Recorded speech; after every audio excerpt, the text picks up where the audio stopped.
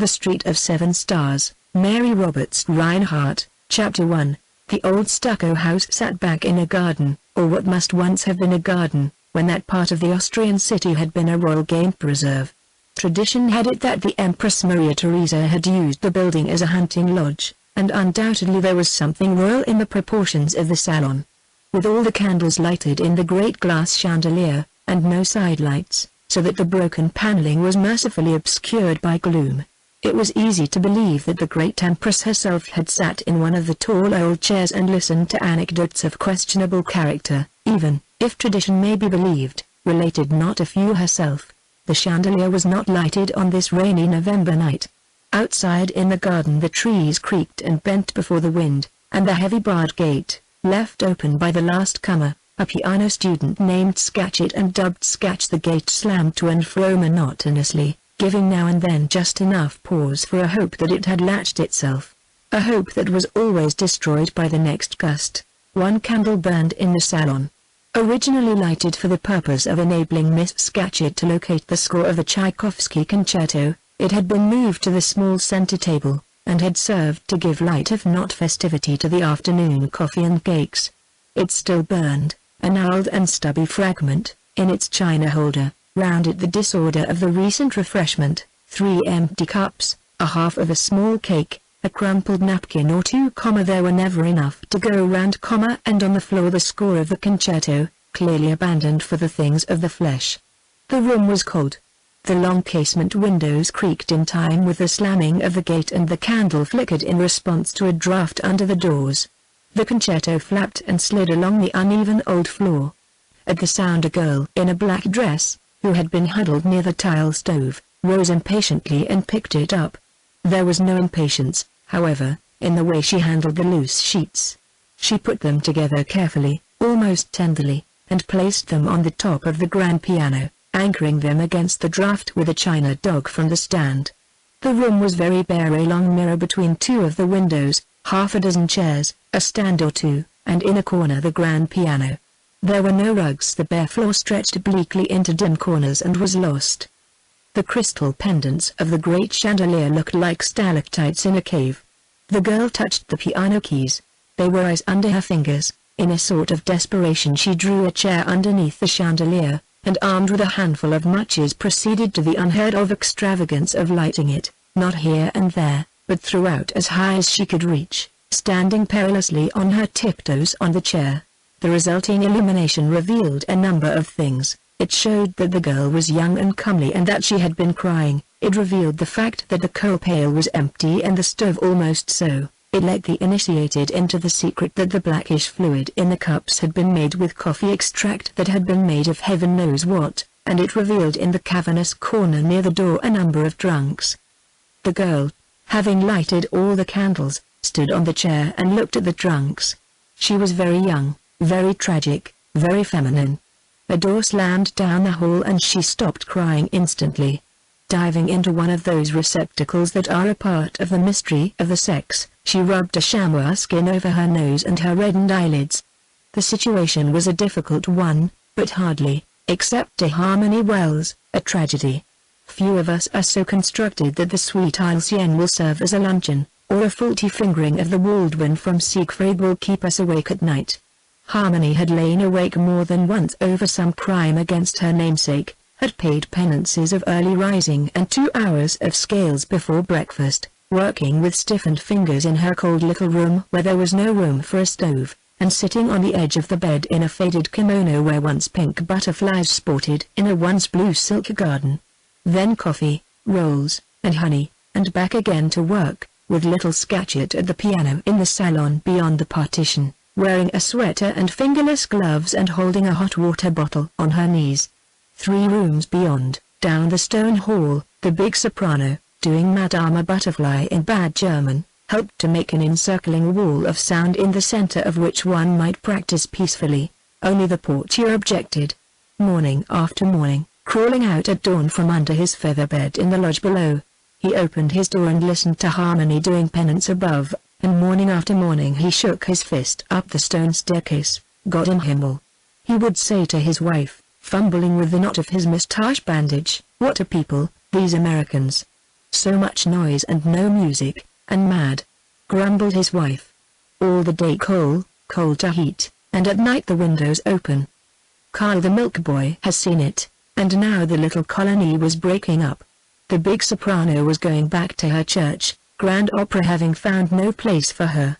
Scatch was returning to be married, her heart full, indeed, of music, but her head much occupied with the trousseau in her trunks.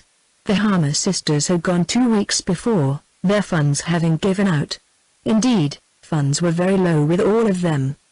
The Bittersumspeisen of the little German maid often called them to nothing more opulent than a stew of beef and carrots. Not that all had been sordid. The butter had gone for opera tickets, and never was butter better spent. And there had been gala days, a fruitcake from Harmony's mother, a venison steak at Christmas, and once or twice on birthdays real American ice cream at a fabulous price and worth it.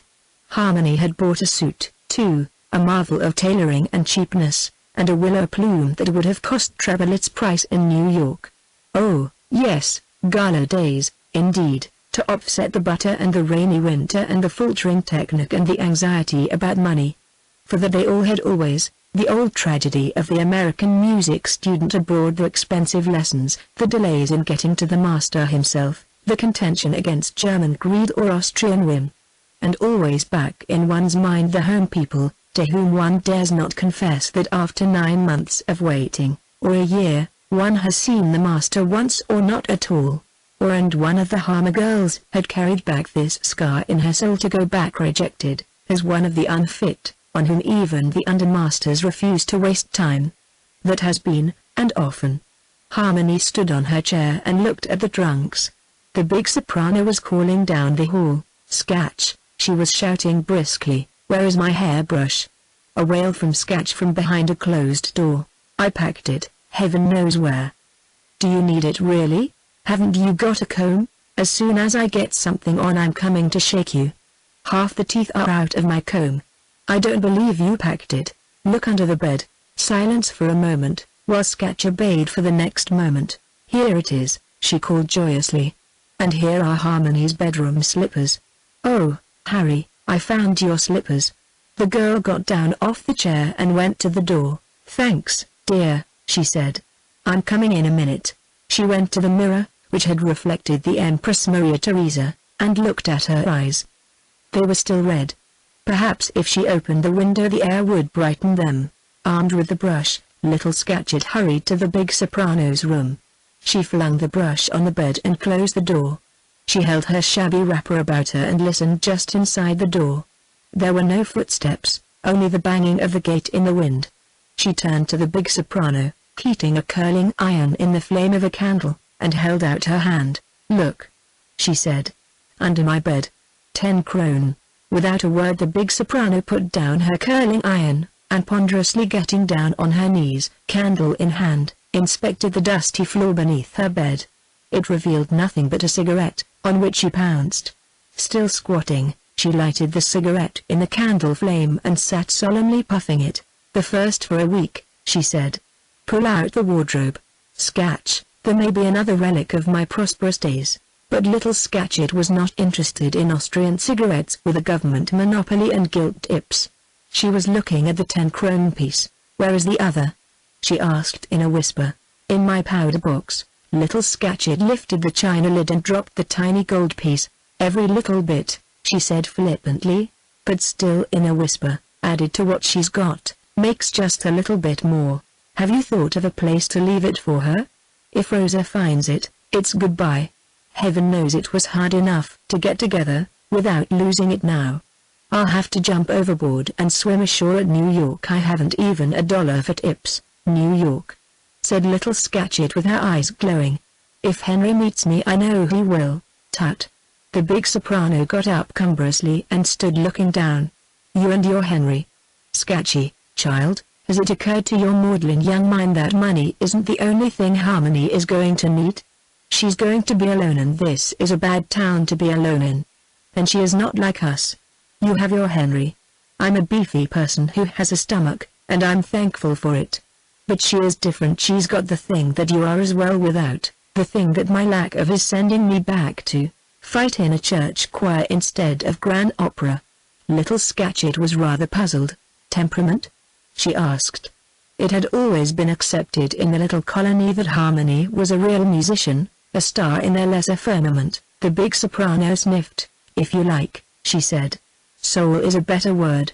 Only the rich ought to have souls, Scatchy, dear.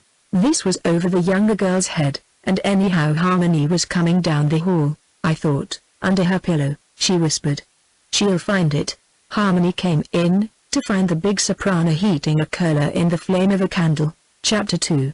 Harmony found the little hoard under her pillow that night when, having seen Scatch and the big soprano off at the station, she had come back alone to the apartment on the Siebenstrasse. The trunks were gone now. Only the concerto score still lay on the piano, where little Scatcherd, mentally on the dock at New York with Henry's arms about her, had forgotten it. The candles in the great chandelier had died in tears of paraffin that spattered the floor beneath. One or two of the sockets were still smoking, and the sharp odor of burning wick ends filled the room. Harmony had come through the garden quickly.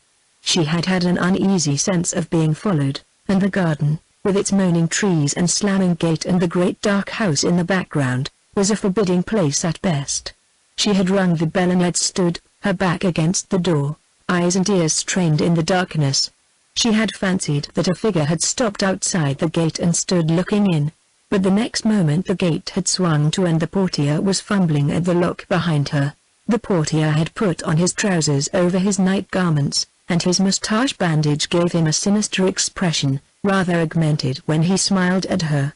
The portier liked Harmony in spite of the early morning practicing. She looked like a singer at the opera for whom he cherished a hidden attachment. The singer had never seen him, but it was for her he wore the moustache bandage. Perhaps someday, hopefully. One must be ready. The portier gave Harmony a tiny candle and Harmony held out his tip. The 5 hellers of custom. But the portier was keen, and Rosa was a niece of his wife and talked more than she should. He refused the tip with a gesture. Bit, Fräulein, he said through the bandage. It is for me a pleasure to admit you. And perhaps if the Fräulein is cold, a basin of soup. The portier was not pleasant to the eye. His nightshirt was open over his hairy chest and his feet were bare to the stone floor. But to Harmony that lonely night he was beautiful. She tried to speak and could not, but she held out her hand in impulsive gratitude, and the portier in his best manner bent over and kissed it. As she reached the curve of the stone staircase, carrying her tiny candle, the portier was following her with his eyes. She was very like the girl of the opera. The clang of the door below and the rattle of the chain were comforting to Harmony's ears. From the safety of the darkened salon she peered out into the garden again, but no skulking figure detached itself from the shadows, and the gate remained, for a marvel, closed. It was when, having picked up her violin in a very passion of loneliness, only to put it down when she found that the familiar sounds echoed and re-echoed sadly through the silent rooms, it was when she was ready for bed that she found the money under her pillow, and a scrawl from Scatchy, a breathless, apologetic scrawl, little Scatcherd having adored her from afar, as the plain adore the beautiful, the mediocre the gifted : Dearest Harry, here a large blot. Scatchy being addicted to blots, I am honestly frightened when I think what we are doing. But, oh, my dear, if you could know how pleased we are with ourselves you'd not deny us this pleasure. Harry, you have it the real thing, you know, whatever it is, and I haven't. None of the rest of us had. And you must stay. To go now, just when lessons would mean everything, well, you must not think of it. We have scads to take us home, more than we need, both of us. Or at least, well, I'm lying, and you know it. But we have enough, by being careful, and we want you to have this. It isn't much, but it may help.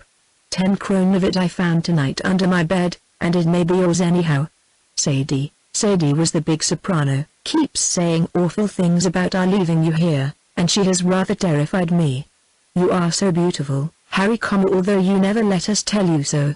And Sadie says you have a soul and I haven't, and that souls are deadly things to have. I feel tonight that in urging you to stay I am taking the burden of your soul on me. Do be careful, Harry. If anyone you do not know speaks to you, call a policeman. And be sure you get into a respectable pension. There are queer ones. Sadie and I think that if you can get along on what you get from home, you said your mother would get insurance. didn't you? And we'll keep this as a sort of fun to take you home if anything should go wrong. But perhaps we are needlessly worried. In any case, of course it's a loan, and you can preserve that magnificent independence of yours by sending it back when you get to work to make your fortune. And if you are doubtful at all, just remember that hopeful little mother of yours who sent you over to get what she had never been able to have for herself, and who planned this for you from the time you were a kiddie, and she named you Harmony. I'm not saying goodbye. I can't, Sketch. That night, while the portier and his wife slept under their crimson feather beds and the crystals of the chandelier in the salon shook in the draught as if the old Austrian court still danced beneath, Harmony fought her battle. And a battle it was. Sketchy and the big soprano had not known everything. There had been no insurance on her father's life, the little mother was penniless. A married sister would care for her, but what then? Harmony had enough remaining of her letter of credit to take her home, and she had the hoard under the pillow. To go back and teach the violin, or to stay and finish under the master, be presented, as he had promised her, at a special concert in Vienna, with all the prestige at home that would mean, and its resulting possibility of fame and fortune, which, she decided to stay. There might be a concert or so, and she could teach English. The Viennese were crazy about English. Some of the stores advertised English spoken. That would be something to fall back on, a clerkship during the day. Toward dawn she discovered that she was very cold, and she went into the big soprano's deserted and disordered room. The tile stove was warm and comfortable, but on the toilet table the lay disreputable comb with most of the teeth gone. Harmony kissed this unromantic object, which reveals the fact that, genius or not, she was only a young and rather frightened girl, and that every atom of her ached with loneliness. She did not sleep at all, but sat curled up on the bed with her feet under her and thought things out. At dawn the portier, crawling out into the cold from under his feathers, opened the door into the hall and listened. She was playing, not practicing, and the music was the barcarolle from the Tales of Hoffmann. Standing in the doorway in his night attire, his chest open to the frigid morning air, his face upraised to the floor above, he hummed a melody in a throaty tenor. When the music had died away he went in and closed the door sheepishly. His wife stood over the stove, a stick of firewood in her hand. She eyed him. So. It is the American Fräulein now. I did but hum a little. She drags out my heart with her music. He fumbled with his mustache bandage, which was knotted behind, keeping one eye on his wife, whose morning pleasure it was to untie it for him. She leaves today, she announced, ignoring the knot. Why? She is alone. Rosa says, she leaves today. The knot was hopeless now, double-tied and pulled to smooth compactness. The portier jerked at it. No, Fräulein stays here alone. It is not respectable. And what saw I last night, after she entered and you stood moon-gazing up the stair after her? A man in the gateway. The portier was angry.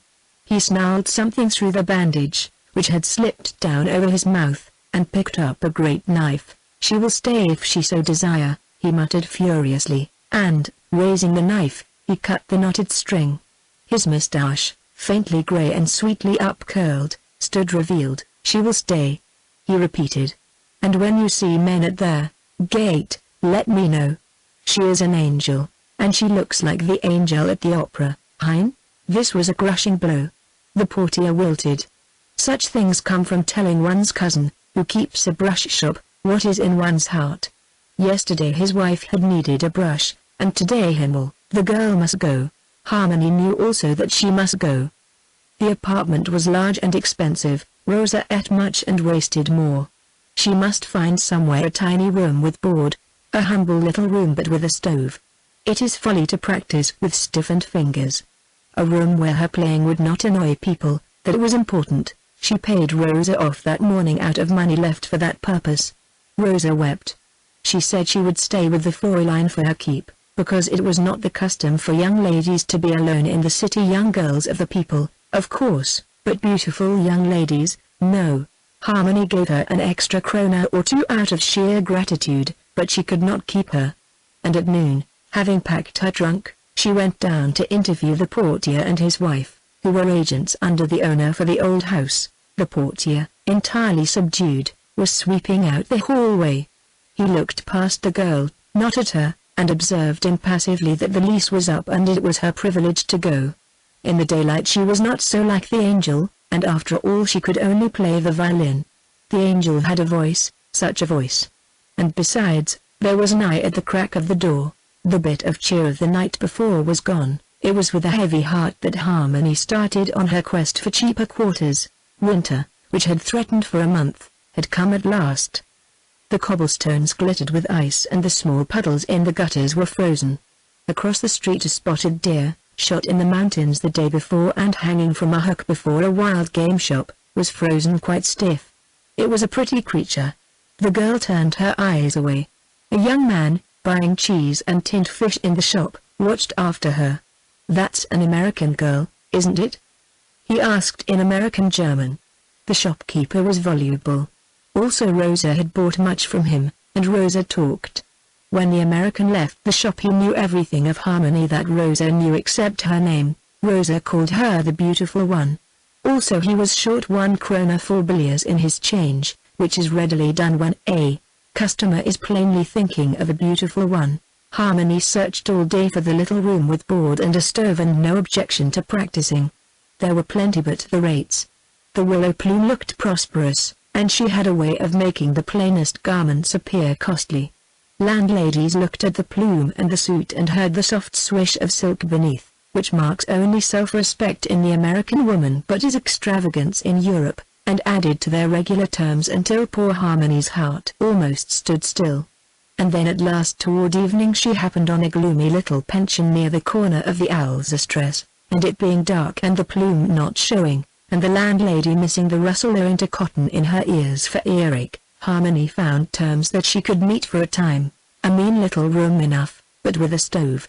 The bed sagged in the center, and the toilet table had a mirror that made one eye appear higher than the other and twisted one's nose. But there was an odor of stewing cabbage in the air. Also, alas, there was the odor of many previous stewed cabbages, and of dusty carpets and stale tobacco. Harmony had had no lunch. She turned rather faint. She arranged to come at once, and got out into the comparative purity of the staircase atmosphere and felt her way down. She reeled once or twice. At the bottom of the dark stairs she stood for a moment with her eyes closed, to the dismay of a young man who had just come in with a cheese and some tinned fish under his arm. He put down his packages on the stone floor and caught her arm. "Not ill, are you?" he asked in English, and then remembering. "Bist du krank?" He colored violently at that, recalling too late the familiarity of the do. Harmony smiled faintly. "Only tired," she said in English. And the odor of cabbage. Her color had come back and she freed herself from his supporting hand. He whistled softly. He had recognized her. "Cabbage, of course," he said. "The pension upstairs is full of it. I live there, and I've eaten so much of it I could be served up with pork. I am going to live there. Is it as bad as that?" He waved a hand toward the parcels on the floor. "So bad," he observed, "that I keep body and soul together by buying strong and odorous food at the delicatessens odorous, because only rugged flavors rise above the atmosphere up there. Cheese is the only thing that really knocks out the cabbage, and once or twice even cheese has retired defeated, but I don't like cheese." In sheer relief from the loneliness of the day her spirits were rising. Then coffee. But not there. Coffee at the coffee house on the corner. "I say," he hesitated. "Yes, would you? Don't you think a cup of coffee would set you up a bit? It sounds attractive." Uncertainly. "Coffee with whipped cream and some little cakes?" Harmony hesitated. In the gloom of the hall she could hardly see this brisk young American. She knew by his voice, tall by his silhouette, strong by the way he had caught her. She could not see his face, but she liked his voice. "Do you mean with you? I'm a doctor. I am going to fill my own prescription." That sounded reassuring. Doctors were not as other men, they were legitimate friends in need. "I am sure it is not proper, but..." "Proper? Of course it is. I shall send you a bill for professional services. Besides, won't we be formally introduced tonight by the landlady? Come now to the coffee house and the Paris edition of the Herald." But the next moment he paused and ran his hand over his chin. "I'm pretty disreputable," he explained. "I have been in a clinic all day, and, hang it all, I'm not shaved." What difference does that make, my dear young lady?" he explained gravely, picking up the cheese and the tinned fish. "It makes a difference in me that I wish you to realize before you see me in a strong light." He rapped at the portier's door, with the intention of leaving his parcels there, but receiving no reply tucked them under his arm. A moment later Harmony was in the open air, rather dazed, a bit excited, and lovely with the color the adventure brought into her face. Her companion walked beside her, tall, slightly stooped. She essayed a fugitive little side glance up at him, and meeting his eyes hastily averted hers. They passed a policeman, and suddenly there flashed into the girl's mind little Scatchett's letter: "Do be careful, Harry. If anyone you do not know speaks to you, call a policeman." Chapter 3. The coffee house was warm and bright. Round its small tables were gathered miscellaneous groups, here and there a woman, but mostly men uniformed officers, who made of the neighborhood coffee house a sort of club, where under their breath they criticized the government and retailed small regimental gossip. Professors from the university, still wearing under the beards of middle life the fine horizontal scars of student days, elderly doctors from the general hospital across the street, even a Hofrat or two, drinking beer and reading the Fliegende in Simplicissimus, and in an alcove round a billiard table a group of noisy corpse students. Over all a permeating odor of coffee, strong black coffee, made with a fig or two to give it color. It rose even above the blue tobacco haze and dominated the atmosphere with its spicy and stimulating richness. A bustle of waiters, a hum of conversation, the rattle of newspapers and the click of billiard balls. This was the coffee house. Harmony had never been inside one before. The little music colony had been a tight-closed corporation, retaining its American integrity, in spite of the salon of Maria Theresa and 3 expensive lessons a week in German. Harmony knew the art galleries and the churches, which were free, and the opera, thanks to no butter at supper. But of that backbone of Austrian life, the coffee house, she was profoundly ignorant. Her companion found her a seat in a corner near a heater and disappeared for an instant on the search for the Paris edition of the Herald. The girl followed him with her eyes. Seen under the bright electric lights, he was not handsome, hardly good-looking. His mouth was wide, his nose irregular, his hair an nondescript brown comma, but the mouth had humor, the nose character, and, thank heaven, there was plenty of hair. Not that Harmony saw all this at once. As he tacked to and fro round the tables, with a nod here and a word there, she got a sort of ensemble effect: a tall man, possibly 30, broad-shouldered, somewhat stooped, as tall men are apartment to be, and shabby, undeniably shabby. The shabbiness was a shock. A much-braided officer, trim from the points of his moustache to the points of his shoes, rose to speak to him. The shabbiness was accentuated by the contrast. Possibly the revelation was an easement to the girl's nervousness. This smiling and unpressed individual, blithely waving aloft the Paris edition of the Herald and equally blithely ignoring the maledictions of the student from whom he had taken it, even Scatchy could not have called him a vulture or threatened him with the police. He placed the paper before her and sat down at her side, not to interfere with her outlook over the room. "Warmer?" he asked. "Very much. Coffee is coming. And cinnamon cakes with plenty of sugar. They know me here and they know where I live. They save the sugariest cakes for me. Don't let me bother you, go on and read. See which of the smart set is getting a divorce, or is it always the same one? And who's president back home? I'd rather look round. It's curious, isn't it? Curious? It's heavenly. It's the one thing I am going to take back to America with me: 1 coffee house, 1 dozen military men for local color, 1 dozen students ditto, and 1 proprietor's wife to sit in the cage and shortchange the unsuspecting. I'll grow wealthy. But what about the medical practice?" He leaned over toward her, his dark gray eyes fulfilled the humorous promise of his mouth.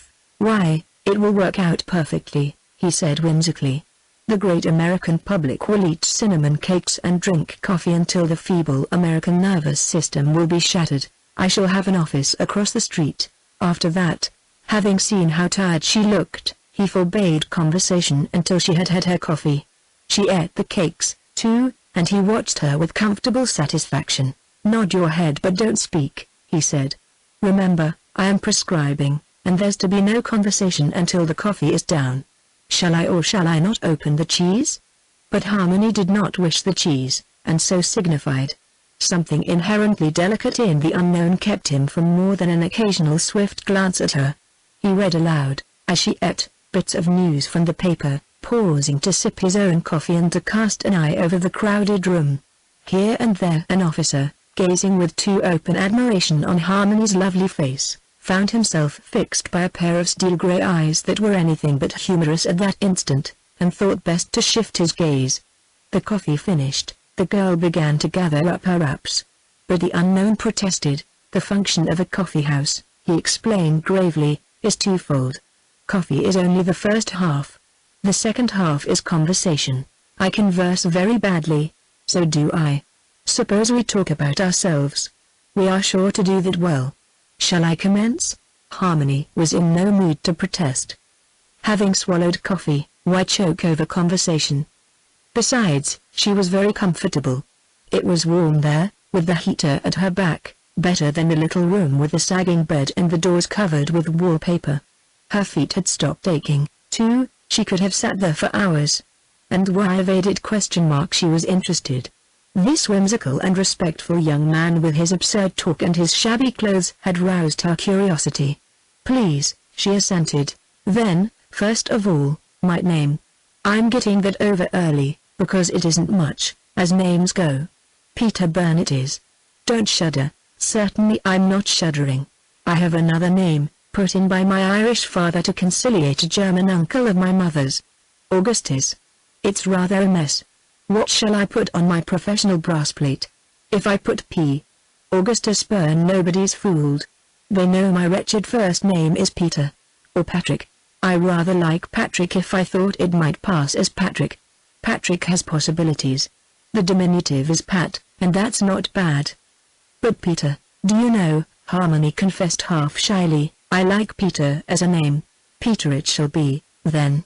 I go down to posterity and fame as Peter Byrne. The rest doesn't amount to much, but I want you to know it, since you have been good enough to accept me on faith. I'm here alone, from a little town in eastern Ohio, worked my way through a co-educational college in the West and escaped unmarried, did 2 years in a dry goods store until, by saving and working in my vacations, I got through medical college and tried general practice. Didn't like it, always wanted to do surgery.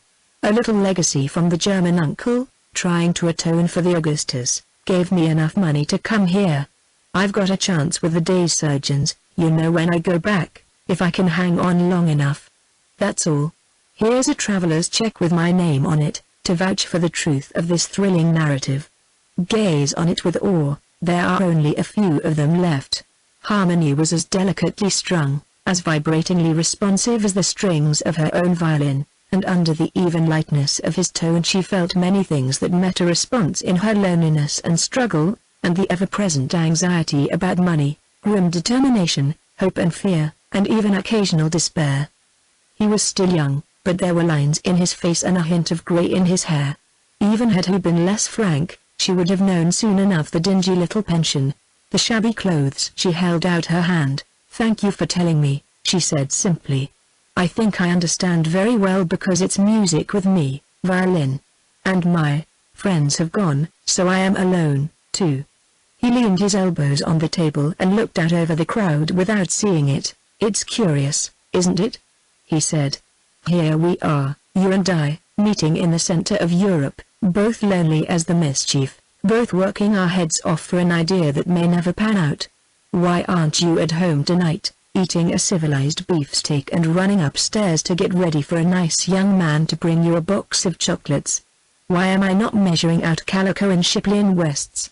Instead, we are going to Frau Schwartz, to listen to cold ham and scorched compote eaten in 6 different languages. Harmony made no immediate reply. He seemed to expect none. She was drawing on her gloves, her eyes, like his, roving over the crowd. Far back among the tables a young man rose and yawned. Then, seeing Byrne, he waved a greeting to him. Byrne's eyes, from being introspective, became watchful. The young man was handsome in a florid, red-checked way, with black hair and blue eyes. Unlike Byrne, he was foppishly neat. He was not alone. A slim little Austrian girl, exceedingly chic, rose when he did and threw away the end of a cigarette. "Why do we go so soon?" she demanded fretfully in German. "It is early still," he replied in English. It was a curious way they had, and eminently satisfactory, each understanding better than he spoke the other's language. "Because, my beloved," he said lightly, "you are smoking a great many poisonous and highly expensive cigarettes. Also I wish to speak to Peter." The girl followed his eyes and stiffened jealously. "Who is that with Peter? We are going over to find out, little one." Old Peter with a woman at last. The little Austrian walked delicately, swaying her slim body with a slow and sensuous grace. She touched an officer as she passed him, and paused to apologize, to the officer's delight and her escort's irritation. And Peter Byrne watched and waited, a line of annoyance between his brows. The girl was ahead. That complicated things. When she was within a dozen feet of the table he rose hastily, with a word of apology, and met the couple. It was adroitly done. He had taken the little Austrian's arm and led her by the table while he was still greeting her. He held her in conversation in his absurd German until they had reached the swinging doors, while her companion followed helplessly.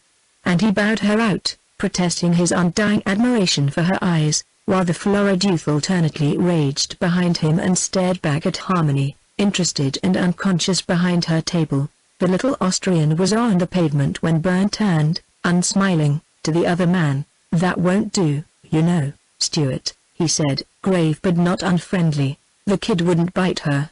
We'll not argue about it." After a second's awkward pause Stuart smiled. "Certainly not," he agreed cheerfully. "That is up to you, of course. I didn't know. We're looking for you tonight." A sudden repulsion for the evening's engagement rose in Byrne, but the situation following his ungraciousness was delicate. "I'll be round," he said. "I have a lecture and I may be late, but I'll come." The kid was not stupid. She moved off into the night, chin in air, angrily flushed. "You saw," she choked, when Stuart had overtaken her and slipped a hand through her arm. "He protects her from me. It is because of you.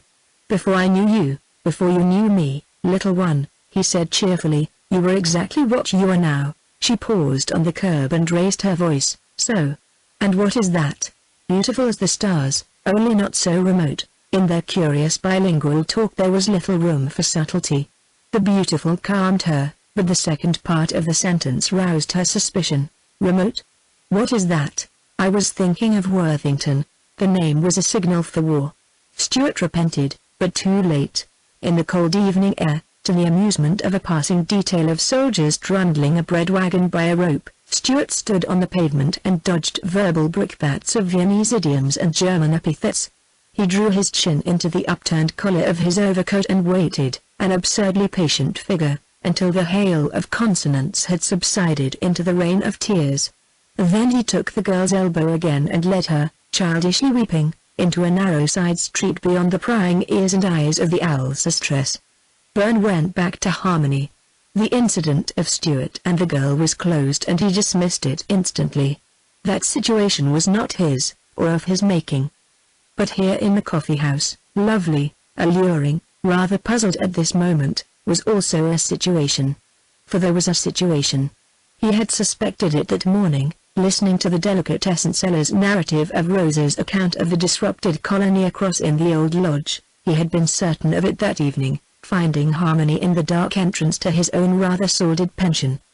Now, in the bright light of the coffee house, surmising her poverty, seeing her beauty, the emotional coming and going of her color, her frank loneliness, and God save the mark ! Her trust in him, he accepted the situation and adopted it, his responsibility, if you please. He straightened under it. He knew the old city fairly well enough to love it and to loathe it in one breath. He had seen its tragedies and passed them by, or had, in his haphazard way, thrown a greeting to them, or even a glass of native wine. And he knew the musical temperament, the all or nothing of its insistent demands, its heights that are higher than others, its wretchednesses that are hell. Once in the Hofstadt Theater, where he had bought standing room, he had seen a girl he had known in Berlin, where he was taking clinics and where she was cooking her own meals. She had been studying singing. In the Hofstadt Theater she had worn a sable coat and had avoided his eyes.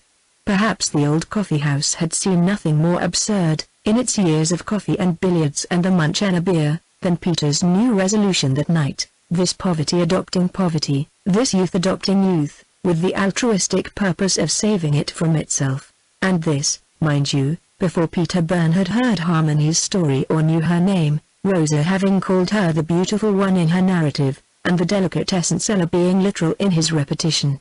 Back to the beautiful one went Peter Byrne, and, true to his new part of protector and guardian, squared his shoulders and tried to look much older than he really was, and responsible. The result was a grimness that alarmed Harmony back to the forgotten proprieties. "I think I must go," she said hurriedly, after a glance at his determinedly altruistic profile. "I must finish packing my things. The portier has promised." "Go. Why, you haven't even told me your name." "Frau Schwartz will present you tonight." Primly and rising, Peter Byrne rose, too. "I am going back with you. You should not go through that lonely yard alone after dark." "Yard? How do you know that?"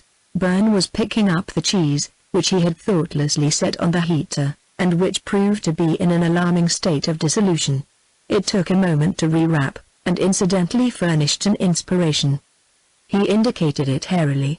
"Saw you this morning coming out delicatessen shop across the street," he said glibly. And then, in an outburst of honesty which the girl's eyes seemed somehow to compel, "That's true, but it's not all the truth. I was on the bus last night, and when you got off alone I saw you were an American, and that's not a good neighborhood. I took the liberty of following you to your gate." He need not have been alarmed. Harmony was only grateful, and said so. And in her gratitude she made no objection to his suggestion that he see her safely to the old lodge and help her carry her hand luggage and her violin to the pension. He paid the trifling score, and followed by many eyes in the room they went out into the crisp night together.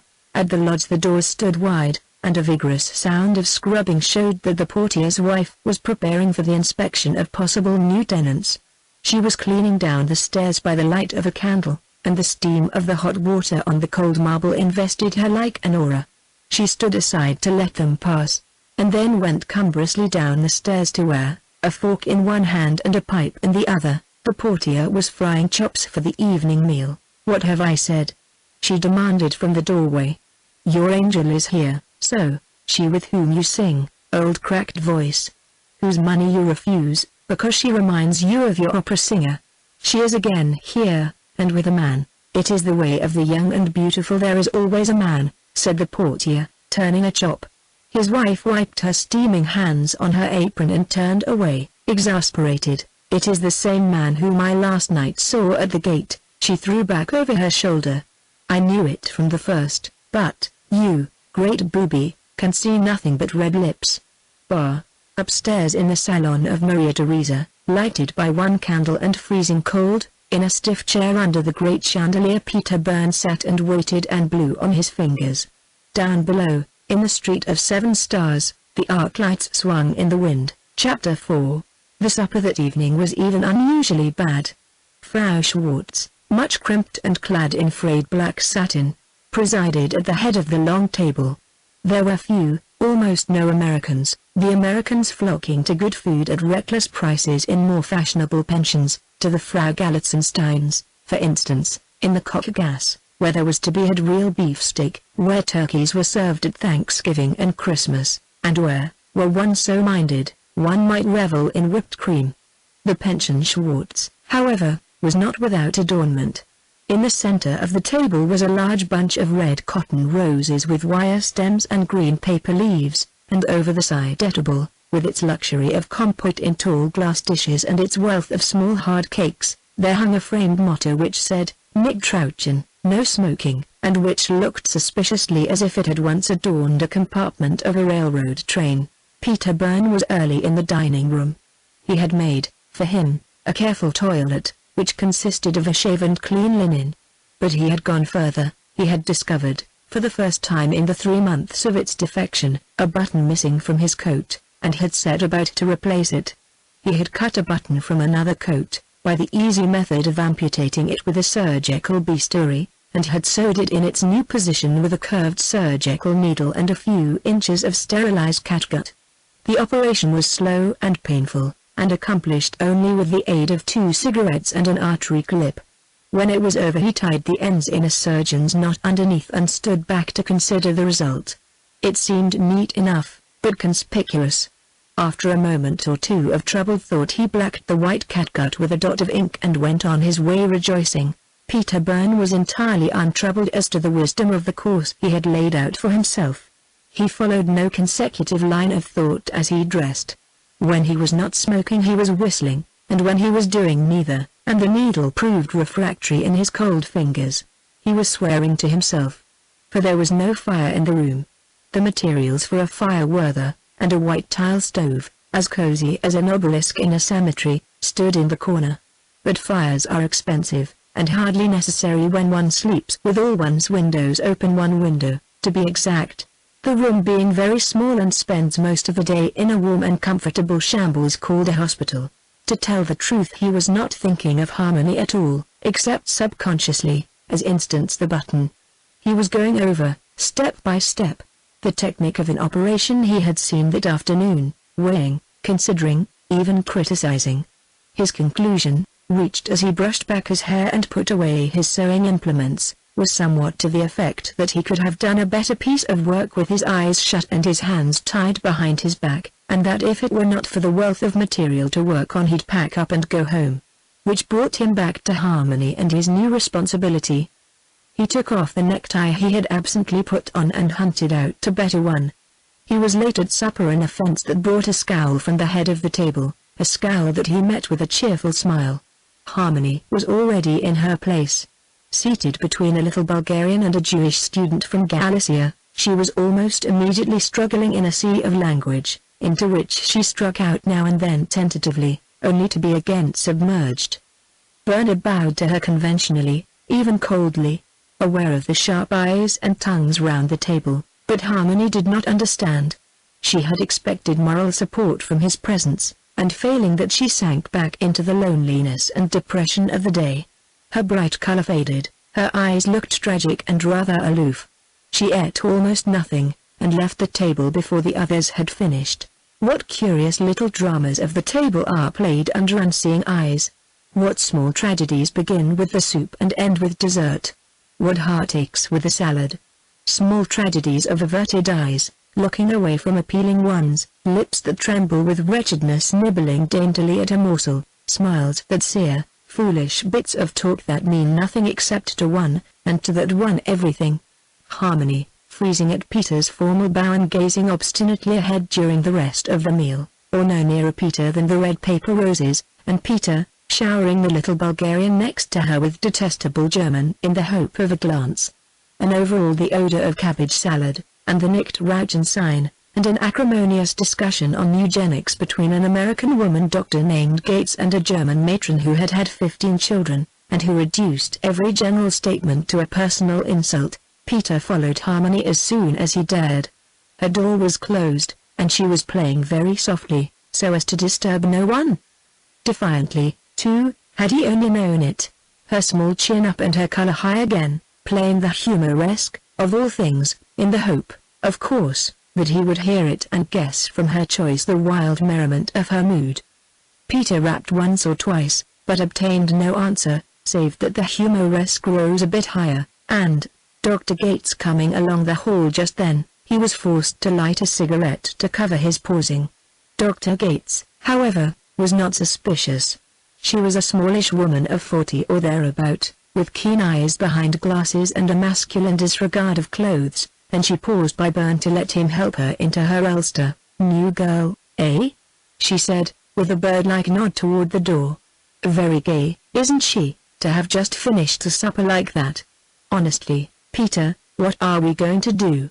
Growl and stay on, as we have for 6 months? There is better food, but not for our terms." Dr. Gates sighed, and picking a soft felt hat from the table put it on with a single jerk down over her hair. "Oh, darn money, anyhow," she said. "Come and walk to their corner with me. I have a lecture." Peter promised to follow in a moment, and hurried back to his room. There, on a page from one of his lecture notebooks, he wrote, "Are you ill? Or have I done anything? P. This with great care he was pushing under Harmony's door when the little Bulgarian came along and stopped, smiling. He said nothing, nor did Peter, who rose and dusted his knees. The little Bulgarian spoke no English and little German. Between them was the wall of language. But higher than this barrier was the understanding of their common sex. He held out his hand, still smiling, and Peter, grinning sheepishly, took it. Then he followed the woman doctor down the stairs. To say that Peter Byrne was already in love with Harmony would be absurd. She attracted him, as any beautiful and helpless girl attracts an unattracted man. He was much more concerned, now that he feared he had offended her, than he would have been without this fillip to his interest. But even his concern did not prevent his taking copious and intelligent notes at his lecture that night, or interfere with his enjoyment of the stein of beer with which, after it was over, he washed down its involved German. The engagement at Stuart's irked him somewhat.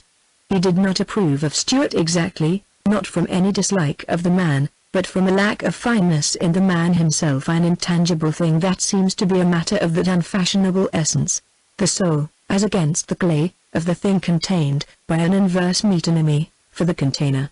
Boyer, a nerve man from Texas, met him on the street, and they walked to Stuart's apartment together. The frosty air and the rapid exercise combined to drive away Byrne's irritation, and the recollection that it was Saturday night and that tomorrow there would be no clinics, no lectures, no operations, that the great shambles would be closed down and that priests would read mass to convalescents in the chapels. He was whistling as he walked along. Boyer, a much older man, whose wife had come over with him, stopped under a street light to consult his watch. Almost 10. He said, "I hope you don't mind, Byrne, but I told Jenny I was going to your pension. She detests Stuart." "Oh, that's all right. She knows you're playing poker?" "Yes. She doesn't object to poker. It's the other. You can't make a good woman understand that sort of thing." "Thank God for that." After a moment of silence Byrne took up his whistling again. It was the humoresque. Stuart's apartment was on the 3rd floor. Admission at that hour was to be gained only by ringing, and Boyer touched the bell. The lights were still on, however, in the hallways, revealing not over-clean stairs and, for a wonder, an electric elevator. This, however, a card announced as out of order. Boyer stopped and examined the card grimly. "Out of order," he observed. "Out of order since last spring, judging by that card. Of all warts." They climbed easily, deliberately. At home in God's country Boyer played golf, as became the leading specialist of his county. Byrne, with a driving arm like the rod of a locomotive, had been obliged to forswear the more expensive game for tennis, with a resulting muscular development that his slight stoop belied. He was as hard as nails, without an ounce of fat, and he climbed the long steep flights with an elasticity that left even Boyer a step or so behind. Stuart opened the door himself, long German pipe in hand, his coat replaced by a worn smoking jacket. The little apartment was thick with smoke, and from a room on the right came the click of chips and the sound of beer mugs on wood. Marie, restored to good humor, came out to greet them, and both men bowed ceremoniously over her hand, clicking their heels together and bowing from the waist. Byrne sniffed. "What do I smell, Marie?" he demanded. "Surely not sausages." Marie dimpled. It was an old joke, to be greeted as one greets an old friend. It was always sausages, of a truth fat ones.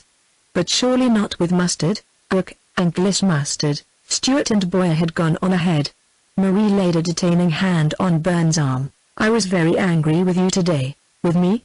Like the others who occasionally gathered in Stuart's unconventional ménage, Byrne had adopted Stuart's custom of addressing Marie in English, while she replied in her own tongue. I wished but to see nearer the American Fräulein's hat, and you she is rich, so, I really don't know. I think not. And good? Yes, of course." Marie was small, she stood, her head back, her eyes narrowed, looking up at Byrne. There was nothing evil in her face, it was not even hard. Rather, there was a sort of weariness, as of age and experience. She had put on a white dress, cut out at the neck, and above her collarbones were small, cup-like hollows. She was very thin. "I was sad tonight," she said plaintively. "I wished to jump out the window." Byrne was startled. but the girl was smiling at the recollection. "And I made you feel like that? Not you, the other Fräulein. I was dirt to her." She stopped tragically, then sniffled. "The sausages!" she cried, and gathering up her skirts ran toward the kitchen. Bern went on into the sitting room. Stuart was a single man spending 2 years in postgraduate work in Germany and Austria, not so much because the Germans and Austrians could teach what could not be taught at home, but because of the wealth of clinical material. The great European hospitals, filled to overflowing, offered unlimited choice of cases. The contempt for human life of overpopulated cities, coupled with the extreme poverty and helplessness of the masses, combined to form that tragic part of the world which dies that others may live. Stuart, like Bern, was doing surgery, and the very lack of fineness which Bern felt in the man promised something in his work, a sort of ruthlessness, a singleness of purpose, good or bad, an overwhelming egotism that in his profession might only be a necessary self-reliance. His singleness of purpose had, at the beginning of his residence in Vienna, devoted itself to making him comfortable. With the narrow means at his control he had the choice of 2 alternatives: to live, as Bern was living, in a third-class pension, stewing in summer, freezing in winter, starving always, or the alternative he had chosen. The Stuart apartment had only 3 rooms, but it possessed the luxury of luxuries, a bath. It was not a bath in the usual sense of water on tap, and shining nickel plate, but a bath for all that, where with premeditation and forethought one might bathe. The room had once been a fuel and storeroom, but now boasted a tin tub and a stove with a reservoir on top, where water might be heated to the boiling point, at the same time bringing up the atmosphere to a point where the tin tub sizzled if one touched it. Behind the bathroom a tiny kitchen with a brick stove, next, a bedroom, the whole incredibly neat. Along one side of the wall a clothes press, which the combined wardrobes of 2 did not fill. And beyond that again, opening through an arch with a dingy chenille curtain, the sitting room, now in chaotic disorder. Bern went directly to the sitting room. There were 4 men already there, Stuart and Boyer, a pathology man named Wallace Hunter, doing research work at the General Hospital, and a young piano student from Tennessee named McLean. The cards had been already dealt, and Bern stood by waiting for the hand to be played. The game was a small one, as befitted the means of the majority. It was a regular Saturday night affair, as much a custom as the beer that sat in steins on the floor beside each man, or as Marie's boiled Wiener sausages. The blue chips represented a kroner, the white ones 5 hellers. McLean, who was hardly more than a boy, was winning, drawing in chips with quick gestures of his long pianist's fingers. Bern sat down and picked up his cards. Stuart was staying out, and so, after a glance, did he. The other 3 drew cards and fell to betting. Stuart leaned back and filled his long pipe, and after a second's hesitation Bern turned to him. "I don't know just what to say, Stuart," he began in an undertone. "I'm sorry. I didn't want to hurt Marie, but, oh, that's all right." Stuart drew at his pipe and bent forward to watch the game with an air of ending the discussion. "Not at all. I did hurt her and I want to explain. Marie has been kind to me, and I like her. You know that, don't be an ass." Stuart turned on him sharply. "Marie is a little fool, that's all. I didn't know it was an American girl." Bern played in bad luck. His mind was not on the cards. He stayed out of the last hand, and with a cigarette wandered about the room. He glanced into the tidy bedroom and beyond, to where Marie hovered over the stove. She turned and saw him. "Come," she called. "Watch the supper for me while I go down for more beer." "But no," he replied, imitating her tone. "Watch the supper for me while I go down for more beer." "I love thee," she called merrily. "Tell the hair doctor I love thee." And here is the picture. When he returned the supper was already laid in the little kitchen. The cards were put away, and young McLean and Wallace Hunter were replacing the cover and the lamp on the card table. Stuart was orating from a pinnacle of proprietorship. "Exactly," he was saying, in reply to something gone before. "I used to come here Saturday nights, used to come early and take a bath." Worthington had rendered it furnished for a song. Used to sit in a corner and envy Worthington his bathtub, and that lamp there, and decent food, and a bed that didn't suffer from necrosis in the center. Then when he was called home I took it, girl and all. Wasn't it? girl and all. Old Worth said she was straight, and, by Jove, she is. He came back last fall on his wedding trip. He married a wealthy girl and came to see us. I was out, but Marie was here. There was the dues to pay." He lowered his voice. The men had gathered about him in a group. "Jealous, eh?" From Hunter. "Jealous? No. He tried to kiss her and she hit him, said he didn't respect her. It's a curious code of honor," said Boyer thoughtfully. And indeed to none but Stuart did it seem amusing. This little girl of the streets, driven by God knows what necessity to make her own code and, having made it, living up to it with every fiber of her, "Bidzum Spisen," called Marie gaily from her brick stove, and the men trooped out to the kitchen. The supper was spread on the table, with the pitcher of beer in the center. There were Swiss cheese and cold ham and rolls, and above all sausages and the mustard. Peter drank a great deal of beer, as did the others, and sang German songs with a frightful accent and much vigor and sentiment, as also did the others. Then he went back to the cold room in the Pension Schwartz, and told himself he was a fool to live alone when one could live like a prince for the same sum properly laid out.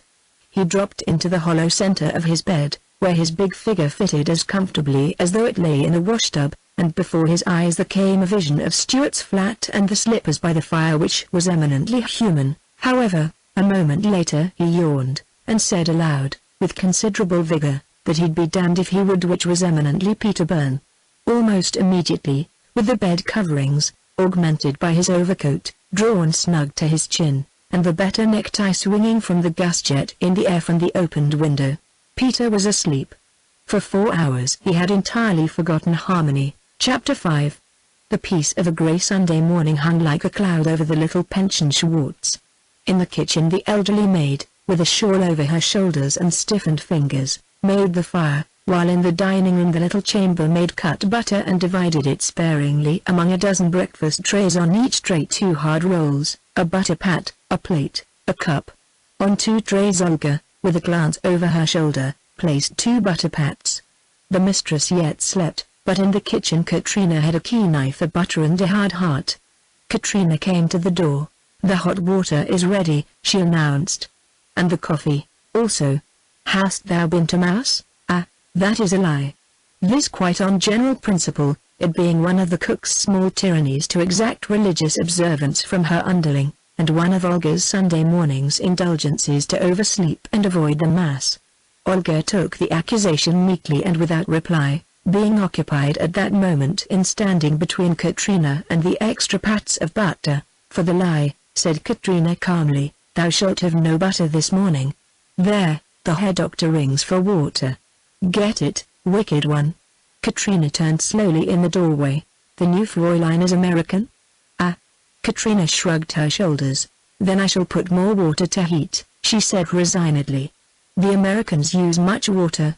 God knows it cannot be healthy." Olga filled her pitcher from the great copper kettle and stood with it poised in her thin young arms. "The new Fräulein is very beautiful," she continued aloud. "Thinkest thou it is the hot water? Is an egg more beautiful for being boiled?" demanded Katrina. "Go, and be less foolish. See, it is not the Herr Doctor who rings, but the new American." Olga carried her pitcher to Harmony's door, and being bidden, entered. The room was frigid, and Harmony, at the window in her nightgown, was closing the outer casement. The inner still swung open. Olga, having put down her pitcher, shivered. Surely the Fräulein has not slept with open windows? Always with open windows. Harmony, having secured the inner casement, was wrapping herself in the blue silk kimono with the faded butterflies. Merely to look at it made Olga shiver afresh. She shook her head. "But the air of the night," she said, "it is full of mists and illnesses. Will you have breakfast now?" "In 10 minutes, after I have bathed." Olga, having put a match to the stove, went back to the kitchen, shaking her head. "They are strange, the Americans," she said to Latrine. "And if to be lovely one must bathe daily, and sleep with open windows." Harmony had slept soundly after all.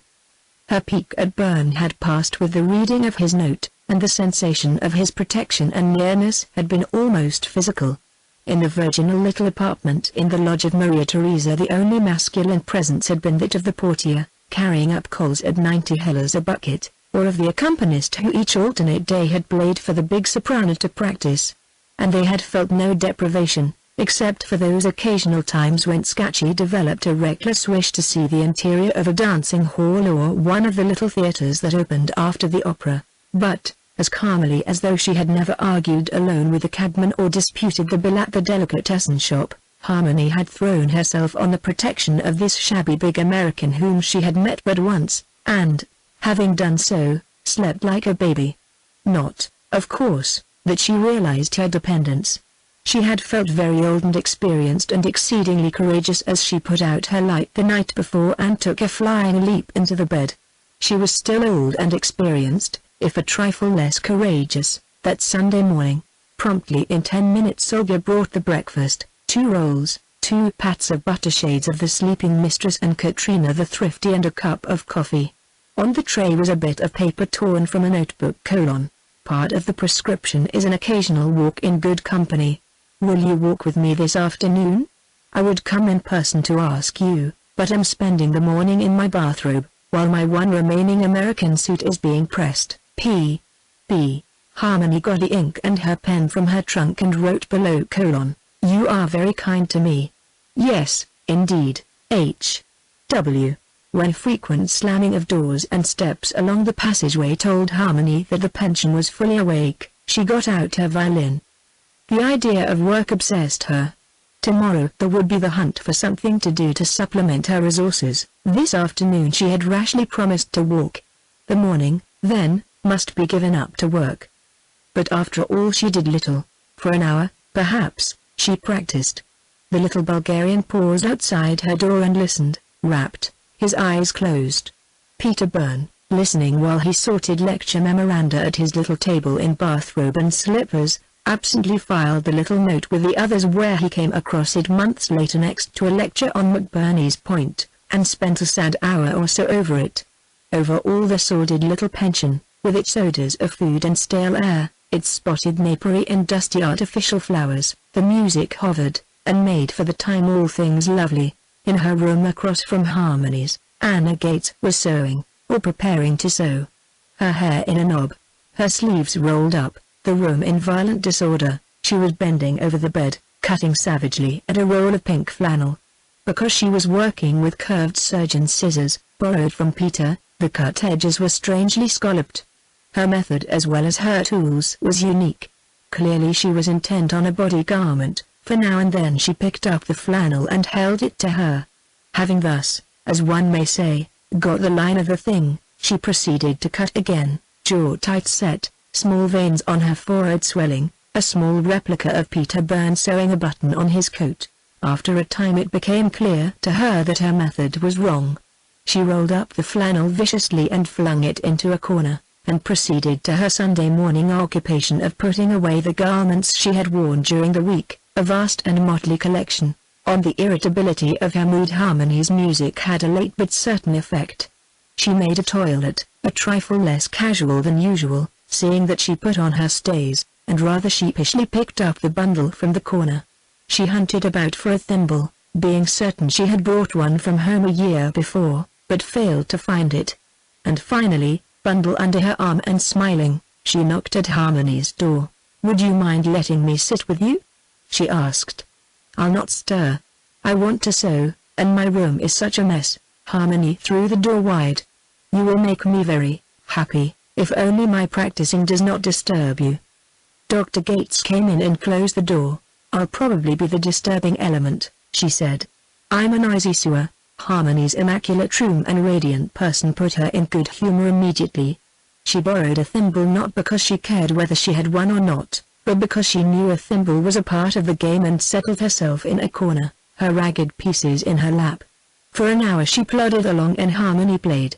Then the girl put down her bow and turned to the corner. The little doctor was jerking at a knot in her thread. "It's in the most damnable knot," she said, and Harmony was suddenly aware that she was crying, and heartily ashamed of it. "Please don't pay any attention to me," she implored. "I hate to sew. That's the trouble.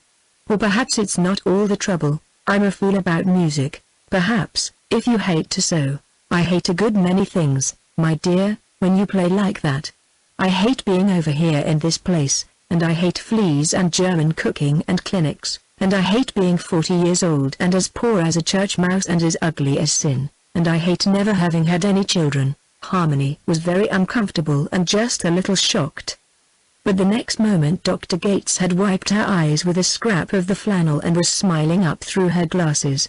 "The plain truth really is that I have indigestion. I dare say I'm really weeping in anticipation over the Sunday dinner. The food's bad and I can't afford to live anywhere else. I'd take a room and do my own cooking, but what time have I?" She spread out the pieces of flannel on her knee. "Does this look like anything to you? A petticoat, isn't it? I didn't intend it as a petticoat, I thought, on account of the scallops." "Scallops?" Dr. Gates gazed at the painfully cut pink edges and from them to Harmony.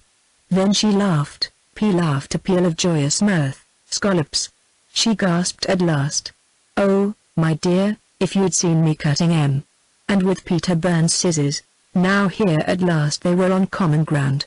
Harmony, delicately flushed, repeated the name, clung to it conversationally, using little adroitnesses to bring the talk back to him.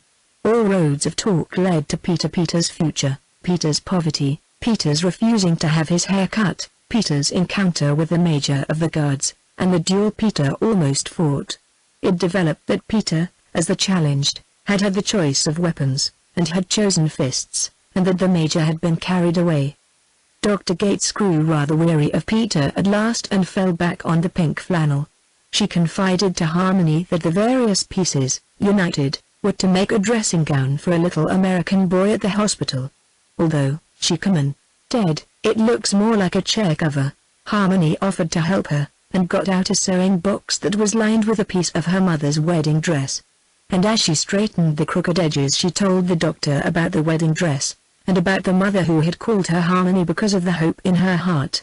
And soon, by dint of skillful listening, which is always better than questioning, the faded little woman doctor knew all the story. She was rather aghast.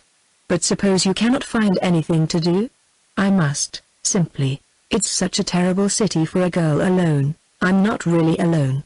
I know you now, an impoverished spinster. Much help I shall be. And there is Peter Byrne." "Peter?"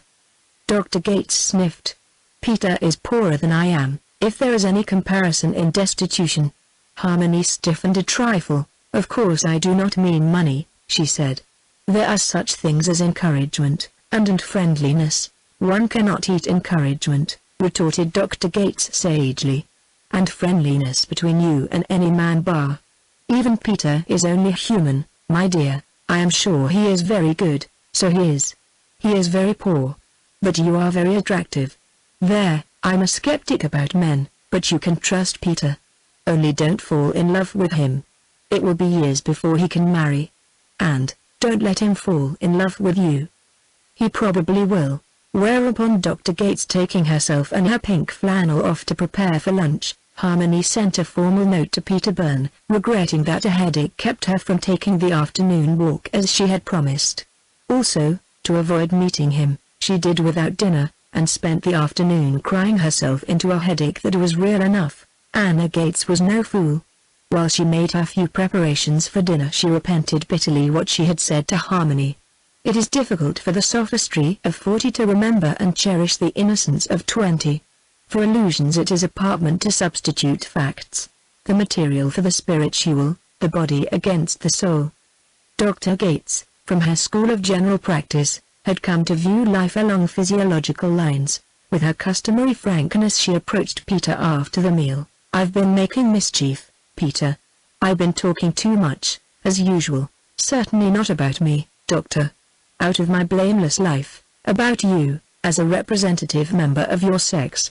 I'm a fool." Peter looked serious.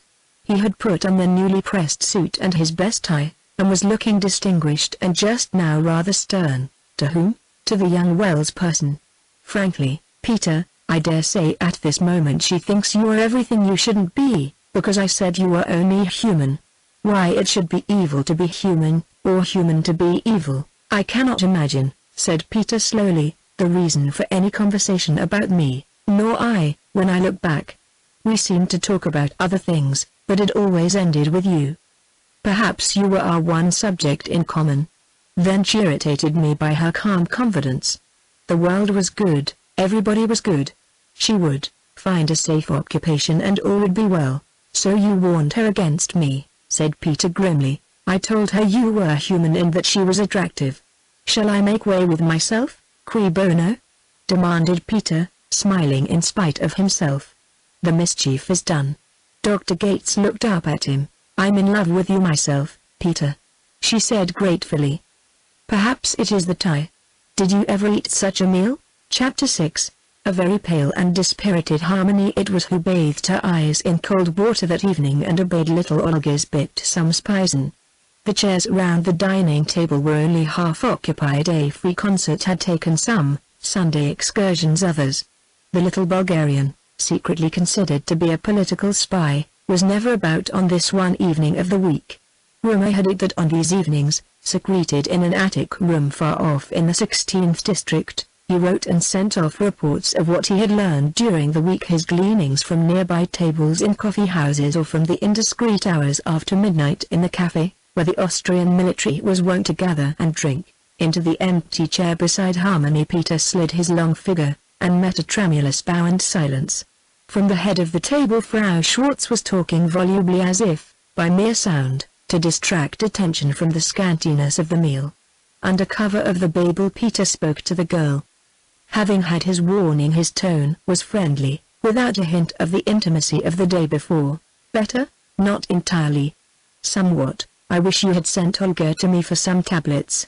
No one needs to suffer from headache, when 5 grains or so of powder will help them. I am afraid of headache tablets, not when your physician prescribes them, I hope." This was the right note. Harmony brightened a little. After all, what had she to do with the man himself? He had constituted himself her physician. That was all. "The next time I shall send Olga." "Good," he responded heartily, and proceeded to make such a meal as he might, talking little, and nursing, by a careful indifference, her new growing confidence. It was when he had pushed his plate away and lighted a cigarette according to the custom of the pension, which accorded the nicked Rauchen sign the same attention that it did to the portrait of the deceased Herr Schwartz, that he turned to her again. "I am sorry you are not able to walk. It promises a nice night." Peter was clever. Harmony, expecting an invitation to walk, had nerved herself to a cool refusal. This took her off guard. "Then you do not prescribe air? That's up to how you feel.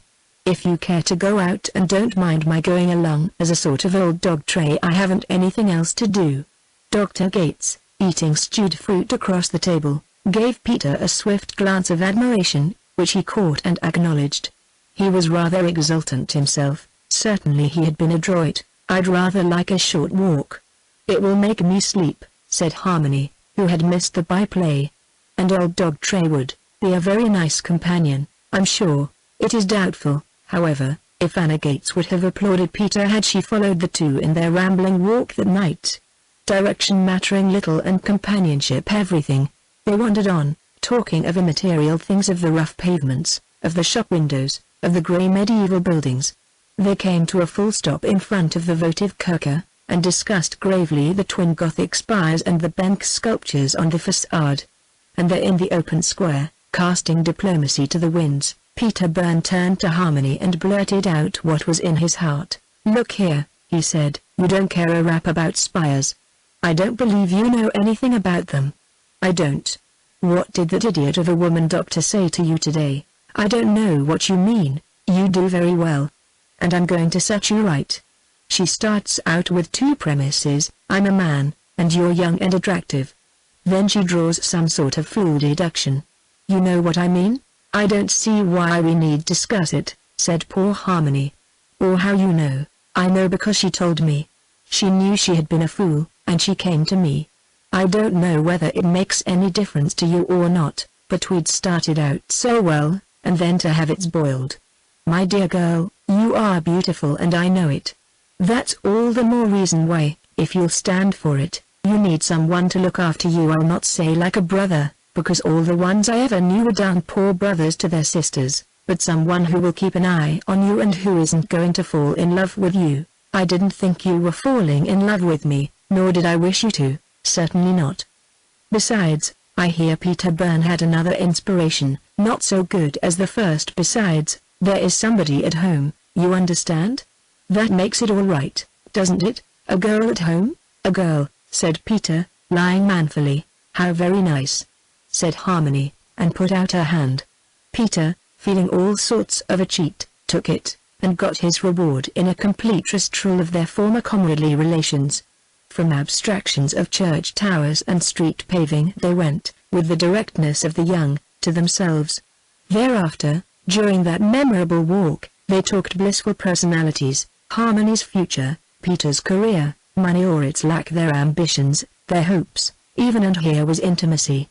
Indeed, their disappointments, their failures of courage, their occasional loss of faith in themselves. The first real snow of the year was falling as they turned back toward the pension Schwartz, a damp snow that stuck fast and melted with a chilly cold that had in it nothing but depression. The upper spires of the votive Kirche were hidden in a grey mist, the trees in the park took on, against the gloom of the city hall, a snowy luminosity. Save for an occasional pedestrian, making his way home under an umbrella, the streets were deserted. Byrne and Harmony had no umbrella, but the girl rejected his offer of a taxicab. We should be home too quickly, she observed naively. And we have so much to say about me. Now I thought that perhaps by giving English lessons in the afternoon and working all morning at my music, and so on, square after square, with Peter listening gravely, his head bent. And square after square it was borne in on him what a precarious future stretched before this girl beside him, how very slender her resources, how more than dubious the outcome. Poverty, which had only stimulated Peter Byrne in the past, ate deep into his soul that night.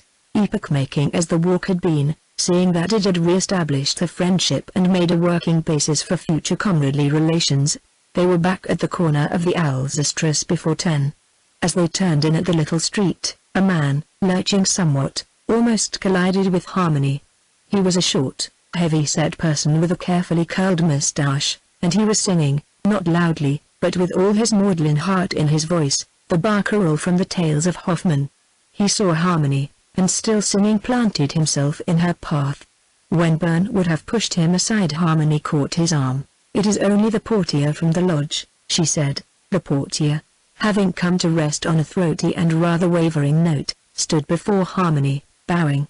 "The Fräulein has gone and I am very sad," he said thickly. "There is no more music, and Rosa has run away with a soldier from Salzburg who has only one lung." "But think," Harmony said in German. "No more practicing in the early dawn, no young ladies bringing mud into your new scrubbed hall. It is better, is it not? All day you may rest and smoke." Byrne led Harmony past the drunken portier, who turned with caution and bowed after them. "Guten Nacht," he called. "Kuss die Hand, Fräulein." 4 rooms and the salon and a bath of the finest. As they went up the Hirschenus they could hear him pursuing his unsteady way down the street and singing lustily. At the door of the pension Schwartz, Harmony paused. "Do you mind if I ask one question, you honor me?" "Madame." "Then what is the name of the girl back home?" Peter Byrne was suddenly conscious of a complete void as to feminine names.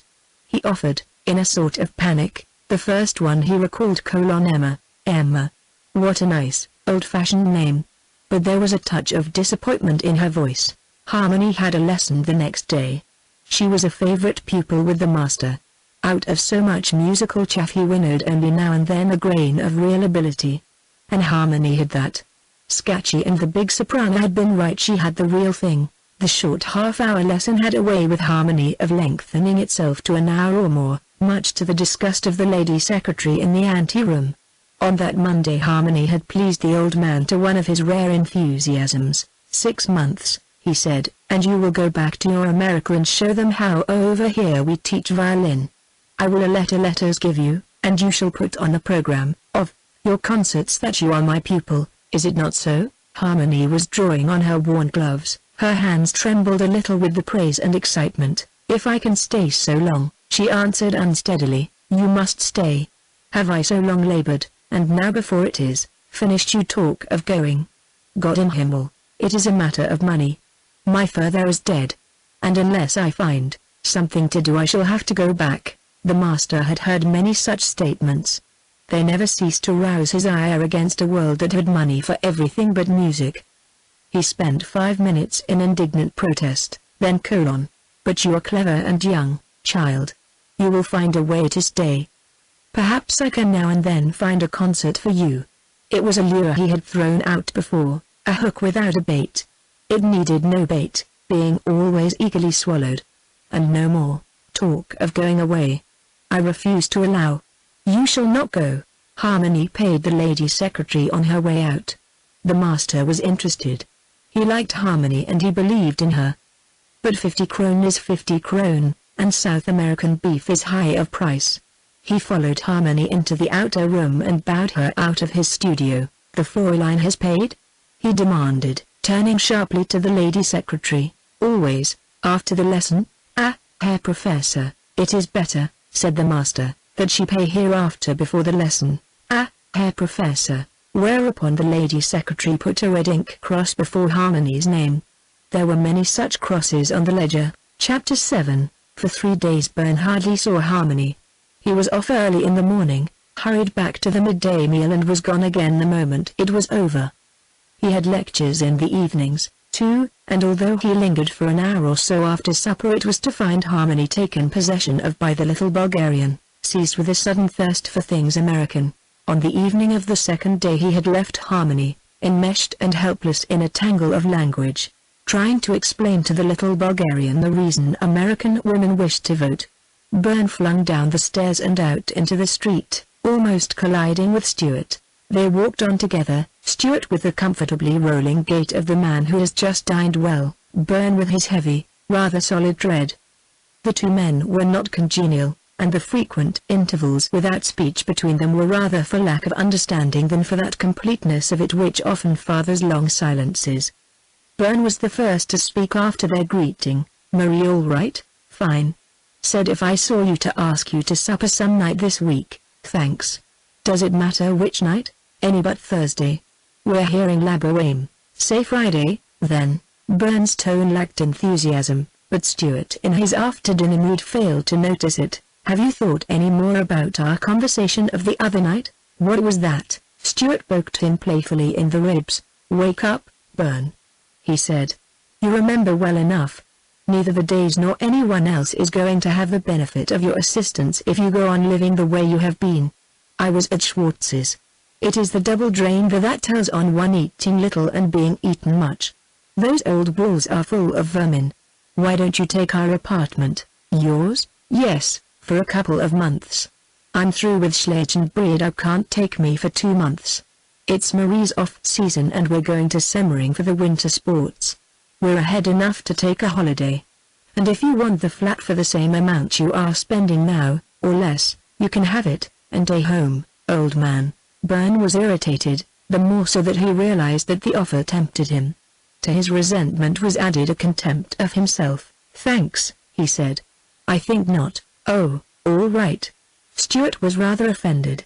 "I can't do more than give you a chance." They separated shortly after and Bern went on alone. The snow of Sunday had turned to a fine rain which had lasted all Monday and Tuesday.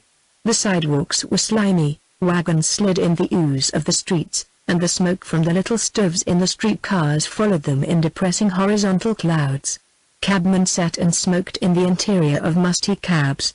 The women hod carriers on a new building steamed like horses as they worked. Bern walked along, his head thrust down into his upturned collar, moisture gathered on his face like dew, condensed rather than precipitated. And as he walked there came before him a vision of the little flat on the hock gas, with the lamp on the table, and the general air of warmth and cheer, and a figure presiding over the brick stove in the kitchen. Bern shook himself like a great dog and turned in at the gate of the hospital. He was thoroughly ashamed of himself. That week was full of disappointments for Harmony. Wherever she turned she faced a wall of indifference or, what was worse, an interest that frightened her. Like a bird in a cage she beat helplessly against barriers of language, of strange customs, of stolidity that were not far from absolute cruelty. She held to her determination, however, at first with hope, then, as the pension in advance and the lessons at 50 krone also in advance went on, recklessly. She played marvelously those days, crying out through her violin the despair she had sealed her lips against. On Thursday, playing for the master, she turned to find him flourishing his handkerchief, and went home in a sort of daze, incredulous that she could have moved him to tears. The little Bulgarian was frankly her slave now. He had given up the coffee houses that he might spend that hour near her, on the chance of seeing her or, failing that, of hearing her play. At night in the Café Hungaria he sat for hours at a time, his elbows on the table, a bottle of native wine before him, and dreamed of her. He was very fat, the little Georgiev, very swarthy, very pathetic. The Balkan kettle was simmering in those days, and he had been set to watch the fire. But instead he had kindled a flame of his own, and was feeding it with stray words, odd glances, a bit of music, the curve of a woman's hair behind her ears. For reports he wrote verses in modern Greek, and through one of those inadvertencies which make tragedy, the Minister of War down in troubled Bulgaria once received between the pages of report in cipher on the fortifications of the Danube a verse in fervid hexameter that made even that grim official smile. Harmony was quite unconscious.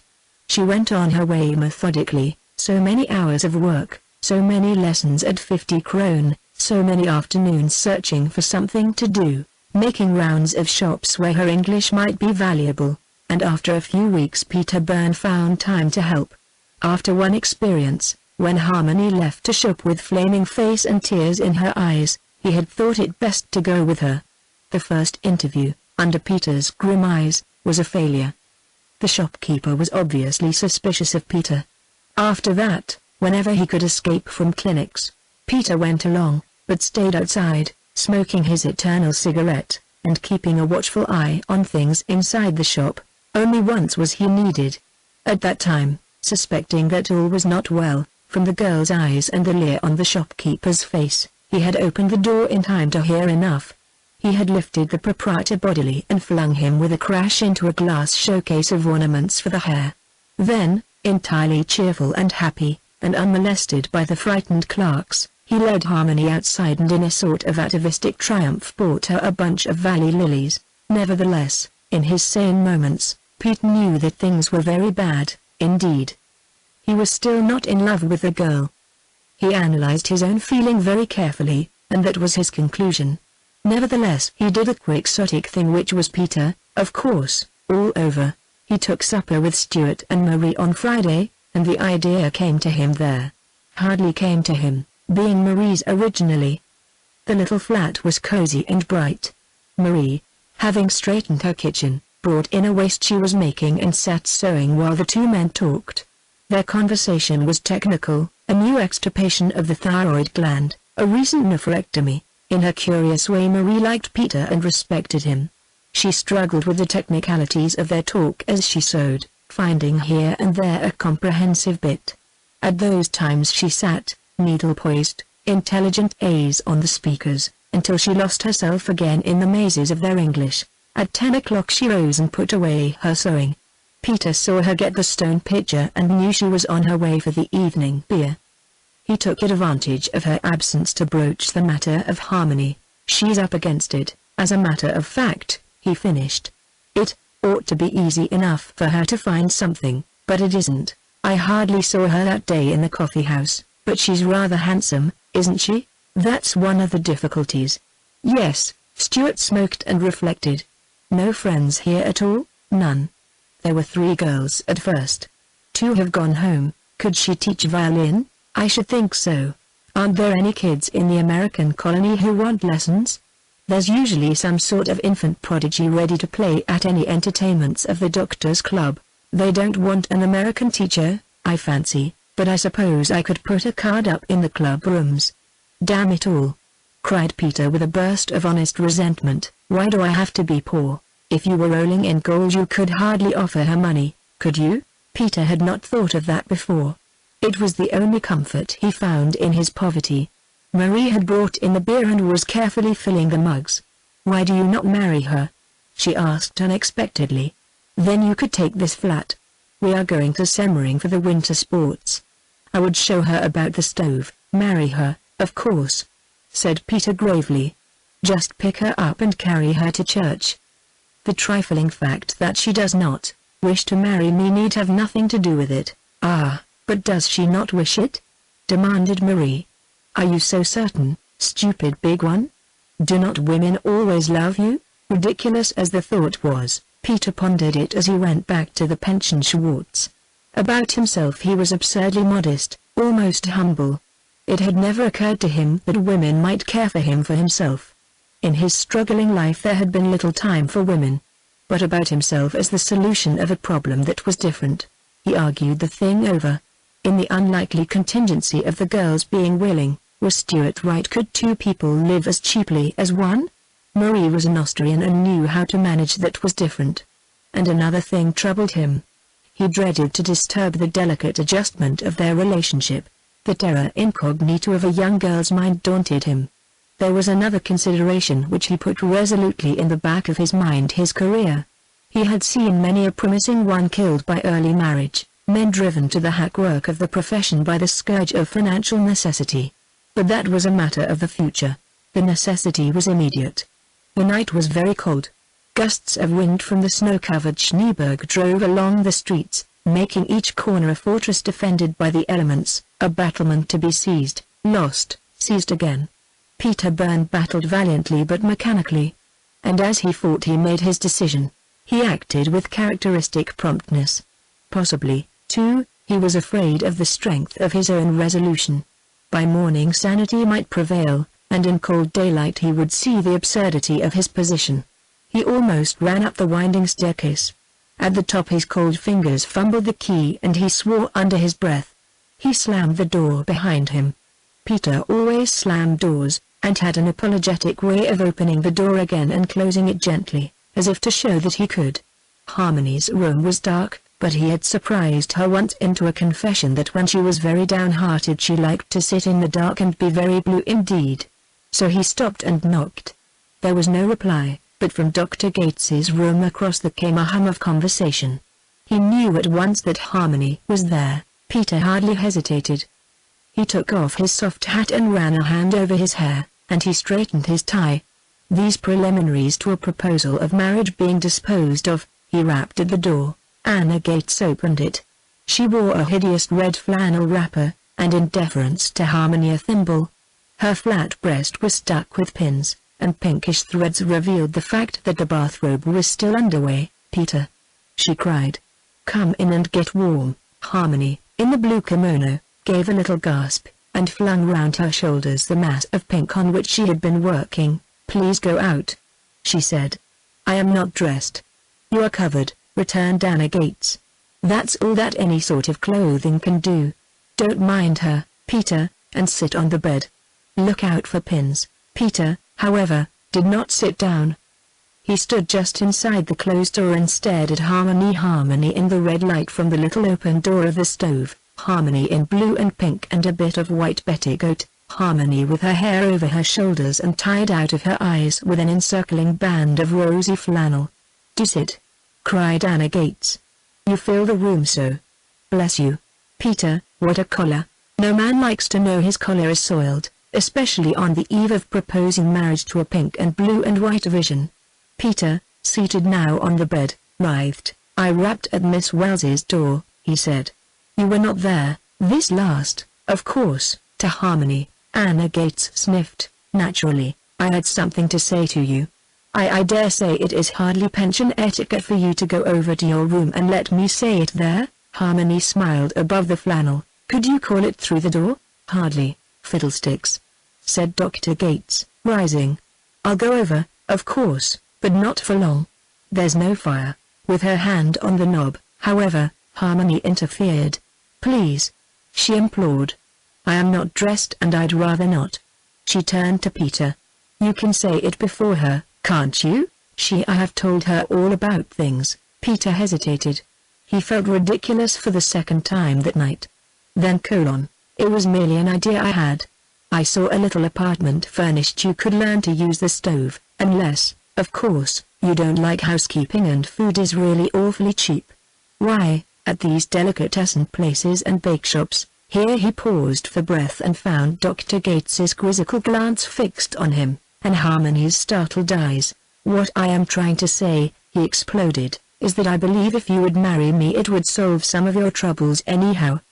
He was talking for time now, against Harmony's incredulous face.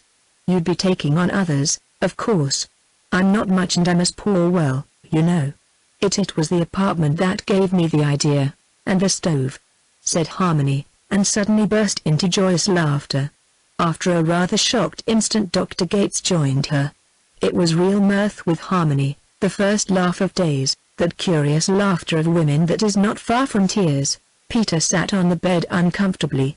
He grinned sheepishly and made a last feeble attempt to stick to his guns. "I mean it. You know I am not in love with you or you with me, of course. But we're such a pair of waifs, and I thought we might get along. Lord knows I need someone to look after me, and Emma, there is no Emma. I made her up."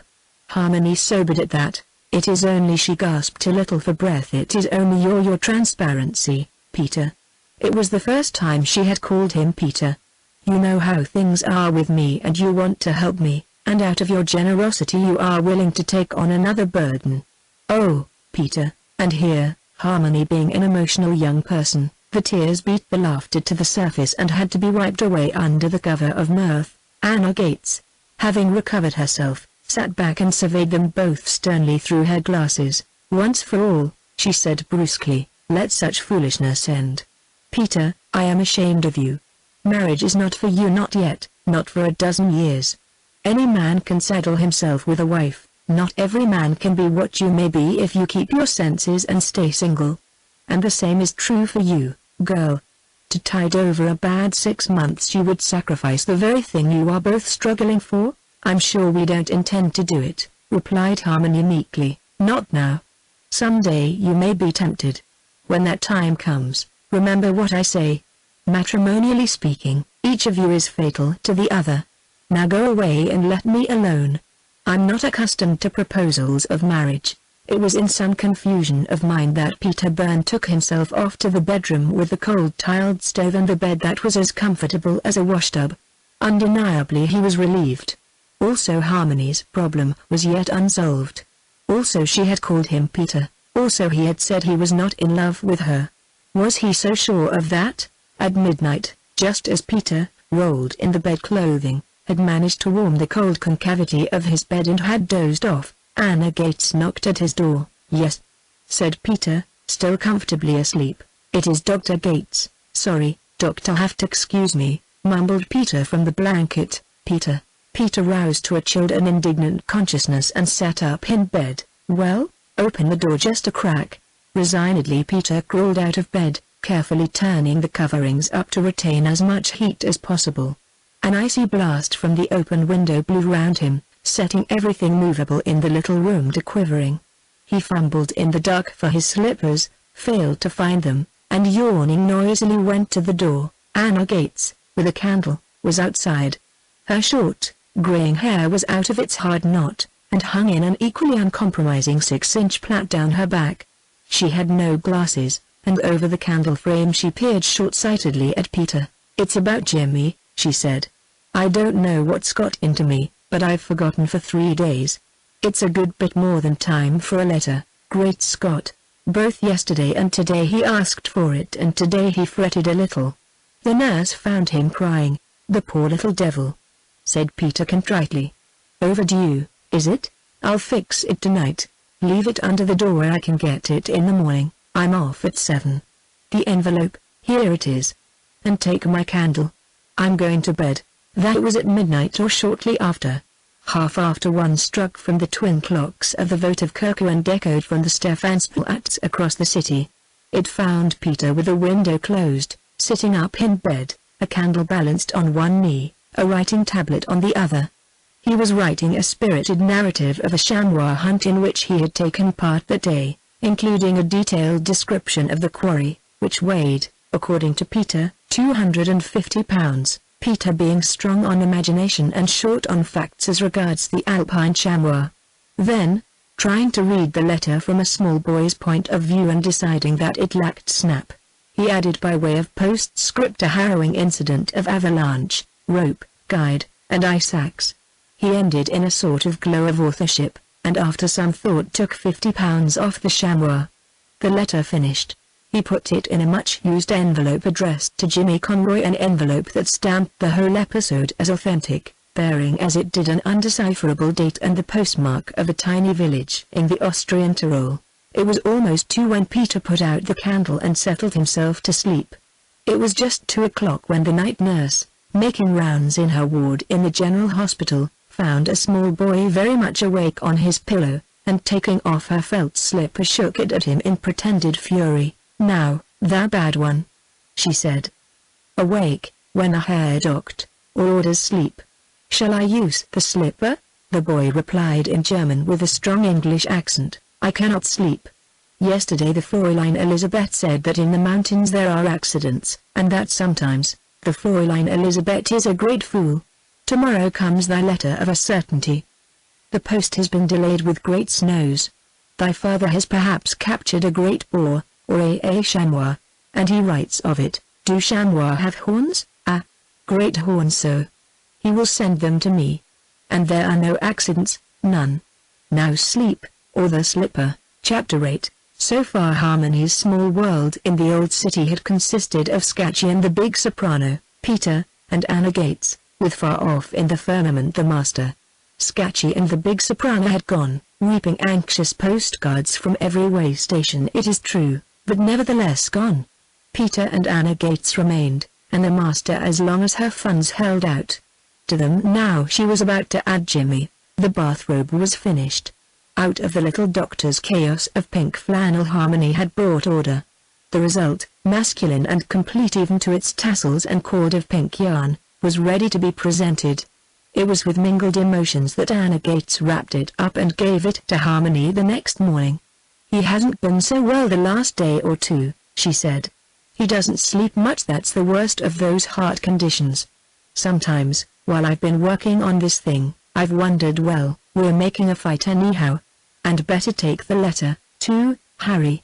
I might forget and then make lecture notes on it, and if I spoil that envelope." Harmony had arranged to carry the bathrobe to the hospital, meeting the doctor there after her early clinic. She knew Jimmy's little story quite well. Anna Gates had told it to her in detail. "Just one of the tragedies of the world, my dear," she had finished. "You think you have a tragedy, but you have youth and hope. I think I have my own little tragedy, because I have to go through the rest of life alone. When taken in time I'd have been a good wife and mother. Still I have my work. But this little chap, brought over here by a father who hoped to see him cured, and spent all he had to bring him here, and then died, it gets me by the throat. And the boy does not know?" Harmony had asked, her eyes wide. "No, thanks to Peter. He thinks his father is still in the mountains. When we heard about it Peter went up and saw that he was buried. It took about all the money there was. He wrote home about it, too, to the place they came from. There has never been any reply. Then ever since Peter has written these letters. Jimmy lives for them, Peter. It was always Peter. Peter did this. Peter said that. Peter thought thus. A very large part of Harmony's life was Peter in those days.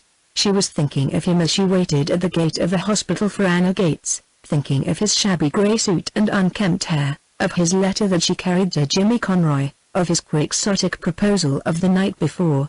Of the proposal, most of all it was so eminently characteristic of Peter, from the conception of the plan to its execution. Harmony's thought of Peter was very tender that morning as she stood in the arched gateway out of reach of the wind from the Schneeberg. The tenderness and the bright color brought by the wind made her very beautiful.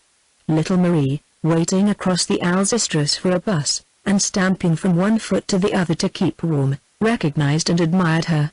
After all, the American women were chic, she decided, although some of the doctors had wives of a dowdiness himmel. And she could copy the Fräulein's hat for 2 kronen and a bit of ribbon she possessed. The presentation of the bathrobe was a success. 6 nurses and a dozent with a red beard stood about and watched Jimmy put into it, and the dozent, who had been engaged for 5 years and could not marry because the hospital board forbade it, made a speech for Jimmy in awe-inspiring German, ending up with a poem that was intended to be funny, but that made the nurses cry. From which it will be seen that Jimmy was a great favorite during the ceremony, for such it was. The Germans loving a ceremony, Jimmy kept his eyes on the letter in Anna Gates's hand and waited. That the letter had come was enough. He lay back in anticipatory joy, and let himself be talked over, and bathrobed, and his hair parted Austrian fashion and turned up over a finger, which is very Austrian indeed. He liked Harmony. The girl caught his eyes on her more than once. He interrupted the speech once to ask her just what part of the robe she had made, and whether she had made the tassel. When she admitted the tassel, his admiration became mixed with respect. It was a bright day, for a marvel. Sunlight came through the barred window behind Jimmy's bed, and brought into dazzling radiance the pink bathrobe, and Harmony's eyes, and fat Nurse Elizabeth's white apron. It lay on the bedspread in great squares, outlined by the shadows of the window bars. Now and then the sentry, pacing outside, would advance as far as Jimmy's window, and a warlike silhouette of military cap in the upper end of a carbine would appear on the coverlet. These events, however, were rare, the sentry preferring the shelter of the gateway and the odor of boiling onions from the lodge just inside. The dozen retired to his room for the second breakfast. The nurses went about the business of the ward. Dr. Anna Gates drew a hairpin from her hair and made a great show of opening the many times opened envelope. "The letter at last," she said. "Shall I read it or will you? You read it. It takes me so long. I'll read it all day, after you are gone. I always do." Anna Gates read the letter. She read aloud poor Peter's first halting lines, when he was struggling against sleep and cold. They were mainly an apology for the delay. Then, forgetting discomfort in the joy of creation, he became more comfortable. The account of the near accident was wonderfully graphic. The description of the chamois was fervid, if not accurate. But consternation came with the end. The letter apparently finished, there was yet another sheet. The doctor read on. "For heaven's sake," said Peter's frantic postscript, "find out how much a medium-sized chamois," Dr. Gates stopped hooked away, "was the rest of it, and fix it right in the letter. The kid's too smart to be fooled, and I never saw a chamois outside of a drugstore. They have horns, haven't they? That's funny," said Jimmy Conway. "That was one of my papers slipped in by mistake," remarked Dr. Gates, with dignity, and flashing a wild appeal for help to Harmony. "How did one of your papers get in when it was sealed?"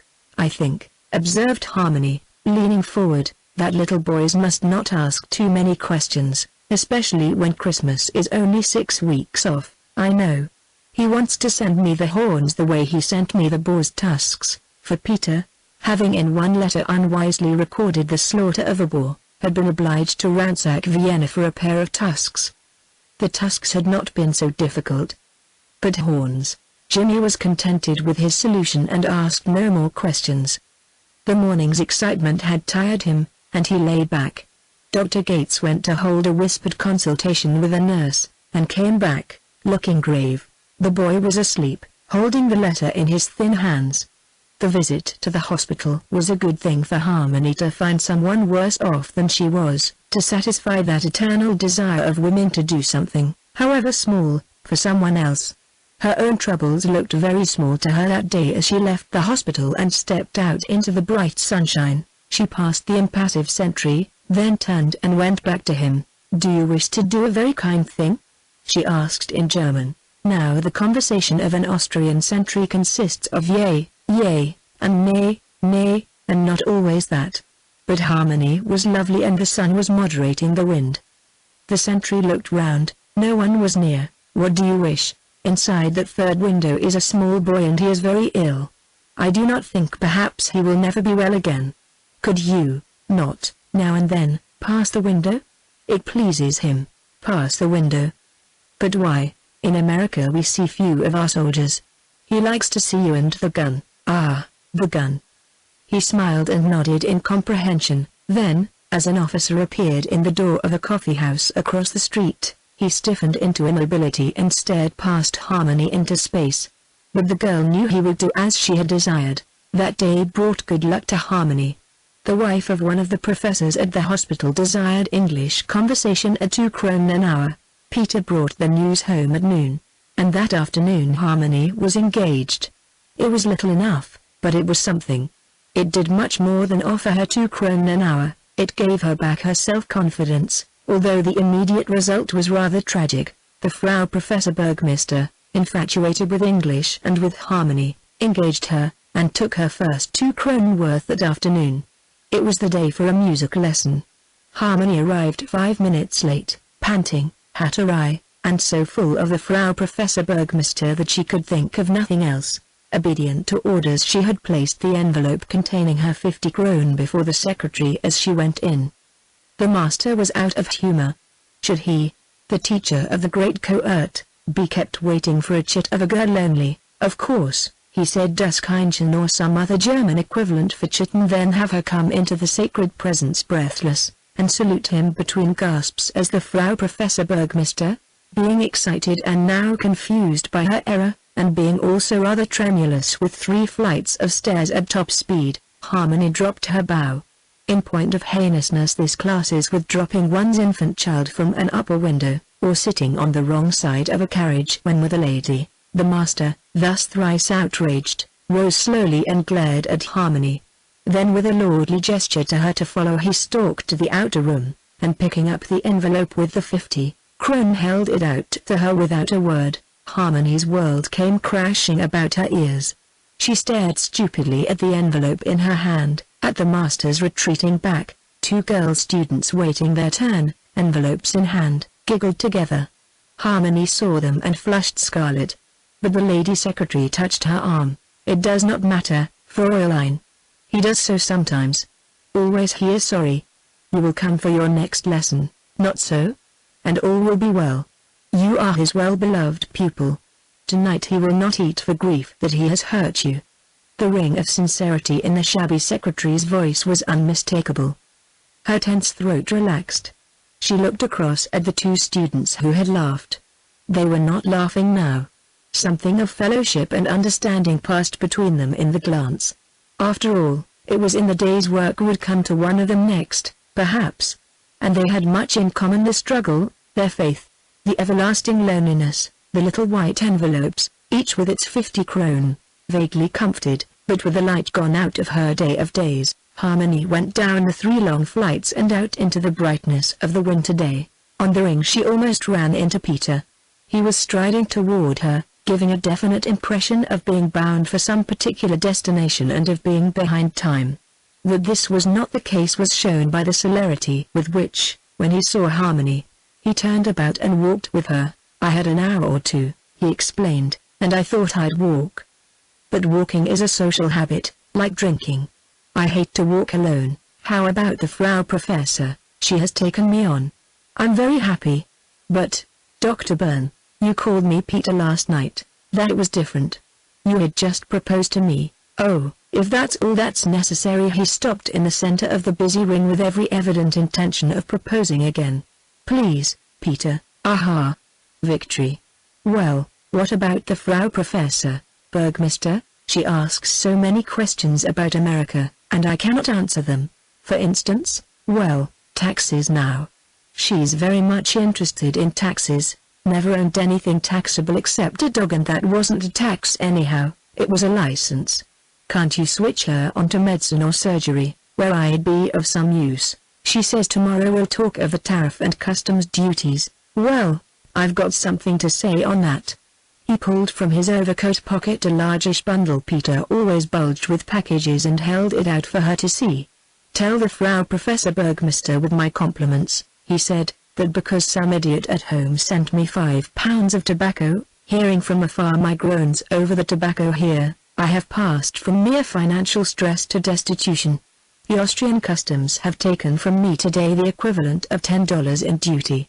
I offered them the tobacco on bended knee, but they scorned it. Really, Peter, really? Under this lightness Harmony sensed the real anxiety. $10 was 50 kronen, and 50 kronen was a great deal of money. She reached over and patted his arm. You'll make it up in some way. Can't you cut off some little extravagance? I might cut down on my tailor bills. He looked down at him, self-whimsically. Or on ties. I'm positively reckless about ties. They walked on in silence. A detachment of soldiery, busy with that eternal military activity that seems to get nowhere, passed on a dog trot. Peter looked at them critically. Bosnians, he observed. Raw, half-fed troops from Bosnia, 9 out of 10 of them tubercular. It's a rotten game, this military play of Europe. How's Jimmy? We left him very happy with your letter. Peter flushed. I expect it was pretty poor stuff, he apologized. I've never seen the Alps except from a train window, and as for a chamois, he says his father will surely send him the horns. Peter groaned. Of course, he said. Why, in heaven's name, didn't I make it an eagle? One can always buy a feather or two. But horns? He really liked the letter, he adored it. He went to sleep almost at once with it in his hands. Peter glowed. The small irritation of the custom house forgotten, he talked of Jimmy, of what had been done and might still be done, if only there were money, and from Jimmy he talked boy. He had had a boys' club at home during his short experience in general practice. Boys were his hobby, scum of the earth, most of them, he said, his plain face glowing. Dirty little beggars off the street. At first they stole my tobacco, and one of them pawned a medical book or two. Then they got to playing the game right. By Jove, Harmony, I wish you could have seen them. Used to line 'em up and make 'em spell, and the two best spellers were allowed to fight it out with gloves, my own method, and it worked. Spell. They'd spell their heads off to get a chance at the gloves. Gee, how I hated to give them up. This was a new Peter, a boyish individual Harmony had never met before. For the first time it struck her that Peter was young. He had always seemed rather old, solid and dependable, the fault of his elder brother attitude to her, no doubt. She was suddenly rather shy, a bit aloof. Peter felt the change and thought she was bored. He talked of other things. A surprise was waiting for them in the cold lower hallway of the pension Schwartz. A trunk was there, locked and roped, and on the trunk, in ulster and hat, sat Dr. Gates. Olga, looking rather frightened, was coming down with a traveling bag. She put down the bag and scuttled up the staircase like a scared rabbit. The little doctor was grim. She eyed Peter and Harmony with an impersonal hostility, referable to her humor. I've been waiting for you too, she flung at them. I've had a terrific row upstairs and I'm going. That woman's a devil. It had been a bad day for Harmony, and this new development, after everything else, assumed the proportions of a crisis. She had clung, at first out of sheer loneliness and recently out of affection, to the sharp little doctor with her mannish affectations, her soft and womanly heart. Sit down, child. Anna Gates moved over on the trunk. You are fagged out. Peter, will you stop looking murderous and listen to me? How much did it cost the three of us to live in this abode of virtue? It was simple addition. The total was rather appalling. I thought so. Now this is my plan. It may not be conventional, but it will be respectable enough to satisfy anybody. And it will be cheaper. I'm sure of that. We are all going out to the hunting lodge of Maria Theresa, and Harmony shall keep house for us. It was the middle of November when Anna Gates, sitting on her trunk in the cold entrance hall on the Hirschinus, flung the conversational bomb that left empty 3 rooms in the pension Schwartz. Mid-December found Harmony back and fully established in the lodge of Maria Theresa on the street of 7 stars back, but with a difference. True, the gates still swung back and forward on rusty hinges, obedient to every whim of the December gales, but the casement windows in the salon no longer creaked or admitted drafts, thanks to Peter and a roll of rubber weather casing. The grand piano, which had been Scatchy's rented extravagance, had gone never to return, and in its corner stood a battered but still usable upright. Under the great chandelier sat a table with an oil lamp, and evening and morning the white-tiled stove gleamed warm with fire. On the table by the lamp were the combined medical books of Peter and Anna Gates, and an ashtray which also they used in common. Shabby still, of course, bare, almost denuded, the salon of Maria Theresa. But at night, with the lamp lighted and the little door of the stove open, and perhaps, when the dishes from supper had been washed, with Harmony playing softly, it took resolution on Peter's part to put on his overcoat and face a lecture on the resection of a rib or a discussion of the function of the pituitary body. The new arrangement had proved itself in more ways than one, not only greater in comfort, but in economy. Food was amazingly cheap. Coal, which had cost 90 hellers a bucket at the pension Schwartz, they bought in quantity and could afford to use lavishly. Oil for the lamp was a trifle. They dined on venison now and then, when the shop across boasted a deer from the mountains. They had other game occasionally, when Peter, carrying home a mysterious package, would make them guess what it might contain. Always on such occasions Harmony guessed rabbits. She knew how to cook rabbits, and some of the other game worried her, for Harmony was the cook. It had taken many arguments and much coaxing to make Peter see it that way. In vain Harmony argued the extravagance of Rosa, now married to the soldier from Salzburg with one lung, or the tendency of the delicatessen seller to weigh short if one did not watch him. Peter was firm. It was Dr. Gates, after all, who found the solution. "Don't be too obstinate, Peter," she admonished him. "The child needs occupation, she can't practice all day. You and I can keep up the financial end well enough, reduced as it is. Let her keep house to her heart's content. That can be her contribution to the general fund," and that eventually was the way it settled itself, not without demur from Harmony, who feared her part was too small, and who irritated Anna almost to a frenzy by cleaning the apartment from end to end to make certain of her usefulness. A curious little household surely, one that made the wife of the portier shake her head, and speak much beneath her breath with the wife of the brushmaker about the Americans having queer ways and not as the Austrians. The short month had seen a change in all of them. Peter showed it least of all, perhaps. Men feel physical discomfort less keenly than women, and Peter had been only subconsciously wretched. He had gained a pound or two in flesh, perhaps, and he was unmistakably tidier. Anna Gates was growing round and rosy, and Harmony had trimmed her a hat. But the real change was in Harmony herself. The girl had become a woman. Who knows the curious psychology by which such changes come not in a month or a year, but in an hour, a breath.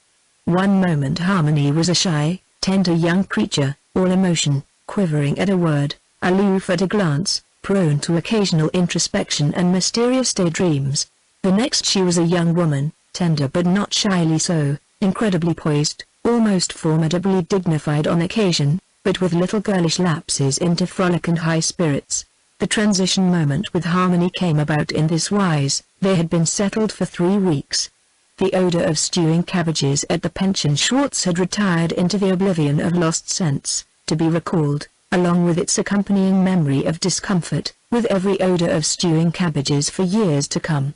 At the hospital Jimmy had had a bad week again. It had been an anxious time for all of them. In vain the sentry had stopped outside the third window and smiled and nodded through it. In vain when the street was deserted and there was none to notice he went through a bit of the manual of arms on the pavement outside, ending by setting his gun down with a martial and ringing clang. In vain had Peter exhausted himself in literary efforts, climbing unheard-of peaks, taking walking tours through such a Switzerland as never was, shooting animals of various sorts, but all hornless, as he carefully emphasized. And now Jimmy was better again. He was propped up in bed, and with the aid of Nurse Elizabeth he had cut out a paper sentry and set it in the barred window. The real sentry had been very much astonished. He had almost fallen over backward. On recovering he went entirely through the manual of arms, and was almost seen by a novice lieutenant. It was almost exciting. Harmony had been to see Jimmy on the day in question. She had taken him some gelatin, not without apprehension, it being her first essay in jelly and Jimmy being frank with the candor of childhood. The jelly had been a great success. It was when she was about to go that Jimmy broached a matter very near his heart. "The Horns haven't come, have they?" he asked wistfully. "No, not yet. Do you think he got my letter about them?" He answered it, didn't he? Jimmy drew a long breath. "It's very funny. He's mostly so quick. If I had the horns, Sister Elizabeth would tie them there at the foot of the bed. And I could pretend I was hunting." Harmony had a great piece of luck that day. As she went home she saw hanging in front of the wild game shop next to the delicatessen store a fresh deer, and this time it was a stag. Like the others it hung head down, and as it swayed on its hook its great antlers tapped against the shop door as if mutely begging admission. She could not buy the antlers. In vain she pleaded, explained, implored. Harmony enlisted the portier, and took him across with her. The wild game seller was obdurate. He would sell the deer entire, or he would mount head and antlers for his wife's cousin in Galicia as a Christmas gift. Harmony went back to the lodge and climbed the stairs. She was profoundly depressed. Even the discovery that Peter had come home early and was building a fire in the kitchen brought only a fleeting smile. Anna was not yet home. Peter built the fire. The winter dusk was falling and Harmony made a movement to light the candles. Peter stopped her. "Can't we have the firelight for a little while? You are always beautiful, but you are lovely in the firelight, Harmony. That is because you like me. We always think our friends are beautiful. I am fond of Anna, but I have never thought her beautiful." The kitchen was small. Harmony, rolling up her sleeves by the table, and Peter before the stove were very close together. The dusk was fast fading into darkness. To this tiny room at the back of the old house few street sounds penetrated. Round them, shutting them off together from the world of shops with lighted windows, rumbling buses and hurrying humanity, lay the old lodge with its dingy gardens, its whitewashed halls, its dark and twisting staircases. Peter had been very careful. He had cultivated a comradely manner with the girl that had kept her entirely at her ease with him. But it had been growing increasingly hard. He was only human after all. And he was very comfortable.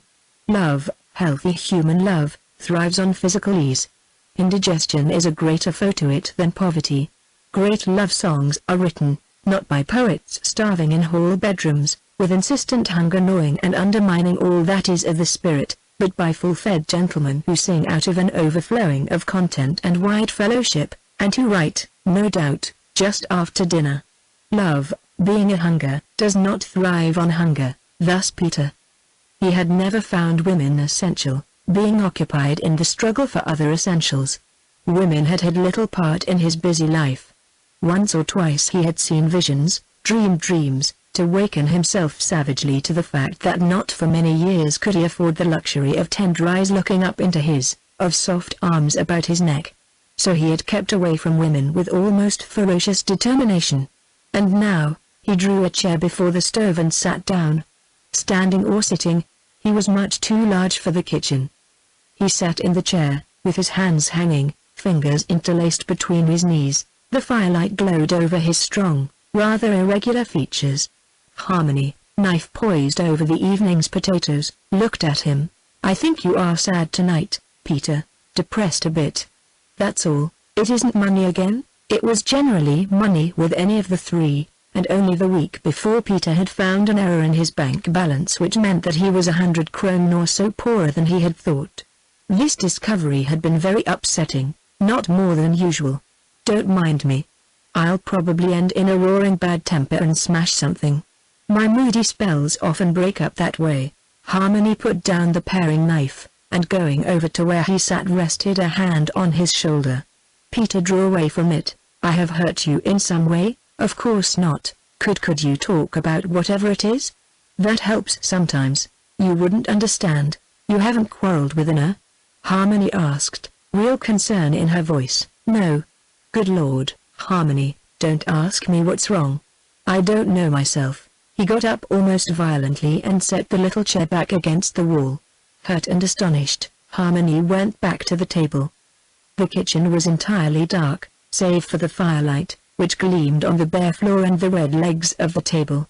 She was fumbling with the match and the candle when she realized that Peter was just behind her, very close. "Dearest," he said huskily. The next moment he had caught her to him, was kissing her lips, her hair. Harmony's heart beat wildly. There was no use struggling against him. The gates of his self-control were down, all his loneliness, his starved senses rushed forth in tardy assertion. After a moment Peter kissed her eyelids very gently and let her go. Harmony was trembling, but with shock and alarm only. The storm that had torn him root and branch from his firm ground of self-restraint left her only shaken. He was still very close to her, she could hear him breathing. He did not attempt to speak. With every atom of strength that was left in him he was fighting a mad desire to take her in his arms again and keep her there. That was the moment when Harmony became a woman. She lighted the candle with the match she still held. Then she turned and faced him. "That sort of thing is not for you and me, Peter," she said quietly. "Why not?" There isn't any question about it. He was still reckless, even argumentative. The crying need of her still obsessed him. "Why not?" Why should I not take you in my arms? If there is a moment of happiness to be had in this grind of work and loneliness, it has not made me happy." Perhaps nothing else she could have said would have been so effectual. Love demands reciprocation. He could read no passion in her voice. He knew then that he had left her unstirred.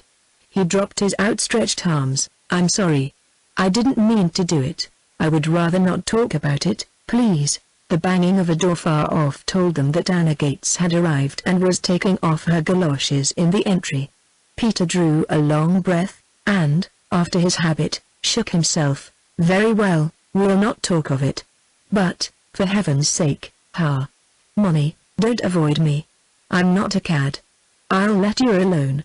There was only time for a glance of understanding between them, of promise from Peter, of acceptance from the girl. When Anna Gates entered the kitchen she found Harmony peeling potatoes and Peter filling up an already overfed stove. That night, during that darkest hour before the dawn when the thrifty city fathers of the old town had shut off the street lights because 2 hours later the sun would rise and furnish light that cost the taxpayers nothing, the portier's wife awakened. The room was very silent, too silent. On those rare occasions when the portier's wife awakened in the night and heard the twin clocks of the votive Kirke strike 3, and listened, perhaps, while the delicatessen seller ambled home from the Schubert Society, singing brilly as he ambled, she was wont to hear from the bed beside hers the rhythmic respiration that told her how safe from Schubert Societies and such like evils was her lord. There was no sound at all. The portier's wife raised herself on her elbow and reached over. Owing to the width of the table that stood between the beds and to a sweeping that day which had left the beds far apart she met nothing but empty air. Words had small effect on the portier, who slept fathoms deep in unconsciousness. Also she did not wish to get up. The floor was cold and a wind blowing. Could she not hear it and the creaking of the deer across the street, as it swung on its hook? The wife of the portier was a person of resource. She took the iron candlestick from the table and flung it into the darkness at the portier's pillow. No startled yell followed. Suspicion thus confirmed, the portier's wife forgot the cold floor and the wind, and barefoot felt her way into the hall. Suspicion was doubly confirmed. The chain was off the door, it even stood open an inch or two. Armed with a second candlestick she stationed herself inside the door and waited. The stone floor was icy, but the fury of a woman's scorn kept her warm. The votive Kirke struck 1, 2, 3/4 of an hour. The candlestick in her hand changed from iron to ice, from ice to red-hot fire. Still the portier had not come back and the door chain swung in the wind. At 4 o'clock she retired to the bedroom again. Indignation had changed to fear, coupled with sneezing. Surely even the Schubert Society. What was that? From the portier's bed was coming a rhythmic respiration. She roused him, standing over him with the iron candlestick, now lighted, and gazing at him with eyes in which alarm struggled with suspicion. "Thou hast been out of thy bed." "But no, an hour since the bed was empty." "Thou dreamest. The chain is off the door. Let it remain so and sleep. What have we to steal or the Americans above? Sleep and keep peace." He yawned and was instantly asleep again. The portier's wife crawled into her bed and warmed her aching feet under the crimson feather comfort. But her soul was shaken. The devil had been known to come at night and take innocent ones out to do his evil. The innocent ones knew it not, but it might be told by the soles of the feet, which were always soiled. At dawn the portier's wife cautiously uncovered the soles of her sleeping lord's feet, and fell back gasping. They were quite black, as of one who had tramped in garden mold. Early the next morning Harmony, after a restless night, opened the door from the salon of Maria Theresa into the hall and set out a pitcher for the milk. On the floor, just outside, lay the antlers from the deer across the street. Tied to them was a bit of paper, and on it was written the one word, "Still." Chapter 10. In looking back after a catastrophe it is easy to trace the steps by which the inevitable advanced. Destiny marches, not by great leaps but with 1,000 small and painful steps, and here and there it leaves its mark, a footprint on a naked soul. We trace a life by its scars, as a tree by its rings. Anna Gates was not the best possible companion for Harmony, and this with every allowance for her real kindliness, her genuine affection for the girl. Life had destroyed her illusions, and it was of illusions that Harmony's veil had been woven. To Anna Gates, worn with 1,000 sleepless nights, 1,000 thankless days, withered before her time with the struggling routine of medical practice, sapped with endless calls for sympathy and aid, existence ceased to be spiritual and became physiological. Life and birth and death had lost their mysteries. The veil was rent. To fit this existence of hers she had built herself a curious creed, a philosophy of individualism, from behind which she flung strange bombshells of theories, shafts of distorted moralities, personal liberties, irresponsibilities, a supreme scorn for modern law and the prophets. Nature, she claimed, was her law and her prophet. In her hard-working, virginal life her theories had wrought no mischief. Temptation had been lacking to exploit them, and even in the event of the opportunity it was doubtful whether she would have had the strength of her convictions. Men love theories, but seldom have the courage of them, and Anna Gates was largely masculine. Women, being literal, are apartment to absorb dangerous doctrine and put it to the test. When it is false doctrine they discover it too late. Harmony was now a woman. Anna would have cut off her hand sooner than have brought the girl to harm, but she loved to generalize. It amused her to see Harmony's eyes widen with horror at one of her radical beliefs. Nothing pleased her more than to pit her individualism against the girl's rigid and conventional morality, and down her by some apparently unanswerable argument.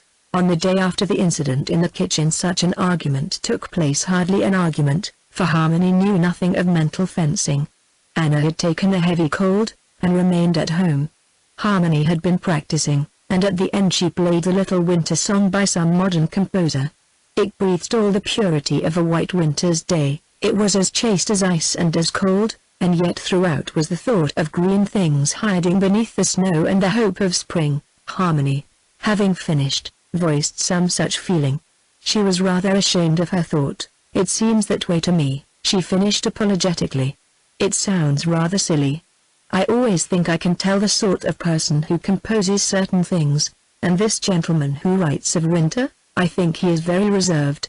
And that he has never loved anyone. Indeed, when there is any love in music, any heart, one always feels it, exactly as in books the difference between a love story and a dictionary. You always laugh," Harmony complained. "That's better than weeping. When I think of the rotten way things go in this world I want to weep always. I don't find it a bad world.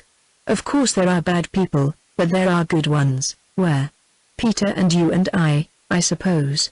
There are plenty of good men. What do you call a good man?" Harmony hesitated, then went on bravely: "Honorable men." Anna smiled. "My dear child," she said, "you substitute the code of a gentleman for the Mosaic law.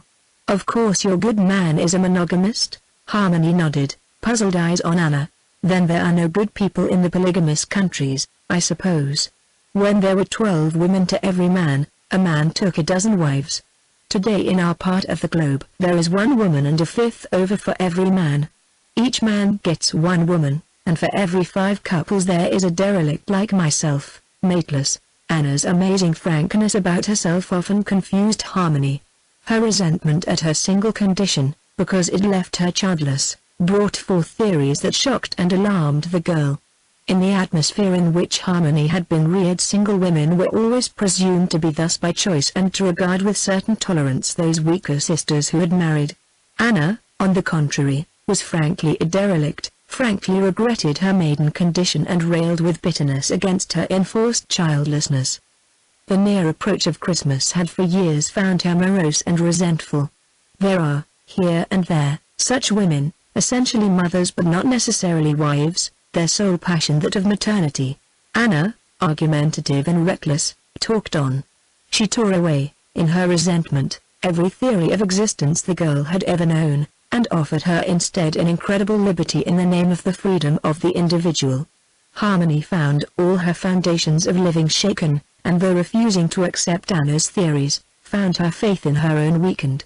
She sat back, pale and silent, listening, while Anna built up out of her discontent a new heaven and a new earth, with liberty written high in its firmament. When her reckless mood had passed, Anna was regretful enough at the girl's stricken face. "I'm a fool," she said contritely. "If Peter had been here he'd have throttled me. I deserve it. I'm a theorist, pure and simple, and theorists are the anarchists of society. There's only one comfort about us: we never live up to our convictions. Now, forget all this rot I've been talking. Peter brought up the mail that afternoon, a Christmas card or two for Anna, depressingly early, and a letter from the big soprano for Harmony from New York. The big soprano was very glad to be back and spent 2 pages over her chances for concert work. I could have done as well had I stayed at home. If I had had the money they wanted, to go to Geneva and sing Brunhilde, it would have helped a lot. I could have said I'd sung in opera in Europe and at least have had a hearing at the Met. But I didn't, and I'm back at the church again and glad to get my old salary. If it's at all possible, stay until the master has presented you in a concert.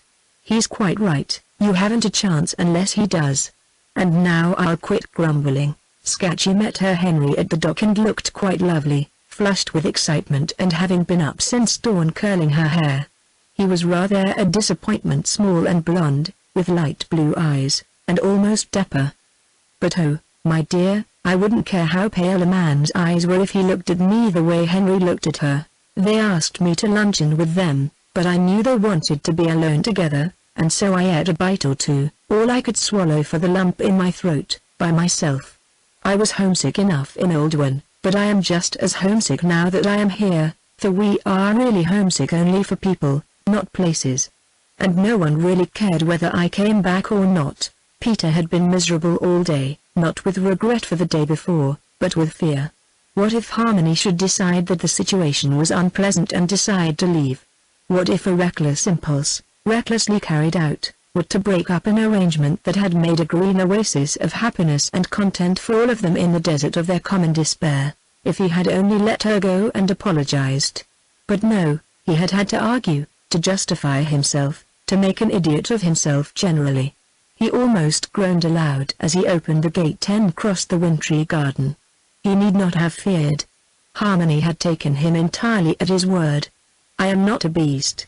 I'll let you alone," he had said. She had had a bad night, as nights go.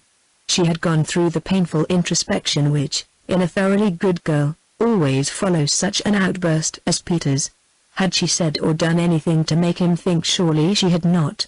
Had she been wrong about Peter after all? Surely not again, while the portier's wife, waked, as may happen, by an unaccustomed silence, was standing guard in the hall below, iron candlestick in hand. Harmony, having read the litany through in the not particularly religious hope of getting to sleep, was dreaming placidly. It was Peter who tossed and turned almost all night. Truly there had been little sleep that night in the old hunting lodge of Maria Theresa. Peter, still not quite at ease, that evening kept out of the kitchen while supper was preparing. Anna, radical theories forgotten and wearing a knitted shawl against drafts, was making a salad, and Harmony, all anxiety and flushed with heat, was broiling a steak. Steak was an extravagance, to be cooked with clear hot coals and prayer. "Peter," she called, "you may set the table. And try to lay the cloth straight." Peter, exiled in the salon, came joyously. Obviously the wretched business of yesterday was forgiven. He came to the door, pipe in mouth. "Suppose I refuse?" he questioned. You haven't been very friendly with me today, Harry." "I? Don't quarrel, you children," cried Anna, beating eggs vigorously. "Harmony is always friendly, too friendly. The portier loves her. I'm sure I said good evening to you. You usually say, good evening, Peter, and I did not." "You did not. Then good evening, Peter." "Thank you." His steady eyes met hers. In them there was a renewal of his yesterday's promise, abasement, regret. Harmony met him with forgiveness and restoration. "Sometimes," said Peter humbly, "when I am in very great favor, you say, good evening, Peter, dear." "Good evening, Peter, dear," said Harmony. Chapter 11. The affairs of young Stuart and Marie Jedlicka were not moving smoothly. Having rented their apartment to the Boyers, and through Marie's frugality and the extra month's wages at Christmas, which was Marie's annual perquisite, being temporarily in funds, the sky seemed clear enough, and Walter Stuart started on his holiday with a comfortable sense of financial security. Mrs. Boyer, shown over the flat by Stuart during Marie's temporary exile in the apartment across the hall, was captivated by the comfort of the little suite and by its order. Her housewifely mind, restless with long inactivity in a pension, seized on the bright pans of Marie's kitchen and the promise of the brick and sheet iron stove. She disapproved of Stuart, having heard strange stories of him. But there was nothing bat-in-law suspicious about this orderly establishment. Mrs. Boyer was a placid, motherly-looking woman, torn from her church and her card club, her grown children, her household gods of 30 years' accumulation, that Frank might catch up with his profession. She had explained it rather tremulously at home. "Father wants to go," she said. "You children are big enough now to be left. He's always wanted to do it. But we couldn't go while you were little." "But, Mother," expostulated the oldest girl, "when you were so afraid of the ocean." "And a year, what is to be will be," she had replied. "If I'm going to be drowned I'll be drowned, whether it's in the sea or in a bathtub. And I'll not let Father go alone." Fatalism being their mother's last argument and always final, the children gave up. They let her go. More, they prepared for her so elaborate a wardrobe that the poor soul had had no excuse to purchase anything abroad. She had gone through Paris looking straight ahead lest her eyes lead her into the temptation of the shops. In Vienna she wore her hometown outfit with determination, vaguely conscious that the women about her had more style, were different. She priced unsuitable garments wistfully, and went home to her trunks full of best materials that would never wear out. The children, knowing her, has bought the best, to this couple. Then, Stuart had rented his apartment. It is hard to say by what psychology he found their respectability so satisfactory. It was as though his own status gained by it.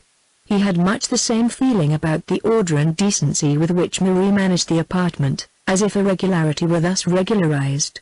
Marie had met him once for a walk along the Graben.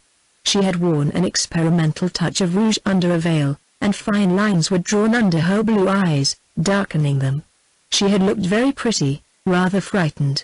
Stuart had sent her home and had sulked for an entire evening. So curious a thing is the mind masculine, such an order of disorder, so conventional its defiance of convention. Stuart breaking the law and trying to keep the letter. On the day they left for Semmering, Marie was up at dawn. There was much to do. The house must be left clean and shining. There must be no feminine gewgaws to reveal to the Frau Doctor that it was not a purely masculine establishment. At the last moment, so late that it sent her heart into her mouth, she happened on the box of rouge hidden from Stuart's watchful eyes. She gave it to the milk girl. Finally she folded her meager wardrobe and placed it in the hair doctor's American trunk, a marvel. The trunk, so firm, so heavy, bound with iron. And with her own clothing she packed Stuart's. The dress suit he had worn once to the embassy, a hat that folded, strange American shoes, and books, always books. The hair doctor would study at Semmering.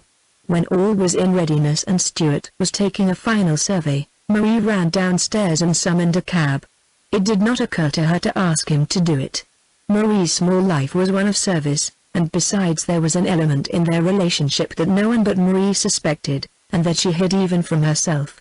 She was very much in love with this indifferent American, this captious temporary god of her domestic altar.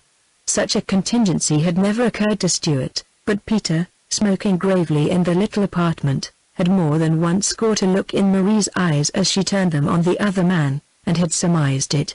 It made him uncomfortable. When the train was well underway, however, and he found no disturbing element among the three others in the compartment, Stuart relaxed. Semmering was a favorite resort with the American colony, but not until later in the winter. In December there were rains in the mountains, and low-lying clouds that invested some of the chalets in constant fog. It was not until the middle of January that the little mountain train became crowded with tourists, knickerbockered men with knapsacks, and jaunty feathers in their soft hats, boys carrying ski, women with alpine cloaks and iron-pointed sticks. Marie was childishly happy. It was the first real vacation of her life, and more than that she was going to Semmering, in the very shadow of the Raxalp, the beloved mountain of the Viennese. Marie had seen the Rax all her life, as it towered 30 miles or so away above the plain. On peaceful Sundays, having climbed the cog railroad, she had seen its white head turn rosy in the setting sun. And once when a German tourist from Munich had handed her his field glass she had even made out some of the crosses that showed where travelers had met their deaths. Now she would be very close. If the weather were good, she might even say a prayer in the chapel on its crest for the souls of those who had died. It was of a marvel, truly, so far may one go when one has money and leisure. The small single-truck trailway carriages bumped and rattled up the mountain sides, always rising, always winding. There were moments when the track held to the cliffs only by gigantic fingers of steel, while far below were peaceful valleys and pink and blue houses and churches with gilded spires. There were vistas of snow peak and avalanche shed, and always there were tunnels. Marie, so wise in some things, was a child in others. She slid close to Stuart in the darkness and touched him for comfort. "It is so dark," she apologized, "and it frightens me. The mountain heart. In your America, have you so great mountains?" Stuart patted her hand, a patronizing touch that sent her blood racing. "Much larger," he said magnificently. "I haven't seen a hill in Europe I'd exchange for the Rockies." And when he crossed the mountains there we use railway coaches. These toy railroads are a joke. At home we'd use them as streetcars, really. I should like to see America, so should I. The conversation was taking a dangerous trend. Mention of America was apartment to put the hair doctor in a bad humor or to depress him, which was even worse. Marie, her hand still on his arm and not repulsed, became silent. At a small way station the three Germans in the compartment left the train. Stuart, lowering a window, bought from a boy on the platform beer and sausages and a bag of pretzels. As the train resumed its clanking progress they ate luncheon, drinking the beer from the bottles and slicing the sausage with a penknife. It was a joyous trip, a red-letter day in the girl's rather sordid if not uneventful life. The hair doctor was pleased with her. He liked her hat, and when she flushed with pleasure demanded proof that she was not rouged. Proof was forthcoming. She rubbed her cheeks vigorously with a handkerchief and produced in triumph its unworn purity. "Thou suspicious one." She pouted. "I must take off the skin to assure thee. When the hair doctor says no rouge, I use none. You're a good child." He stooped over and kissed one scarlet cheek and then being very comfortable and the beer having made him drowsy, he put his head in her lap and slept. When he awakened they were still higher. The snow peak towered above and the valleys were dizzying. Semmering was getting near. They were frequently in darkness, and between the tunnels were long lines of granite avalanche sheds. The little passage of the car was full of tourists looking down. "We are very close, I am sure," an American girl was saying just outside the doorway. "See, isn't that the cows? There, it is lost again." The tourists in the passage were Americans and the girl who had spoken was young and attractive. Stuart noticed them for the first time and moved to a more decorous distance from Marie. Marie Jedlicka took her cue and lapsed into silence, but her thoughts were busy. Perhaps this girl was going to Semmering also and the hair doctor would meet her. But that was foolish. There were other resorts besides Semmering, and in the little villa to which they went there would be no Americans. It was childish to worry about a girl whose back and profile only she had seen. Also profiles were deceptive. There was the matter of the ears. Marie's ears were small and set close to her head. If the American Fräulein's ears stuck out or her face were only short and wide. But no. The American Fräulein turned and glanced once swiftly into the compartment. She was quite lovely. Stuart thought so, too. He got up with a great show of stretching and yawning and lounged into the passage. He did not speak to the girl. Marie noted that with some comfort. But shortly after she saw him conversing easily with a male member of the party. Her heart sank again. Life was moving very fast for Marie Jedlicka that afternoon on the train. Stuart was duly presented to the party of Americans and offered his own cards, bowing from the waist and clicking his heels together, a German custom he had picked up. The girl was impressed, Marie saw that. When they drew into the station at Semmering, Stuart helped the American party off first and then came back for Marie. Less keen eyes than the little Austrians would have seen his nervous anxiety to escape attention, once they were out of the train and moving toward the gate of the station. He stopped to light a cigarette. He put down the hand luggage and picked it up again, as though it weighed heavily, whereas it was both small and light. He loitered through the gate and paused to exchange a word with the gateman. The result was, of course, that the Americans were in a sleigh and well up the mountainside before Stuart and Marie were seated side by side in a straw-lined sledge, their luggage about them, a robe over their knees, and an easy driver high above them on the driving seat. Stuart spoke to her then, the first time for half an hour. Marie found some comfort. The villas at Semmering were scattered wide over the mountain breast, set in dense clumps of evergreens, hidden from the roads and from each other by trees and shrubbery separated by valleys. One might live in one part of Semmering for a month and never suspect the existence of other parts, or wander over steep roads and paths for days and never pass twice over the same one. The hair doctor might not see the American girl again, and if he did he not see American girls wherever he went? The sleigh climbed on. It seemed they would never stop climbing. Below in the valley twilight already reigned, a twilight of blue shadows, of cows with bells wandering home over frosty fields, of houses with dark faces that opened an eye of lamplight as one looked. Across the valley and far above Marie pointed without words. Her small heart was very full. Greater than she had ever dreamed it, steeper, more beautiful, more deadly, and crowned with its sunset hue of rose was the Rax. Even Stuart lost his look of irritation as he gazed with her. He reached over and covered both her hands with his large one under the robe. The sleigh climbed steadily. Marie Jedlicka, in a sort of ecstasy, leaned back and watched the mountain. Its crown faded from rose to gold, from gold to purple with a thread of black. There was a shadow on the side that looked like a cross. Marie stopped the sleigh at a wayside shrine, and getting out knelt to say a prayer for the travelers who had died on the Rax. They had taken a room at a small villa where board was cheap, and where the guests were usually Germans of the thriftier sort from Bavaria. Both the season and the modest character of the establishment promised them quiet and seclusion. To Marie the house seemed the epitome of elegance, even luxury. It clung to a steep hillside. Their room, on the third floor, looked out from the back of the building over the valley, which fell away almost sheer from beneath their windows. A tiny balcony outside, with access to it by a door from the bedroom, looked far down on the tops of tall pines. It made Marie dizzy. She was cheerful again and busy. The American trunk was to be unpacked and the hair doctor's things put away, his shoes in rows, as he liked them, and his shaving materials laid out on the washstand. Then there was a new dress to put on, that she might do him credit at supper. Stuart's bad humor had returned. He complained of the room and the draught under the balcony door. The light was wrong for shaving. But the truth came out at last and found Marie not unprepared. The fact is, he said, I'm not going to eat with you tonight, dear. I'm going to the hotel. With the Americans? Yes. I know a chap who went to college with the broth. With the young man you saw. Marie glanced down at her gala toilet. Then she began slowly to take off the dress, reaching behind her for a hook he had just fastened and fighting back tears as she struggled with it. Now, remember, Marie, I will have no sulking. I am not sulking. Why should you change your clothes? Because the dress was for you. If you are not here I do not wish to wear it. Stuart went out in a bad humor, which left him before he had walked for 5 minutes in the clear mountain air.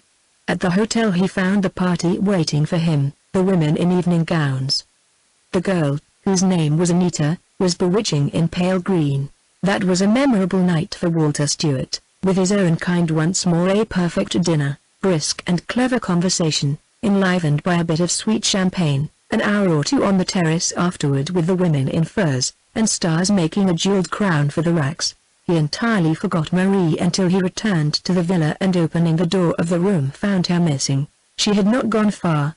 At the sound of his steps she moved on the balcony and came in slowly. She was pale and pinched with cold, but she was wise with the wisdom of her kind. She smiled. Didst thou have a fine evening? Wonderful. I am sorry if I was unpleasant. I was tired, now I am rested. Good, little Marie. Chapter 12. The card in the American Doctors Club brought a response finally. It was just in time.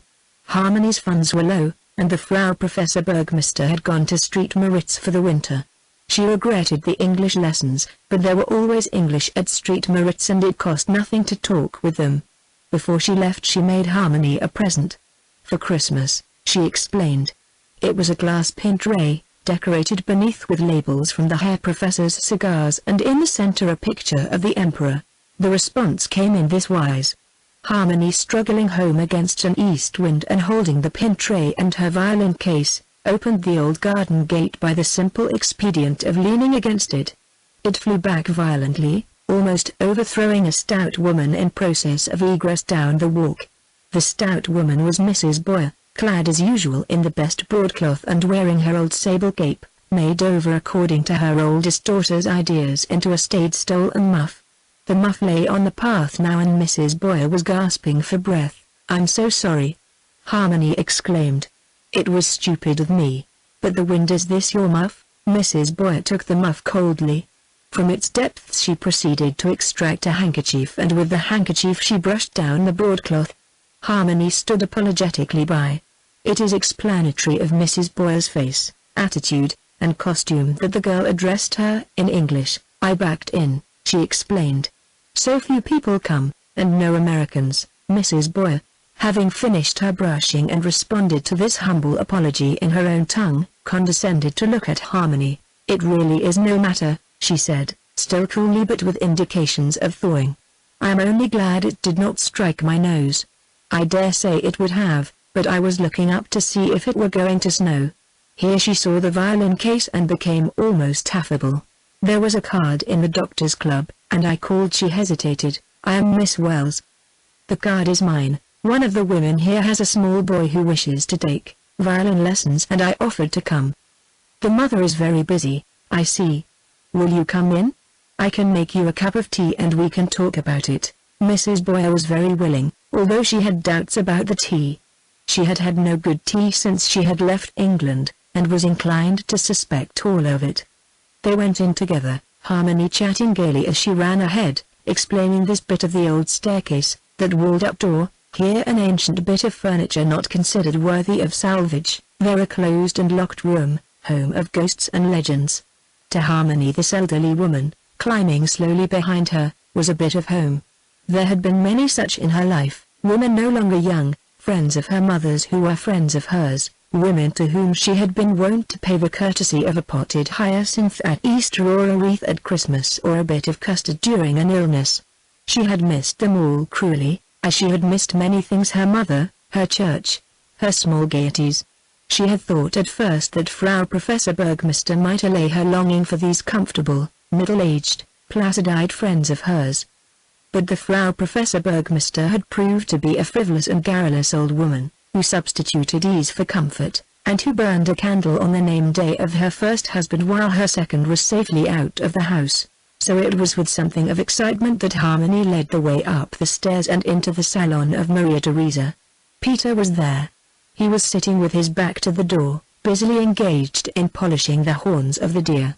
Whatever scruples Harmony had had about the horns, Peter had none whatever, save to get them safely out of the place and to the hospital. So Peter was polishing the horns. Harmony had not expected to find him home, and paused, rather startled. "Oh, I didn't know you were home." Peter spoke without turning. "Try to bear up under it," he said. "I'm home and hungry, sweetheart." "Peter, please." Peter turned at that and rose instantly. It was rather dark in the salon and he did not immediately recognize Mrs. Boyer. But that keen-eyed lady had known him before he turned, had taken in the domesticity of the scene and Peter's part in it, and had drawn the swift conclusion of the pure of heart. "I'll come again," she said hurriedly. I must really get home. Dr. Boyer will be there," and wondering Mrs. Boyer.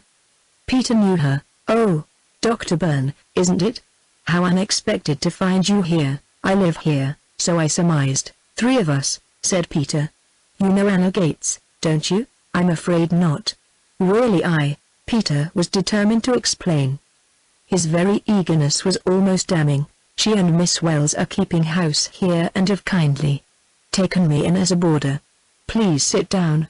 Harmony found nothing strange in the situation and was frankly puzzled at Peter.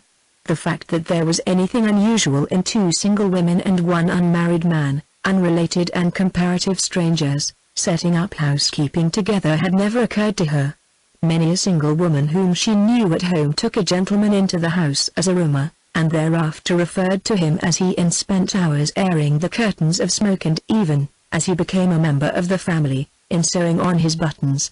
There was nothing indecorous about such an arrangement, merely a concession to economic pressure. She made tea, taking off her jacket and gloves to do it, but bustling about cheerfully, with her hat rather awry and her cheeks flushed with excitement and hope. Just now, when the Frau Professor had gone, the prospect of a music pupil meant everything. An American child, too. Fond as Harmony was of children, the sedate and dignified youngsters who walked the parks daily with a governess, or sat with folded hands and fixed eyes through hours of heavy music at the opera, rather daunted her.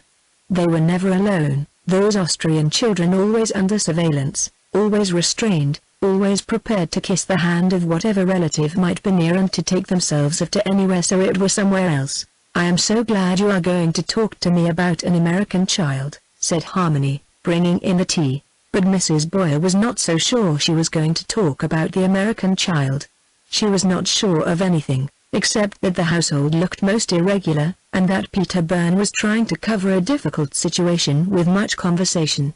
He was almost glib, was Peter. The tea was good, that was one thing. She sat back with her muff on her knee, having refused the concession of putting it on a chair as savoring too much of acceptance if not approval, and sipped her tea out of a spoon as becomes a tea lover. Peter, who loathed tea, lounged about the room, clearly in the way, but fearful to leave Harmony alone with her. She was quite likely, at the first opportunity, to read her a lesson on the conventions, if nothing worse, to upset the delicate balance of the little household he was guarding. So he stayed, praying for Anna to come and bear out his story, while Harmony toyed with her spoon and waited for some mention of the lessons. None came. Mrs. Boyer, having finished her tea, rose and put down her cup. "That was very refreshing," she said. "Where shall I find their streetcar?" "I walked out, but it is late. I'll take you to the car." Peter picked up his old hat. "Thank you. I am always lost in this wretched town. I give the conductors double tips to put me down where I want to go. But how can they when it is the wrong car?" She bowed to Harmony without shaking hands. "Thank you for the tea. It was really good. Where do you get it?" "There is a tea shop a door or two from the Grand Hotel." "I must remember that. Thank you again. Goodbye." Not a word about the lessons or the American child. "You said something about my card in the doctor's club." Something wistful in the girl's eyes caught and held Mrs. Boyer. After all, she was the mother of daughters. She held out her hand and her voice was not so hard. "That will have to wait until another time. I have made a she'll visit and will not spoil it with business, but I really think the boy's mother must attend to that herself. But I shall tell her where to find you," and here she glanced at Peter. "All about it, thank you," said Harmony gratefully. Peter had no finesse. He escorted Mrs. Boyer across the yard and through the gate with hardly a word. With the gate closed behind them he turned and faced her. "You are going away with a wrong impression, Mrs. Boyer." Mrs. Boyer had been thinking hard as she crossed the yard. The result was a resolution to give Peter a piece of her mind. She drew her ample proportions into a dignity that was almost majesty. "Yes, I can understand why you think as you do. It is quite without foundation. I am glad of that." There was no conviction in her voice. "Of course," went on Peter, humbling himself for Harmony's sake, "I suppose it has been rather unconventional, but Dr. Gates is not a young woman by any means, and she takes very good care of Miss Wells." There were reasons why this seemed the best thing to do. Miss Wells was alone and there is a Dr. Gates, of course. If you will come back and wait, she'll be along very soon. Mrs. Boyer was convinced and defrauded in one breath, convinced that there might be a Dr. Gates, but equally convinced that the situation was anomalous and certainly suspicious, defrauded in that she had lost the anticipated pleasure of giving Peter a piece of her mind. She walked along beside him without speaking until they reached the streetcar line. Then she turned. "You called her, you spoke to her very affectionately, young man," she accused him. Peter smiled. The car was close. Some imp of recklessness, some perversion of humor seized him. "My dear Mrs. Boyer," he said, "that was in jest purely. Besides, I did not know that you were there." Mrs. Boyer was a literal person without humor. It was outraged American womanhood incarnate that got into the streetcar and settled its broadcloth of the best quality indignantly on the cane seat. It was outraged American womanhood that flung open the door of Marie Jedlicker's flat, and stalking into Marie Jedlicka's sitting room confronted her husband as he read a month-old newspaper from home. "Did you ever hear of a woman doctor named Gates?" she demanded. Boyer was not unaccustomed to such verbal attacks. He had learned to meet domestic broadsides with a shield of impenetrable good humor, or at the most with a return fire of mild sarcasm. "I never hear of a woman doctor if it can be avoided. Dr. Gates, Anna Gates. There are a number here. I meet them in a hospital, but I don't know their names." "Where does Peter Byrne live?" "In a pension, I believe, my dear." "Are we going to have anything to eat or do we sup of Peter Byrne?" Mrs. Boyer made no immediate reply. She repaired to the bedroom of Marie Jedlicka, and placed her hat, coat and furs on one of the beds with the crocheted coverlets. It is a curious thing about rooms. There was no change in the bedroom apparent to the eye, save that for Marie's tiny slippers at the foot of the wardrobe there were Mrs. Boyer's substantial house shoes. But in some indefinable way the room had changed. About it hung an atmosphere of solid respectability, of impeccable purity that soothed Mrs. Boyer's ruffled virtue into peace. Is it any wonder that there is a theory to the effect that things take on the essential qualities of people who use them, and that we are haunted by things, not people? That when grandfather's wraith is seen in his old armchair it is the chair that produces it, while grandfather himself serenely haunts the shades of some vast wilderness of departed spirits. Not that Mrs. Boyer troubled herself about such things. She was exceedingly orthodox, even in the matter of a hereafter, where the most orthodox are apartment to stretch a point, finding no attraction whatever in the thing they are asked to believe. Mrs. Boyer, who would have regarded it as heterodox to substitute any other instrument for the harp of her expectation, tied on her gingham apron before Marie Jedlicka's mirror, and thought of Harmony and of the girls at home. She told her husband over the supper table and found him less shocked than she had expected. "It's not your affair or mine," he said. "It's Byrne's business. Think of the girl. Even if you're right it's rather late, isn't it? You could tell him what you think of him." Dr. Boyer sighed over a cup of very excellent coffee. Much living with a representative male had never taught his wife the reserves among members of the sex masculine. "I might, but I don't intend to," he said. "And if you listen to me you'll keep the thing to yourself. I'll take precious good care that the girl gets no pupils," snapped Mrs. Boyer. And she did with great thoroughness. "We trace a life by its scars. Destiny, marching on by 1,000 painful steps, had left its usual mark, a footprint on a naked soul. The soul was Harmony's, the foot was it not encased at that moment in Mrs. Boyer's comfortable house shoes? Anna was very late that night. Peter, having put Mrs. Boyer on her car, went back quickly. He had come out without his overcoat, and with the sunset a bitter wind had risen, but he was too indignant to be cold. He ran up the staircase, hearing on all sides the creaking and banging with which the old house resented a gale, and burst into the salon of Maria Theresa. Harmony was sitting sidewise in a chair by the tea-table with her face hidden against its worn red velvet. She did not look up when he entered. Peter went over and put a hand on her shoulder. She quivered under it and he took it away, crying, a little, very smothered. "Just disappointment. Don't mind me, Peter." "You mean about the pupil?" Harmony sat up and looked at him. She still wore her hat, now more than ever askew, and some of the dye from the velvet had stained her cheek. She looked rather hectic, very lovely. "Why did she change so when she saw you?" Peter hesitated. Afterward he thought of a dozen things he might have said, safe things. Not one came to him. She is an evil-thinking old woman, Harry," he said gravely. "She did not approve of the way we are living here, is that it?" "Yes. But Anna?" She did not believe there was an Anna. "Not that it matters," he added hastily. "I'll make Anna go to her and explain. It's her infernal jumping to a conclusion that makes me crazy. She will talk, Peter. I am frightened. I'll take Anna tonight and we'll go to Boyer's. I'll make that woman get down on her knees to you." "You'll make bad very much worse," said Harmony dejectedly. "When a thing has to be explained it does no good to explain it." The salon was growing dark. Peter was very close to her again. As in the dusky kitchen only a few days before, he felt the compelling influence of her nearness.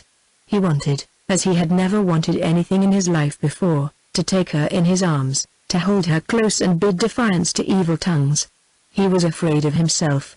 To gain a moment he put a chair between them and stood, strong hands gripping its back, looking down at her. "There is one thing we could do." "What, Peter?" "We could marry. If you cared for me even a little it might not be so bad for you, but I am not in love with you. I care for you, of course. But not that way, Peter. And I do not wish to marry, not even if I wish it very much. No, if you are thinking of my future, I'm thinking for both of us. And although just now you think you care a little for me, you do not care enough, Peter. You are lonely and I am the only person you see much, so you think you want to marry me. You don't really. You want to help me." Few motives are unmixed. Poor Peter, thus accused, could not deny his altruism, and in the face of his poverty and the little he could offer, compared with what she must lose, he did not urge what was the compelling motive after all. His need of her. "It would be a rotten match for you," he agreed. "I only thought, perhaps you are right. Of course, you ought not to marry, and what about you?" "I ought not, of course." Harmony rose, smiling a little. "Then that's settled. And for goodness sake, Peter, stop proposing to me every time things go wrong." Her voice changed, grew grave and older, much older than Peter's. "We must not marry, either of us, Peter. Anna is right. There might be an excuse if we were very much in love, but we are not. And loneliness is not a reason." "I am very lonely," said Peter wistfully. Chapter 13. Peter took the polished horns to the hospital the next morning and approached Jimmy with his hands behind him and an atmosphere of mystery that enshrouded him like a cloak. Jimmy, having had a good night and having taken the morning's medicine without argument, had been allowed up in a roller chair. It struck Peter with a pang that the boy looked more frail day by day, more transparent. "I have brought you," said Peter gravely, "the cod liver oil." "I've had it." "Then guess, Dad's letter? You've just had one. Don't be a piggy." "Animal, vegetable, or mineral?" "Vegetable," said Peter shamelessly. "Soft or hard?" "Soft." This was plainly a disappointment. A pair of horns might be vegetable, they could hardly be soft. A kitten is not vegetable, James, I know. A bowl of gelatin from Harry. For by this time Harmony was his very good friend, admitted to the Jimmy Club, which consisted of Nurse Elizabeth, the dozenth with the red beard, Anna and Peter, and of course the sentry, who did not know that he belonged. "Gelatin, to be sure," replied Peter, and produced the horns. It was a joyous moment in the long low ward, with its triple row of beds, its barred windows, its clean, uneven old floor. As if to add a touch of completeness, the sentry outside, peering in, saw the wheelchair with its occupant, and celebrated this advance along the road to recovery by placing on the window ledge a wooden replica of himself, bayonet and all, carved from a bit of cigar box. "Everybody is very nice to me," said Jimmy contentedly. "When my father comes back I shall tell him. He is very fond of people who are kind to me. There was a woman on there. Shit, what is bulging your pocket, Peter?" "My handkerchief." "That is not where you mostly carry your handkerchief." Peter was injured. He scowled ferociously at being doubted and stood up before the wheelchair to be searched. The ward watched joyously, while from pocket after pocket of Peter's old grey suit came Jimmy's salvaged 2 nuts, a packet of figs, a postcard that represented a stout colonel of hussars on his back on a frozen lake, with a private soldier waiting to go through the various salutations due his rank before assisting him.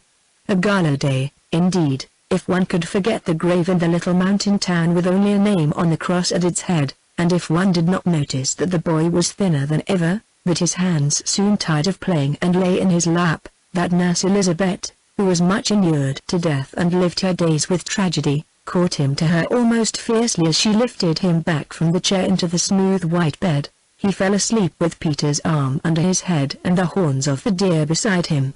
On the bedside stand stood the wooden sentry, keeping guard. As Peter drew his arm away he became aware of the Nurse Elizabeth beckoning to him from a door at the end of the ward. Peter left the sentinel on guard and tiptoed down the room. Just outside, round a corner, was the dozenth's laboratory, and beyond the tiny closet where he slept, where on a stand was the photograph of the lady he would marry when he had become a professor and required no one's consent. The dozenth was waiting for Peter. In the amiable conspiracy which kept the boy happy, he was arch-plotter. His familiarity with Austrian intrigue had made him invaluable. He it was who had originated the idea of making Jimmy responsible for the order of the ward, so that a burly tragic quarreling over his daily tobacco with the nurse in charge, or brawling over his soup with another patient, was likely to be hailed in a thin soprano, and to stand, grinning sheepishly, while Jimmy, in mixed English and German, restored the decorum of the ward. They were a quarrelsome lot, the convalescents. Jimmy was so busy some days settling disputes and awarding decisions that he slept almost all night. This was as it should be. The dozent waited for Peter. His red beard twitched and his white coat, stained from the laboratory table, looked quite villainous. He held out a letter. "This has come for the child," he said in quite good English. He was obliged to speak English.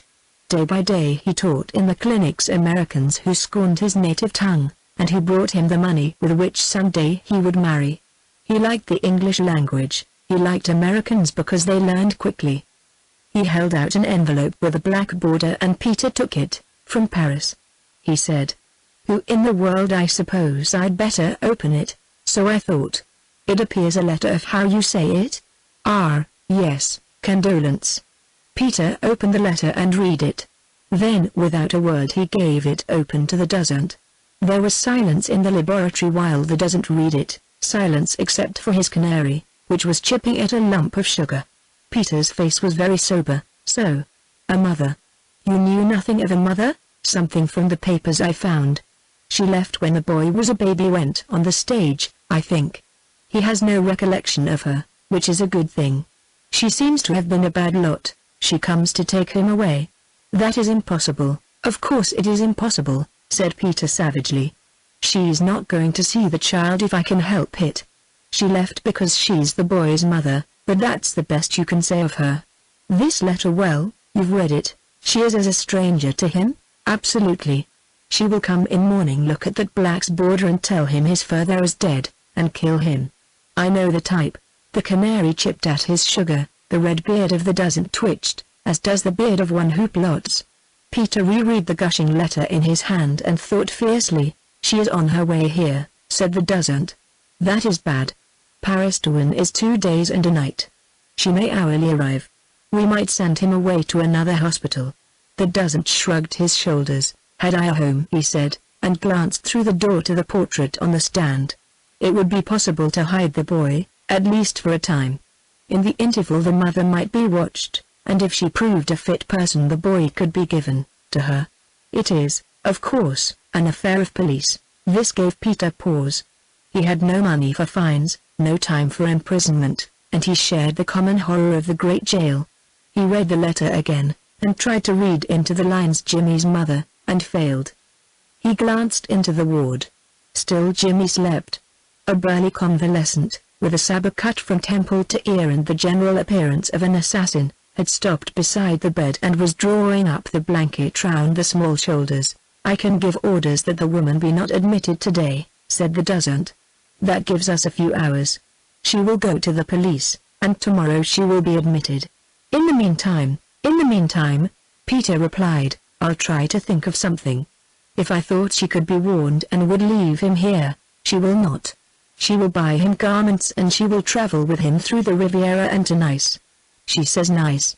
She wishes to be there for Carnival, and the boy will die." Peter took the letter and went home. He rode, that he might read it again in the bus. But no scrap of comfort could he get from it. It spoke of the dead father coldly, and the father had been the boy's idol. No good woman could have been so heartless. It offered the boy a seat in one of the least reputable of the Paris theatres to hear his mother sing. And in the envelope, overlooked before, Peter found a cutting from a French newspaper, a picture of the music hall type that made him groan. It was endorsed Mama. Harmony had had a busy morning.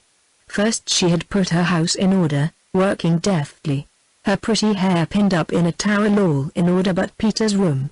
That was to have a special cleaning later. Next, still with her hair tied up, she had spent 2 hours with her violin, standing very close to the stove to save fuel and keep her fingers warm.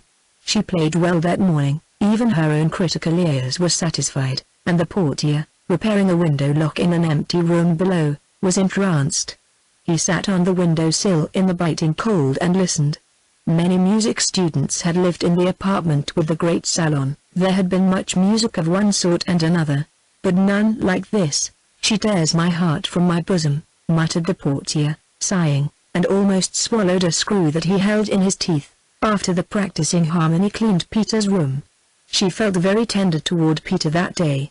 The hurt left by Mrs. Boyer's visit had died away, but there remained a clear vision of Peter standing behind the chair and offering himself humbly in marriage, so that a bad situation might be made better. And as with a man tenderness expresses itself in the giving of gifts, so with a woman it means giving of service. Harmony cleaned Peter's room. It was really rather tidy. Peter's few belongings did not spread to any extent, and years of bachelorhood had taught him the rudiments of order. Harmony took the covers from washstand and dressing table and washed and ironed them. She cleaned Peter's worn brushes and brought a pincushion of her own for his one extra scarpin. Finally she brought her own steamer rug and folded it across the foot of the bed. There was no stove in the room. It had been Harmony's room once, and she knew to the full how cold it could be. Having made all comfortable for the outer man, she prepared for the inner. She was in the kitchen, still with her hair tied up, when Anna came home. Anna was preoccupied.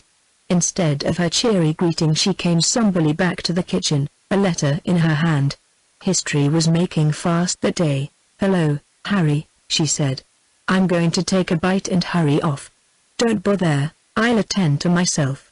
She stuffed the letter in her belt and got a plate from a shelf. "How pretty you look with your head tied up. If stupid Peter saw you now he would fall in love with you. Then I shall take it off. Peter must be saved." Anna sat down at the tiny table and drank her tea. She felt rather better after the tea.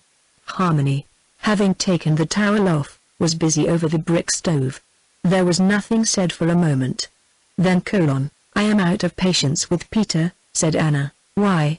"Because he hasn't fallen in love with you." "Where are his eyes?" "Please, Anna, it's better as it is, no doubt, for both of you. But it's superhuman of Peter. I wonder." "Yes, I think I'll not tell you what I wonder," and Harmony, rather afraid of Anna's frank speech, did not insist. As she drank her tea and made a pretense at eating, Anna's thoughts wandered from Peter to Harmony to the letter in her belt and back again to Peter and Harmony.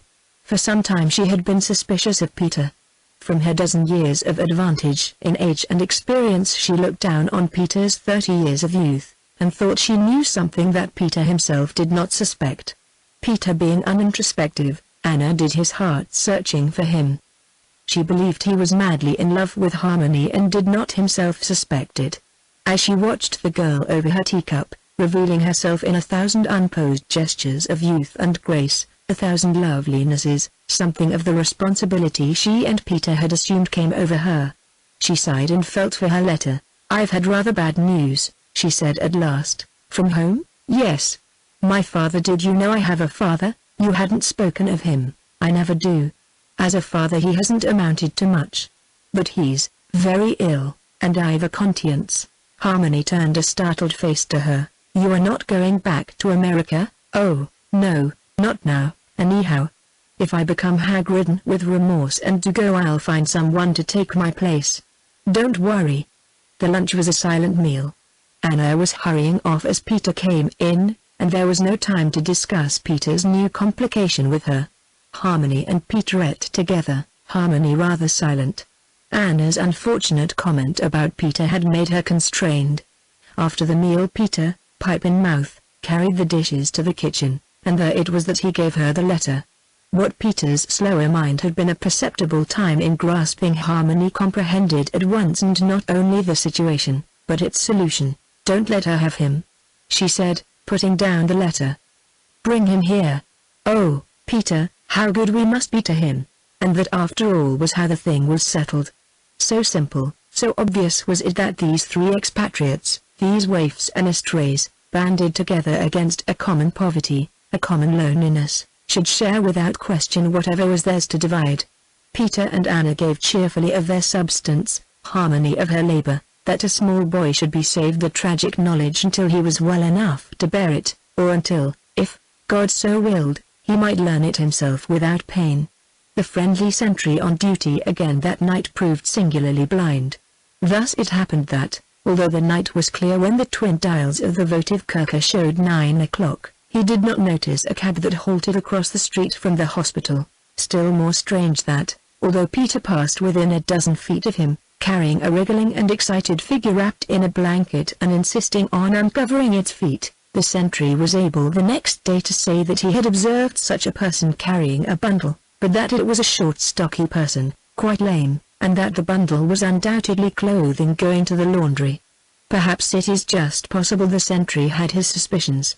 It is undeniable that as Jimmy in the cab on Peter's knee, with Peter's arm close about him, looked back at the hospital, the sentry was going through the manual of arms very solemnly under the stars and facing toward the carriage. Chapter 14. For 2 days at Semmering it rained.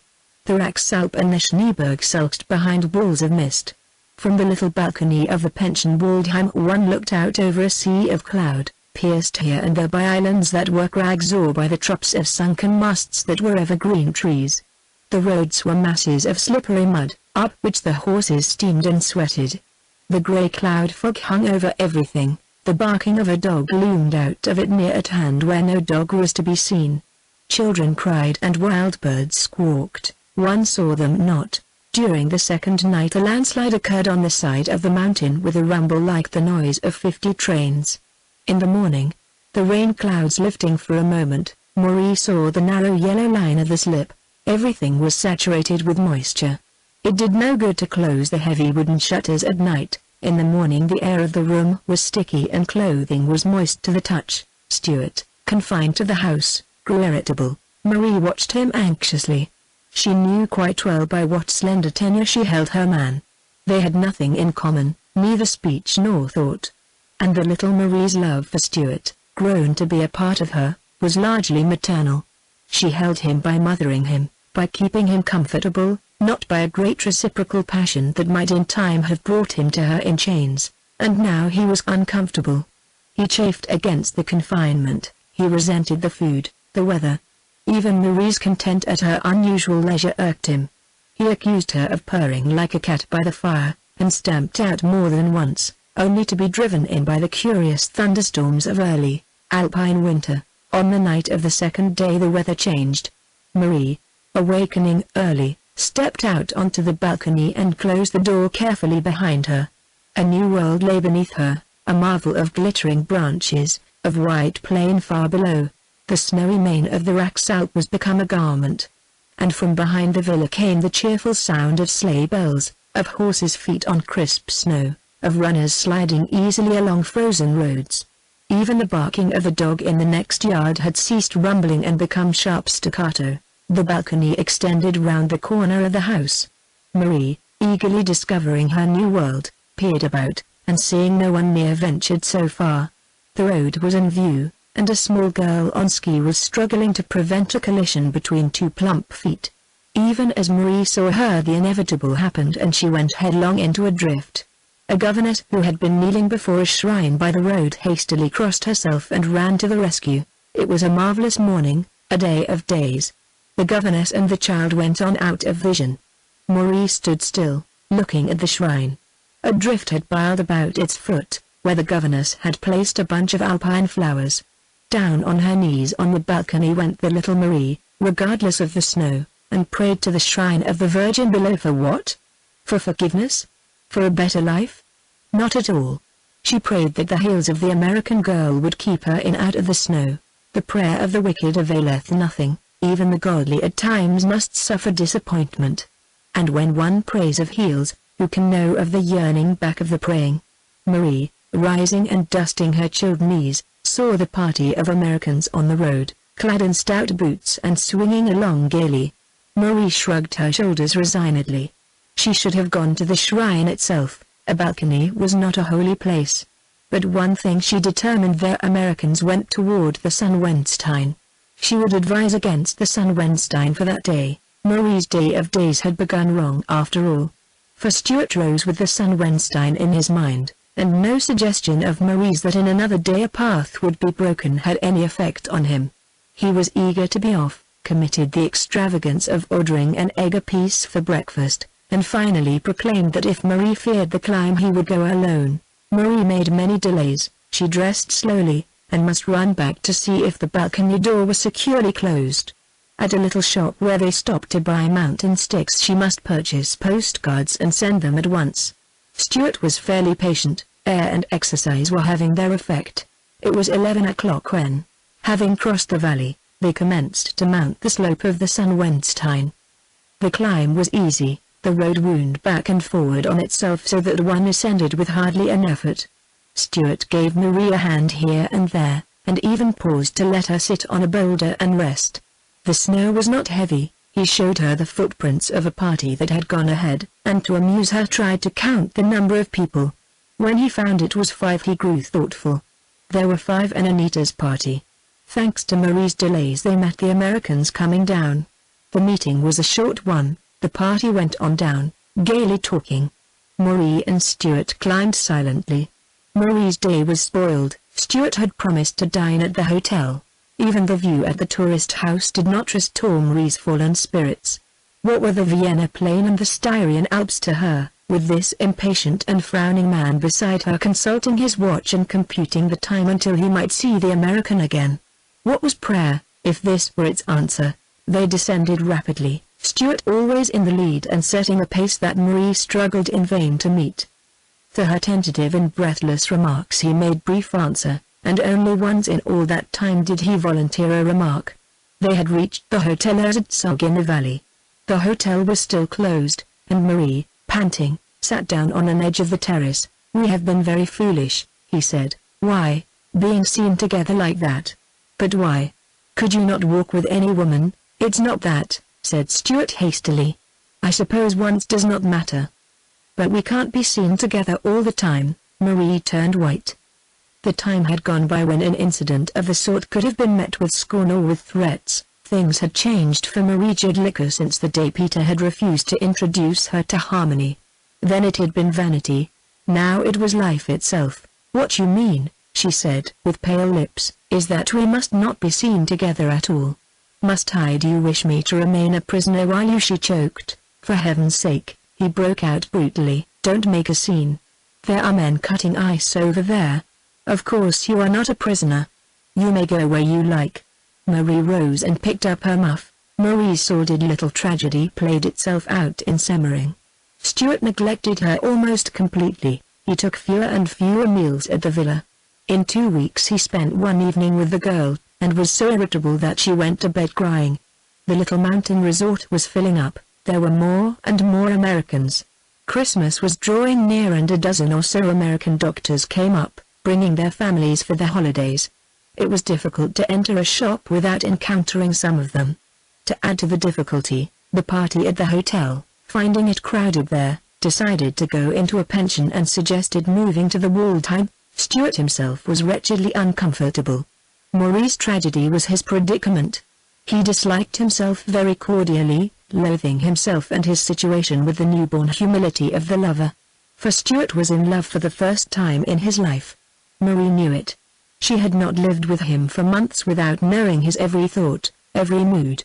She grew bitter and hard those days, sitting alone by the green stove in the pension Waldheim, or leaning, elbows on the rail, looking from the balcony over the valley far below.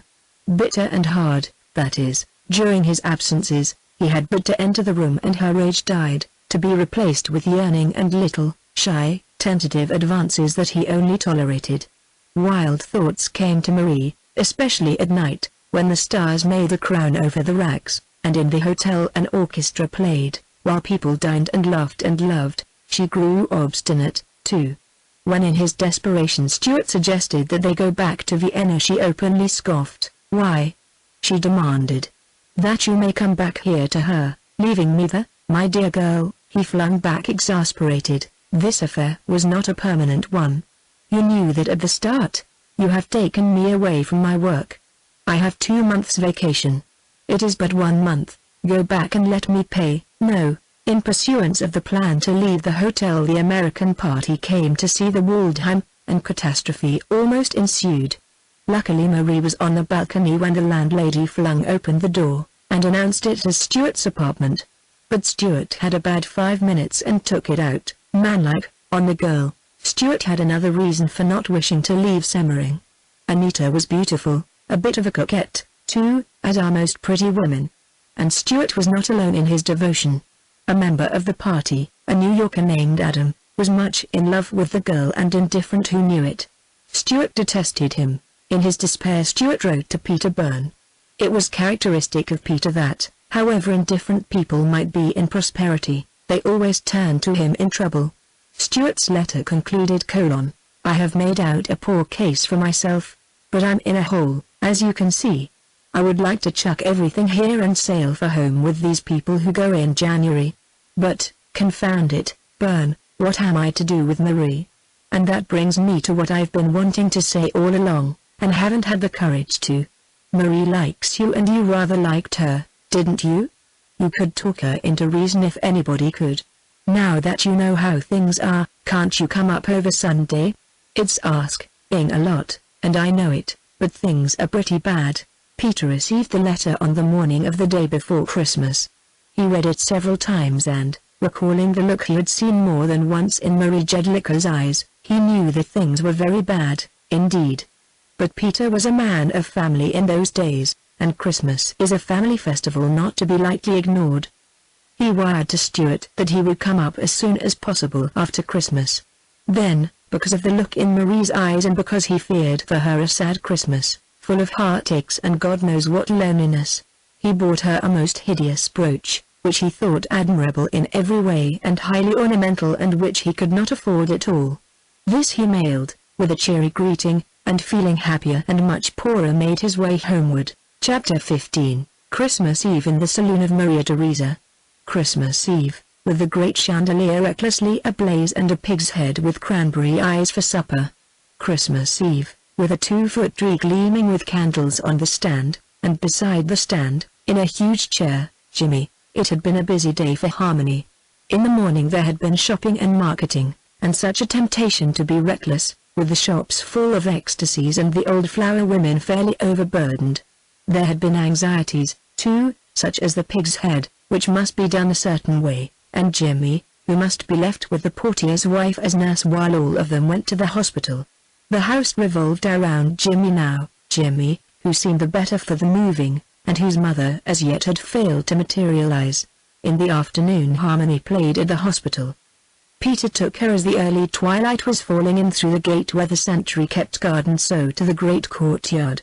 In this grim playground men wandered about, smoking their daily allowance of tobacco and moving to keep warm, offscourings of the barracks, derelicts of the slums, with here and there an honest citizen lamenting a Christmas away from home. The hospital was always pathetic to Harmony. On this Christmas Eve she found it harrowing. Its very size shocked her, that there should be so much suffering, so much that was appalling, frightful, insupportable. Peter felt her quiver under his hand. A hospital in festivity is very affecting. It smiles through its tears. And in every assemblage there are sharply defined lines of difference. There are those who are going home soon, God willing. There are those who will go home sometime after long days and longer nights. And there are those who will never go home and who know it. And because of this the ones who are never going home are most festively clad, as if, by way of compensation, the nurses mean to give them all future Christmases in one.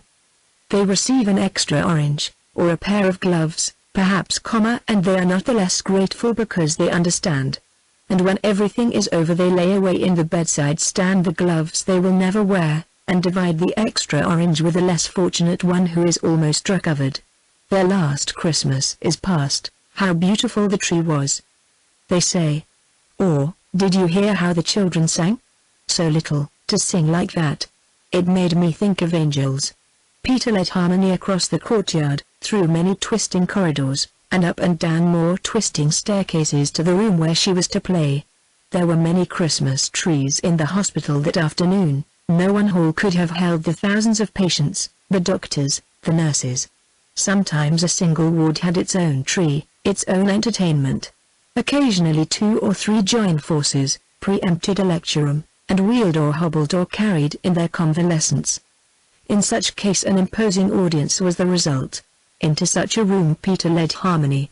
It was an amphitheater, the seats rising in tiers, half circle above half circle, to the dusk of the roof. In the pit stood the tree, candle-lighted. There was no other illumination in the room.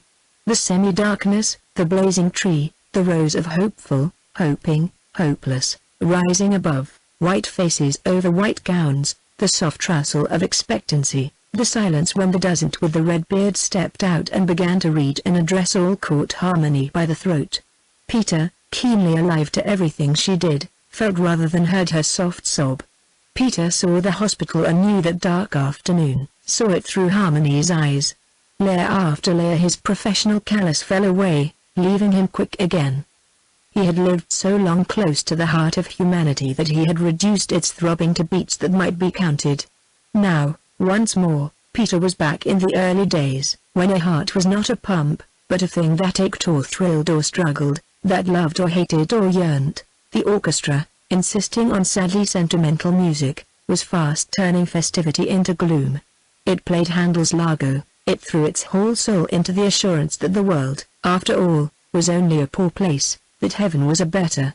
It preached resignation with every deep vibration of the cello. Harmony fidgeted. How terrible. She whispered. To turn their Christmas Eve into mourning. Stop them. Stop a German orchestra? They are crying, some of them. Oh, Peter. The music came to an end at last. Tears were dried. Followed recitations, gifts, a speech of thanks from Nurse Elizabeth for the patients. Then Harmony. Harmony never remembered afterward what she had played. It was joyous, she knew, for the whole atmosphere changed. Laughter came, even the candles burned more cheerfully. When she had finished, a student in a white coat asked her to play a German Volksspiel, and roared it out to her accompaniment with much vigor and humor. The audience joined in, at first timidly, then lustily. Harmony stood alone by the tree, violin poised, smiling at the applause. Her eyes, running along the dim amphitheater, sought Peter's, and finding them dwelt there a moment. Then she began to play softly, and as softly the others sang, Stinacht, Heilige Nacht. They sang, with upturned eyes, Als schläft, einsam walked. Visions came to Peter that afternoon in the darkness, visions in which his poverty was forgotten or mattered not at all. Visions of a Christmas Eve in a home that he had earned, of a tree, of a girl-woman, of a still and holy night, of a child. Nur das Trot, Hoch heilig Paholden Abim Lockage Harschlif in Himmelsruhe, Schlif in Himmelsruhe, they sang. There was real festivity at the old lodge of Maria Theresa that night. Jimmy had taken his full place in the household.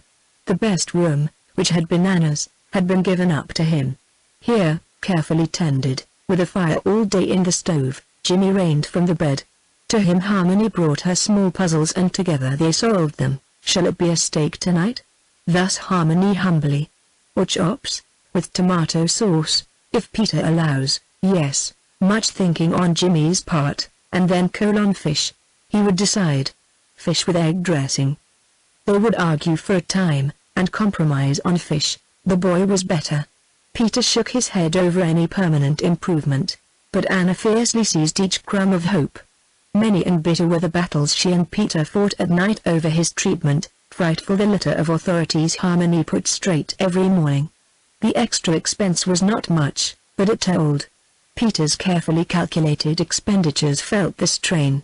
He gave up a course in X-ray on which he had set his heart and cut off his hour in the coffeehouse as a luxury. There was no hardship about the latter enunciation. Life for Peter was spelling itself very much in terms of Harmony and Jimmy those days. He resented anything that took him from them. There were anxieties of a different sort also. Anna's father was failing. He had written her a feeble, half-senile appeal to let bygones be bygones and come back to see him before he died. Anna was Peter's great prop. What would he do should she decide to go home? He had built his house on the sand, indeed, so far the threatened danger of a mother to Jimmy had not materialized. Peter was puzzled, but satisfied. He still wrote letters of marvelous adventure, Jimmy still watched for them, listened breathless, treasured them under his pillow. But he spoke less of his father. The open page of his childish mind was being written over with new impressions. Dad was already a memory, Peter and Harmony and Anna were realities. Sometimes he called Peter Dad. At those times Peter called the boy to him in an agony of tenderness, and as the little apartment revolved round Jimmy, so was this Christmas Eve given up to him. All day he had stayed in bed for the privilege of an extra hour propped up among pillows in the salon. All day he had strung little red berries that looked like cranberries for the tree, or fastened threads to the tiny cakes that were for trimming only, and sternly forbidden to eat. A marvelous day that for Jimmy. Late in the afternoon the portier, with a collar on, had mounted the stairs and sheepishly presented him with a pair of white mice in a wooden cage. Jimmy was thrilled. The cage was on his knees all evening, and one of the mice was clearly ill of a cake with pink icing. The portier's gift was a stealthy one, while his wife was having coffee with her cousin, the brushmaker. But the spirit of Christmas does strange things. That very evening, while the portier was roistering in a beer hall preparatory to the midnight mass, came the portier's wife, puffing from the stairs, and brought a puzzle book that only the initiated could open, and when one succeeded at last there was a picture of the Christ child within. Young McLean came to call that evening, came to call and remained to worship. It was the first time since Mrs. Boyle that a visitor had come. McLean, interested with everything and palpably not shocked, was a comforting caller. He seemed to Harmony, who had had bad moments since the day of Mrs. Boyer's visit, to put the hallmark of respectability on the household, to restore it to something it had lost or had never had. She was quite unconscious of McLean's admiration. She and Anna put Jimmy to bed. The tree candles were burned out. Peter was extinguishing the dying remnants when Harmony came back. McLean was at the piano, thrumming softly.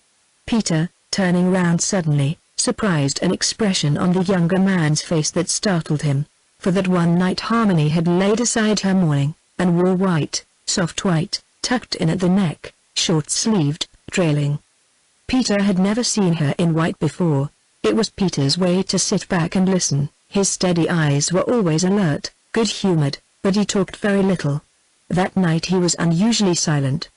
He sat in the shadow away from the lamp and watched the two at the piano, McLean playing a bit of this or that, the girl bending over a string of her violin. Anna came in and sat down near him. "The boy is quite fascinated," she whispered.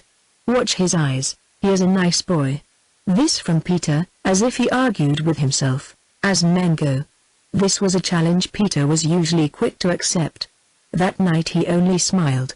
It would be a good thing for her. His people are wealthy. Money, always money. Peter ground his teeth over his pipe stem. Eminently it would be a good thing for Harmony, this nice boy in his well-made evening clothes, who spoke Harmony's own language of music, who was almost speechless over her playing, and who looked up at her with eyes in which admiration was not unmixed with adoration. Peter was restless. As the music went on he tiptoed out of the room and took to pacing up and down the little corridor. Each time as he passed the door he tried not to glance in. Each time he paused involuntarily. Jealousy had her will of him that night, jealousy, when he had never acknowledged even to himself how much the girl was to him. Jimmy was restless. Usually Harmony's music put him to sleep, but that night he lay awake, even after Peter had closed all the doors. Peter came in and sat with him in the dark, going over now and then to cover him, or to give him a drink, or to pick up the cage of mice which Jimmy insisted on having beside him and which constantly slipped off onto the floor. After a time Peter lighted the nightlight, a bit of wick on a cork floating in a saucer of lard oil, and set it on the bedside table. Then round it he arranged Jimmy's treasures, the deer antlers, the cage of mice, the box, the wooden sentry. The boy fell asleep.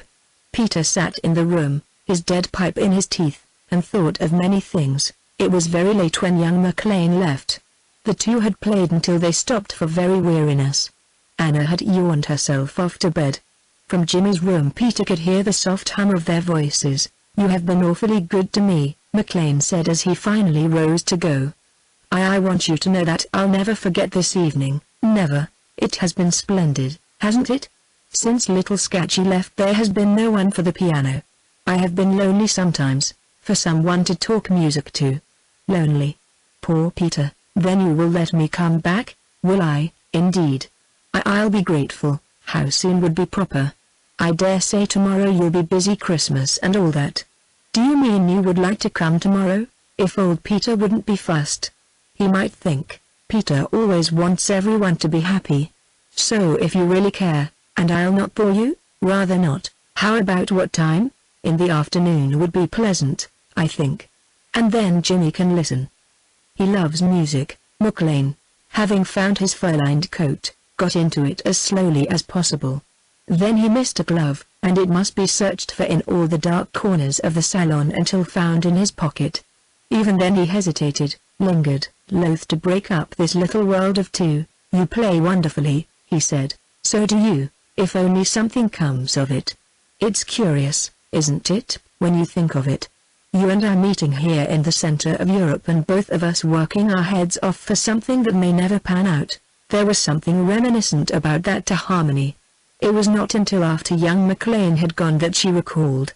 It was almost word for word what Peter had said to her in the coffee house the night they met.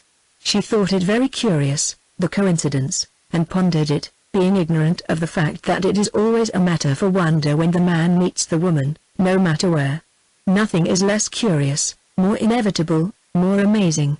You and I, forsooth, said Peter. You and I, cried young McLean. Chapter 16. Quite suddenly Peter's house, built on the sand, collapsed. The shock came on Christmas Day, after young McLean, now frankly infatuated, had been driven home by Peter. Peter did it after his own fashion. Harmony, with unflagging enthusiasm, was looking tired. Suggestions to this effect rolled off McLean's back like rain off a roof. Finally Peter gathered up the fur-lined coat, the velours hat, gloves, and stick, and placed them on the piano in front of the younger man. I'm sorry you must go, said Peter calmly, but, as you say, Miss Wells is tired and there is supper to be eaten. Don't let me hurry you. The portier was at the door as McLean, laughing and protesting, went out. He brought a cablegram for Anna. Peter took it to her door and waited uneasily while she read it. It was an urgent summons home. The old father was very low. He was calling for her, and a few days or week would see the end. There were things that must be looked after. The need of her was imperative. With the death the old man's pension would cease and Anna was the breadwinner. Anna held the paper out to Peter and sat down. Her nervous strength seemed to have deserted her. All at once she was a stricken, elderly woman, with hope wiped out of her face and something nearer resentment than grief in its place. It has come, Peter, she said dully. I always knew it couldn't last. They've always hung about my neck, and now, do you think you must go? Isn't there some way? If things are so bad you could hardly get there in time, and you must think of yourself a little, Anna. I am not thinking of anything else. Peter, I'm an uncommonly selfish woman, but quite without warning she burst out crying, unlovely, audible weeping that shook her narrow shoulders. Harmony heard the sound and joined them. After a look at Anna she sat down beside her and put a white arm over her shoulders. She did not try to speak. Anna's noisy grief subsided as suddenly as it came. She patted Harmony's hand in mute acknowledgement and dried her eyes. I'm not grieving, child, she said. I'm only realizing what a selfish old maid I am. I'm crying because I'm a disappointment to myself. Harry, I'm going back to America, and that, after hours of discussion, was where they ended. Annie must go at once. Peter must keep the apartment, having Jimmy to look after and to hide. What was a frightful dilemma to him and to Harmony Anna took rather lightly. You'll find someone else to take my place, she said. If I had a day I could find a dozen. And in the interval? Harmony asked, without looking at Peter. The interval? Tut. Peter is your brother, to all intents and purposes. And if you are thinking of scandalmongers, who'll know? Having determined to go, no arguments moved Anna, nor could either of the two think of anything to urge beyond a situation she refused to see, or rather a situation she refused to acknowledge. She was not as comfortable as she pretended. During all that long night, while snow sifted down into the ugly yard and made it beautiful, while Jimmy slept and the white mice played, while Harmony tossed and tried to sleep and Peter sat in his cold room and smoked his pipe, Anna packed her untidy belongings and added a name now and then to a list that was meant for Peter, a list of possible substitutes for herself in the little household. She left early the next morning, a grim little person who bent over the sleeping boy hungrily, and insisted on carrying her own bag down the stairs. Harmony did not go to the station, but stayed at home, pale and silent, hovering around against Jimmy's awakening and struggling against a feeling of panic. Not that she feared Peter or herself, but she was conventional. Shielded girls are accustomed to lean for a certain support on the proprieties, as bridge players depend on rules. Peter came back to breakfast, but ate little. Harmony did not even sit down, but drank her cup of coffee standing, looking down at the snow below. Jimmy still slept. "Won't you sit down?" said Peter. "I'm not hungry, thank you. You can sit down without eating." Peter was nervous. To cover his uneasiness, he was distinctly gruff. He pulled a chair out for her and she sat down. Now that they were face to face, the tension was lessened. Peter laid Anna's list on the table between them and bent over it toward her. "You are hurting me very much, Harry," he said. "Do you know why?" I am only sorry about Anna. I miss her. I was fond of her, so was I. But that isn't it, Harry. It's something else. I'm uncomfortable, Peter, so am I. I'm sorry you don't trust me. For that's it, not at all. But, Peter, what will people say? A great deal, if they know. Who is to know? How many people know about us? A handful, at the most, McLean and Mrs. Boyer and one or two others. Of course I can go away until we get someone to take Anna's place, but you'd be here, alone at night, and if the youngster had an attack, oh, no, don't leave him, it's holiday time. There are no clinics until next week. If you'll put up with me, put up with you, when it is your apartment I use, your food I eat." She almost choked. "Peter, I must talk about money, I'm coming to that. Don't you suppose you more than earn everything?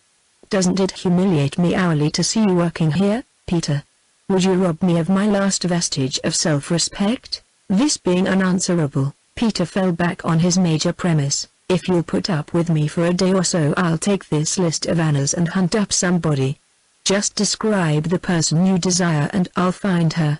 He assumed a certainty he was far from feeling, but it reassured the girl. "A woman, of course, and not young, wrote Peter. "Fat?" Harmony recalled Mrs. Boyer's ample figure and shook her head. "Not too stout. And agreeable. That's most important." "Agreeable," wrote Peter. Although Anna was hardly agreeable, in the strict sense of the word, was she? She was interesting, and human, wrote Peter. "Wanted, a woman, not young, not too stout, agreeable and human. Shall I advertise?" The strain was quite gone by that time. Harmony was smiling. Jimmy, waking, called for food, and the morning of the first day was underway. Peter was well content that morning, in spite of an undercurrent of uneasiness. Before this Anna had shared his proprietorship with him. Now the little household was his. His vicarious domesticity pleased him. He strutted about, taking a new view of his domain. He tightened a doorknob and fastened a noisy window. He inspected the coal supply and grumbled over its quality. He filled the copper kettle on the stove, carried in the water for Jimmy's morning bath, cleaned the mouse cage. He even insisted on peeling the little German potatoes, until Harmony cried aloud at his wastefulness and took the knife from him. And afterward, while Harmony in the sick room read aloud and Jimmy put a wooden sentry into the cage to keep order, he got out his books and tried to study. But he did little work. His book lay on his knee, his pipe died beside him. The strangeness of the situation came over him, sitting there, and left him rather frightened. He tried to see it from the viewpoint of an outsider, and found himself incredulous and doubting. McLean would resent the situation. Even the portier was a person to reckon with. The skepticism of the American colony was a thing to fear and avoid, and over all hung the incessant worry about money. He could just manage alone. He could not, by any method he knew of, stretch his resources to cover a separate arrangement for himself. But he had undertaken to shield a girl, woman and a child, and shield them he would and could. Brave thoughts were Peter's that snowy morning in the great salon of Maria Theresa, with the cat of the portier purring before the fire. Brave thoughts, cool reason, with Harmony practicing scales very softly while Jimmy slept, and with Anna speeding through a white world, to the accompaniment of bitter meditation. Peter had meant to go to Semmering that day, but even the urgency of Marie's need faded before his own situation. He wired Stuart that he would come as soon as he could, and immediately after lunch departed for the club, Anna's list in his pocket, Harmony's requirements in mind. He paused at Jimmy's door on his way out. "What shall it be today?" he inquired. "A postcard or a crayon? I wish I could have a dog." "We'll have a dog when you are better and can take him walking." "Wait until spring, son. Some more mice? You will have them but not today." "What holiday comes next?" "New Year's Day." "Suppose I bring you a New Year's card?" "That's right," agreed Jimmy. "One I can send to Dad." "Do you think he will come back this year?" Wistfully, Peter dropped on his baggy knees beside the bed and drew the little wasted figure to him. "I think you'll surely see him this year, old man," he said huskily. Peter walked to the doctor's club. On the way he happened on little Georgiev, the Bulgarian, and they went on together. Peter managed to make out that Georgiev was studying English, and that he desired to know the state of health and the abode of the Fräulein Wells. Peter evaded the latter by the simple expedient of pretending not to understand. The little Bulgarian watched him earnestly, his smoldering eyes not without suspicion. There had been much talk in the pension Schwartz about the departure together of the three Americans. The Jew from Galicia still raved over Harmony's beauty. Georgiev rather hoped, by staying by Peter, to be led toward his star. But Peter left him at the doctor's club, still amiable, but absolutely obtuse to the question nearest the little spy's heart. The club was almost deserted. The holidays had taken many of the members out of town. Other men were taking advantage of the vacation to see the city, or to make acquaintance again with families they had hardly seen during the busy weeks before Christmas. The room at the top of the stairs where the wives of the members were apartment to meet for chocolate and to exchange the addresses of dressmakers was empty. In the reading room he found McLean. Although not a member, McLean was a sort of honorary habitué, being allowed the privilege of the club in exchange for a dependable willingness to play at entertainments of all sorts. It was in Peter's mind to enlist McLean's assistance in his difficulties. McLean knew a good many people. He was popular, good-looking, and in a colony where, unlike London and Paris, the great majority were people of moderate means, he was conspicuously well off. But he was also much younger than Peter and intolerant with the insolence of youth. Peter was thinking hard as he took off his overcoat and ordered beer. The boy was in love with Harmony already. Peter had seen that, as he saw many things. How far his love might carry him, Peter had no idea. It seemed to him, as he sat across the reading table and studied him over his magazine, that McLean would resent bitterly the girl's position, and that when he learned it a crisis might be precipitated. One of three things might happen. He might bend all his energies to second Peter's effort to fill Anna's place, to find the right person. He might suggest taking Anna's place himself, and insist that his presence in the apartment would be as justifiable as Peter's, or he might do at once the thing Peter felt he would do eventually, cut the knot of the difficulty by asking Harmony to marry him. Peter, greeting him pleasantly, decided not to tell him anything, to keep him away if possible until the thing was straightened out, and to wait for an hour at the club in the hope that a solution might stroll in for chocolate and gossip. In any event, explanation to McLean would have required justification. Peter disliked the idea. He could humble himself, if necessary, to a woman. He could admit his asininity in assuming the responsibility of Jimmy, for instance, and any woman worthy of the name, or worthy of living in the house with Harmony, would understand. But McLean was young, intolerant. He was more than that, though Peter, concealing from himself just what Harmony meant to him, would not have admitted a rival for what he had never claimed. But a rival the boy was. Peter, calmly reading a magazine and drinking his Munich beer, was in the grip of the fiercest jealousy. He turned pages automatically, to recall nothing of what he had read. McLean, sitting across from him, watched him surreptitiously. Big Peter, aggressively masculine, heavy of shoulder, direct of speech and eye, was to him the embodiment of all that a woman should desire in a man. He, too, was jealous, but humbly so. Unlike Peter, he knew his situation, was young enough to glory in it. Shameless love is always young, with years comes discretion. perhaps loss of confidence. The Crusaders were youths, pursuing an idea to the ends of the earth and flaunting a lady's guerdon from spear or saddle bow. The older men among them tucked the handkerchief or bit of a gauntleted glove under jerkin and armor near the heart, and flung to the air the guerdon of some light o' love. Maclean would have shouted Harmony's name from the housetops. Peter did not acknowledge even to himself that he was in love with her. It occurred to Maclean after a time that Peter being in the club, and Harmony being in all probability at home, it might be possible to see her alone for a few minutes. He had not intended to go back to the house in the Siebenstrasse so soon after being peremptorily put out. He had come to the club with the intention of clenching his resolution with a game of cribbage. But fate was playing into his hands. There was no cribbage play around, and Peter himself sat across deeply immersed in a magazine. Maclean rose, not stealthily, but without unnecessary noise. So far so good. Peter turned a page and went on reading. Maclean sauntered to a window, hands in pockets. He even whistled a trifle, under his breath, to prove how very casual were his intentions. Still whistling, he moved toward the door. Peter turned another page, which was curiously soon to have read 2 columns of small type without illustrations. Once out in the hall, Maclean's movements gained aim and precision. He got his coat, hat and stick, flung the first over his arm and the second on his head, and going out? Asked Peter calmly. Yes, nothing to do here. I've read all the infernal old magazines until I'm sick of them.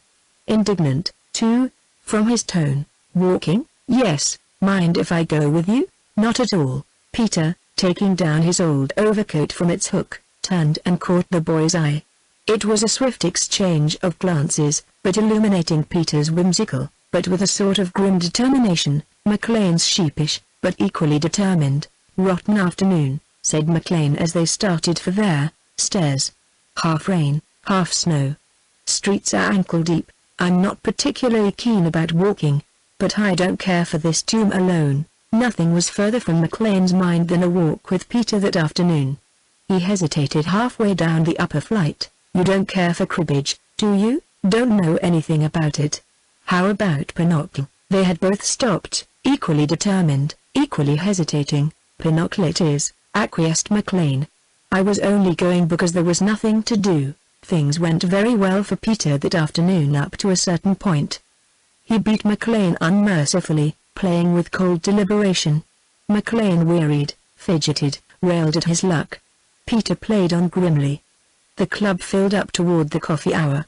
2 or 3 women, wives of members, a young girl to whom Maclean had been rather attentive before he met Harmony and who bridled at the abstracted bow he gave her. And, finally, when Hopin, Peter was dead, one of the women on Anna's list. Peter, laying down pairs and the marking up score, went over Harmony's requirements. Dr. Jennings seemed to fit them all, a woman, not young, not too stout, agreeable and human. She was a large, almost bovinely placid person, not at all reminiscent of Anna. She was neat where Anna had been disorderly, well-dressed and breezy against Anna's dowdiness and sharpness. Peter, having totaled the score, rose and looked down at Maclean. You're a nice lad, he said, smiling. Sometime I shall teach you the game. How about a lesson tonight in 7 Star Street? Tonight? Why, I'm sorry. We have an engagement for tonight. The "we" was deliberate and cruel. Maclean writhed. Also the statement was false. But the boy was spared that knowledge for the moment. Things went well. Dr. Jennings was badly off for quarters. She would make a change if she could better herself. Peter drew her off to a corner and stated his case. She listened attentively, albeit not without disapproval. She frankly discredited the altruism of Peter's motives when he told her about Harmony. But as the recital went on she found herself rather touched. The story of Jimmy appealed to her. She scolded and lauded Peter in one breath, and what was more to the point, she promised to visit the house in their Siebenstrasse the next day. So Anna Gates has gone home. She reflected. When? This morning. Then the girl is there alone? Yes. She is very young and inexperienced, and the boy it's myocarditis. She's afraid to be left with him.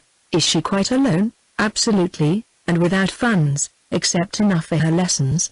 Our arrangement was that she should keep the house going, that was her share. Dr. Jennings was impressed. It was impossible to talk to Peter and not believe him. Woman trusted Peter always. You've been very foolish, Dr. Byrne, she said as she rose, but you've been disinterested enough to upset that and to put some of us to shame. Tomorrow at 3, if it suits you. You, said the seamstress. Peter went home exultant. Chapter 17. Christmas Day had had a softening effect on Mrs. Boyer. It had opened badly. It was the first Christmas she had spent away from her children, and there had been little of the holiday spirit in her attitude as she prepared the Christmas breakfast. After that, however, things happened. In the first place, under her plate she had found a frivolous chain and pendant which she had admired. And when her eyes filled up, as they did whenever she was emotionally moved, the doctor had come round the table and put both his arms about her. Too young for you? Not a bit, he said heartily. You're better looking than you ever were, Jenny, and if you weren't you're the only woman for me, anyhow. Don't you think I realize what this exile means to you and that you're doing it for me? I don't mind it. Yes, you do. Tonight we'll go out and make a night of it, shall we? Supper at the Grand, the theatre, and then there, Tabarin, eh? She loosened herself from his arms. What shall I wear? Those horrible things the children bought me. Throw them away. They're not worn at all. Throw them out. Get rid of the things the children got you. Go out tomorrow and buy something you like. Not that I don't like you in anything or without, Frank. Be happy, that's the thing. It's the first Christmas without the family, and I miss them too. But we're together, dear, that's the big thing. Merry Christmas. An auspicious opening, that, to Christmas Day. And they had carried out the program as outlined. Mrs. Boyer had enjoyed it, albeit a bit horrified at the Christmas gaiety at the Tabarin. The next morning, however, she awakened with a keen reaction. Her head ached. She had a sense of taint over her. She was virtue rampant again, as on the day she had first visited the old lodge in the Seapenstone. It is hardly astonishing that by association of ideas harmony came into her mind again, a brand that might even yet be snatched from the burning. She had been a bit hasty before, she admitted to herself. There was a woman doctor named Gates, although her address at the club was given as Pension Schwartz. She determined to do her shopping early and then to visit the house in the Seapenstone. She was not a hard woman, for all her inflexible morality, and more than once she had had an uneasy memory of Harmony's bewildered, almost stricken face the afternoon of her visit. She had been a watchful mother over a not particularly handsome family of daughters. This lovely young girl needed mothering and she had refused it. She would go back, and if she found she had been wrong and the girl was deserving and honest, she would see what could be done. The day was wretched. The snow had turned to rain. Mrs. Boyer, shopping, dragged wet skirts and damp feet from store to store. She found nothing that she cared for after all. The garments that looked chic in the windows or on mannequins in the shops, were absurd on her. Her insistent bosom bulged, straight lines became curves or tortuous zigzags, plackets escaped, collars choked her or shocked her by their absence. In the mirror of Marie Jedlicka, clad in familiar garments that had accommodated themselves to the idiosyncrasies of her figure, Mrs. Boyer was a plump, rather comely matron. Here before the plate glass of the modist, under the glare of 100 lights, side by side with a slim Austrian girl who looked like a willow wand, Mrs. Boyer was grotesque, ridiculous, monstrous. She shuddered. She almost wept. It was bad preparation for a visit to the Seapenstone. Mrs. Boyer, finding her vanity gone, convinced that she was an absurdity physically, fell back for comfort on her soul. She had been a good wife and mother, she was chaste, righteous. God had been cruel to her in the flesh, but he had given her the spirit. Madam wishes not the gown? It is beautiful, see the embroidery. And the neck may be filled with chiffon. Young woman, she said grimly, I see the embroidery, and the neck may be filled with chiffon, but not for me. And when you have had 5 children, you will not buy clothes like that either. All the kindliness was gone from the visit to the Seapenstone, only the determination remained. Wounded to the heart of her self-esteem, her pride in tatters, she took her way to the old lodge and climbed the stairs. She found a condition of mild excitement. Jimmy had slept long after his bath. Harmony practiced, cut up a chicken for broth, aired blankets for the chair into which Peter on his return was to lift the boy. She was called to inspect the mouse cage, which, according to Jimmy, had strawberries in it. Far back, he explained. They're in the cotton, Harry, but it was not strawberries. Harmony opened the cage and very tenderly took out the cotton nest. 8 tiny pink baby mice, clean washed by the mother, lay curled in a heap. It was a stupendous moment. The joy of vicarious parentage was Jimmy's. He named them all immediately and demanded food for them. On Harmony's delicate explanation that this was unnecessary, life took on a new meaning for Jimmy. He watched the mother lest she slight one. His responsibility weighed on him. Also his inquiring mind was very busy, but how did they get there? He demanded. God sent them, just as he sends babies of all sorts. Did he send me? Of course, that's a good one on you, Harry. My father found me in a hollow tree. But don't you think God had something to do with it? Jimmy pondered this. I suppose, he reflected, God sent Daddy to find me so that I would be his little boy. You never happened to see any babies when you were out walking, did you, Harry? Not in stumps, but I probably wasn't looking. Jimmy eyed her with sympathy. You may someday. Would you like to have one? Very much, said Harmony, and flushed delightfully. Jimmy was disposed to press the matter, to urge immediate maternity on her. You could lay it here on the bed, he offered, and I'd watch it. When they yell you let 'em suck your finger. I knew a woman once that had a baby and she did that. And it could watch Isabella. Isabella was the mother mouse. And when I'm better I could take it walking. That, said Harmony gravely, is mighty fine of you, Jimmy boy. I'll think about it. She never denied Jimmy anything, so now she temporized. I'll ask Peter. Harmony had a half-hysterical moment. Then, wouldn't it be better, she asked, to keep anything of that sort a secret? And to surprise Peter? The boy loved a secret. He played with it in lieu of other occupation. His uncertain future was sown thick with secrets that would never flower into reality. Thus Peter had shamelessly promised him a visit to the circus when he was able to go, Harmony not to be told until the tickets were bought. Anna had similarly promised to send him from America a pitcher's glove and a baseball bat. To this list of futurities he now added Harmony's baby. Harmony brought in her violin and played softly to him, not to disturb the sleeping mice. She sang, too, a verse that the big soprano had been fond of and that Jimmy loved. Not much of a voice was Harmony's, but sweet and low and very true, as became her violinist's ear. Well, for us all some sweet hope lies deeply buried from human eyes, she sang, her clear eyes luminous, and in the hereafter, angels may roll the stone from its grave away. Mrs. Boyer mounted the stairs. She was in a very bad humor. She had snagged her skirt on a nail in the old gate, and although that very morning she had detested the suit, her round of shopping had again endeared it to her.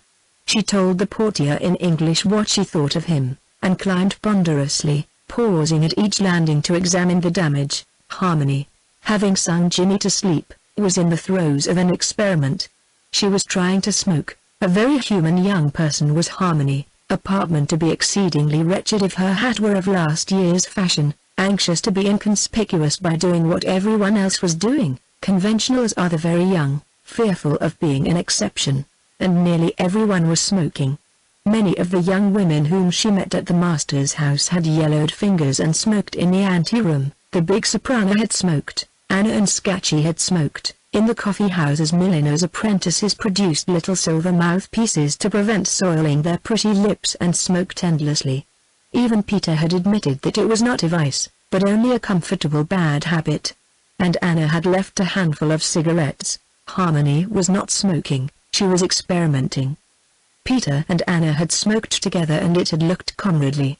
Perhaps, without reasoning it out, Harmony was experimenting toward the end of establishing her relations with Peter still further on friendly and comradely grounds.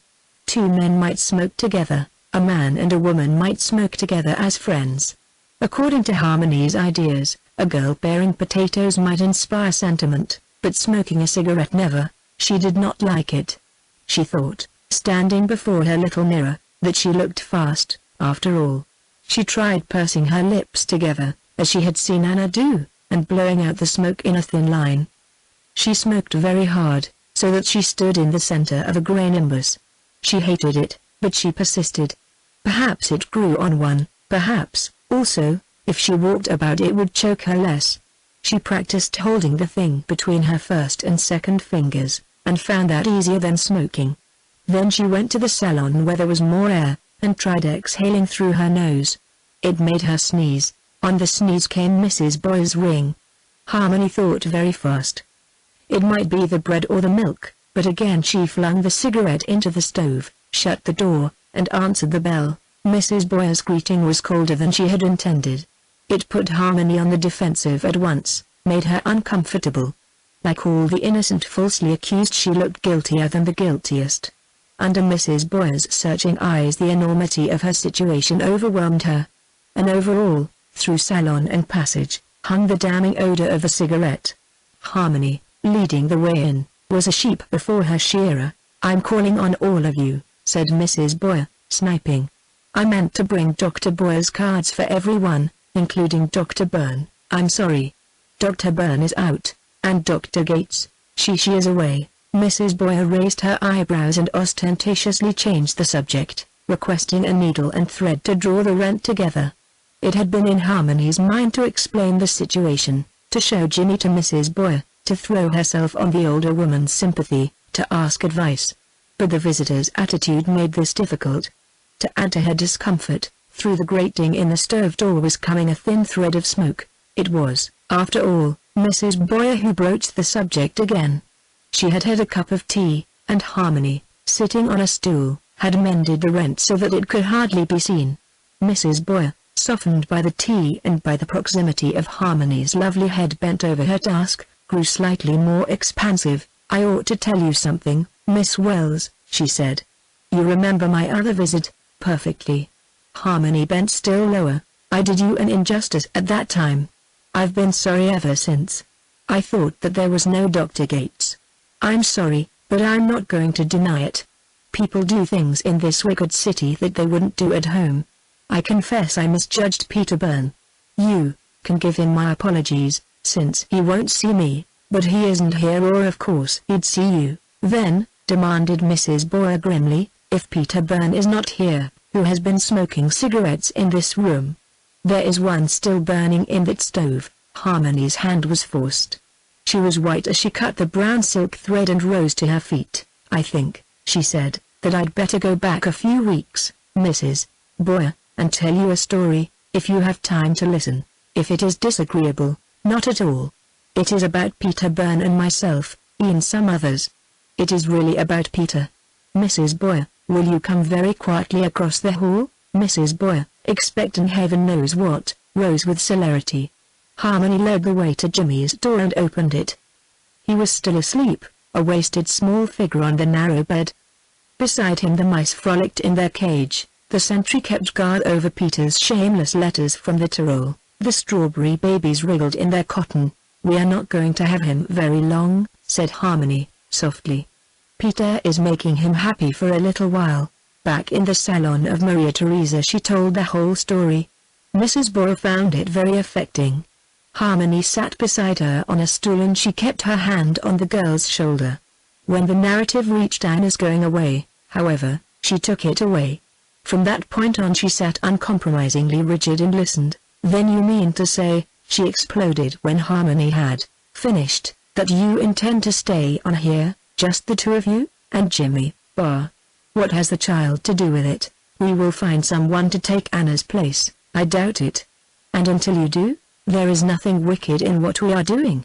Don't you see, Mrs. Boyer, I can't leave the boy. Since Peter is so altruistic, let him hire a nurse." Bad as things were, Harmony smiled. "A nurse?" she said. "Why, do you realize that he is keeping 3 people now on what is starvation for one? Then he's a fool." Mrs. Boyer rose in majesty. "I'm not going to leave you here, I'm sorry.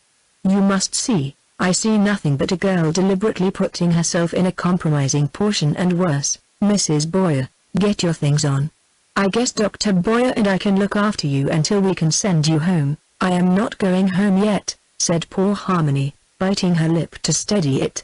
Back and forth waged the battle, Mrs. Boyer assailing, Harmony offering little defense but standing firm on her refusal to go as long as Peter would let her remain.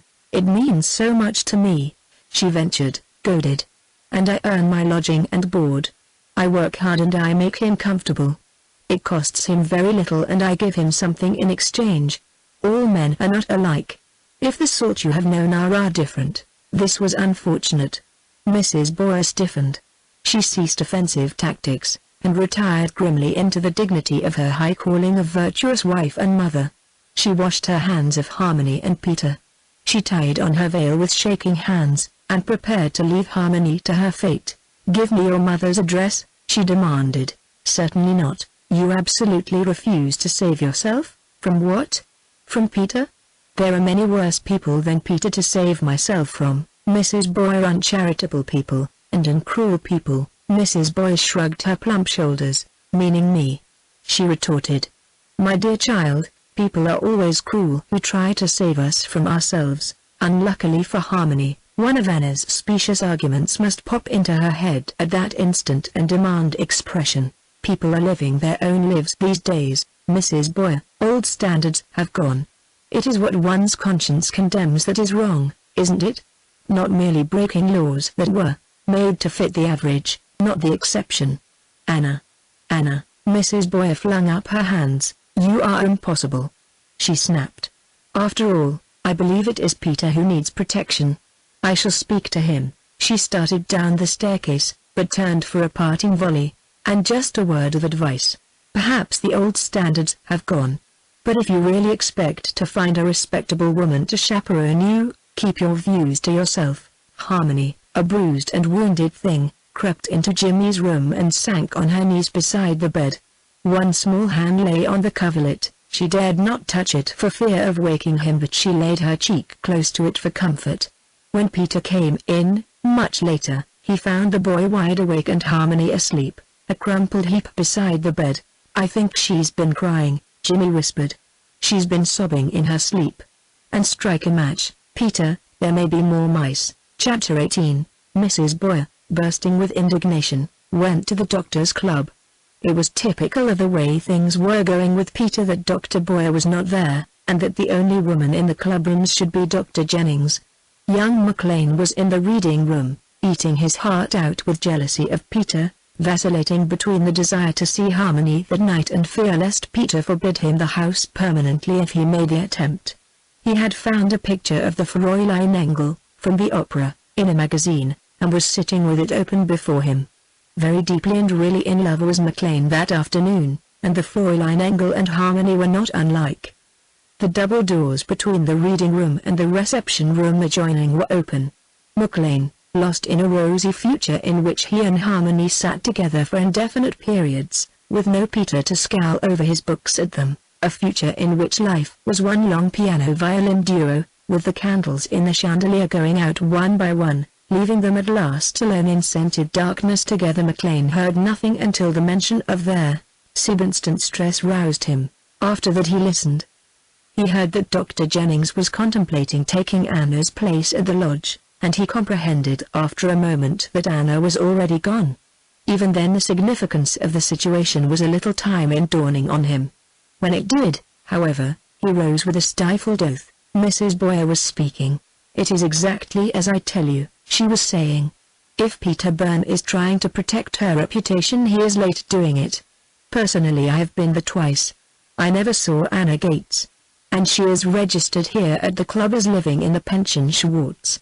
Whatever the facts may be, one thing remains, she is not there now." McLean waited to hear no more. He was beside himself with rage. He found it comfortable at the curb. The driver was asleep inside the carriage. McLean dragged him out by the shoulder and shouted an address to him. The cab bumped along over the rough streets to an accompaniment of protests from its frantic passenger. The boy was white-lipped with wrath and fear.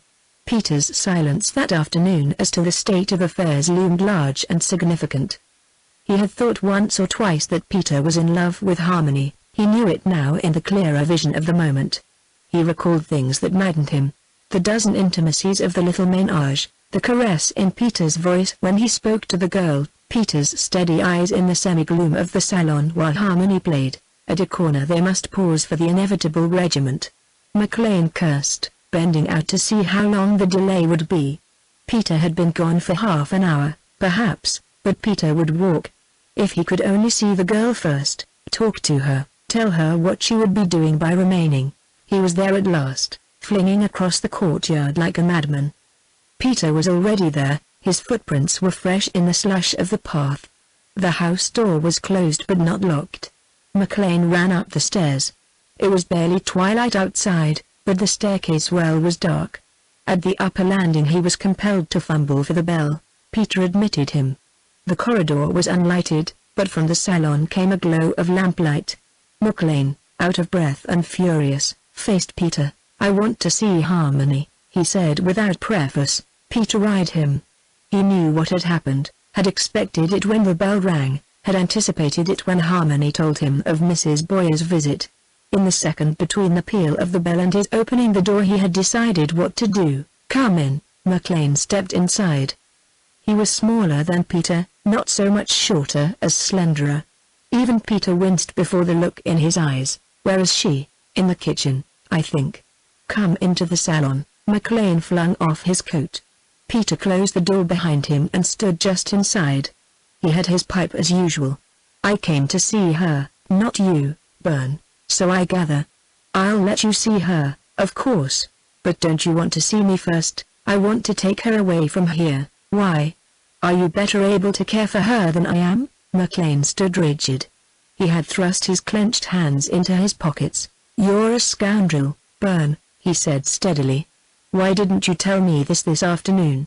"Because I knew if I did you'd do just what you are doing." "Are you going to keep her here?" Peter changed color at the thrust, but he kept himself in hand. "I'm not keeping her here," he said patiently. "I'm doing the best I can under the circumstances." "Then your best is pretty bad, perhaps. If you would try to remember the circumstances." McLean commented that the girl has no place else to go, practically no money. "And that I remember one circumstance, that you are living here alone with her and that you're crazy in love with her. That has nothing to do with you. As long as I treat her bar, will you be good enough to let me finish what I am trying to say? She's safe with me. When I say that I mean it.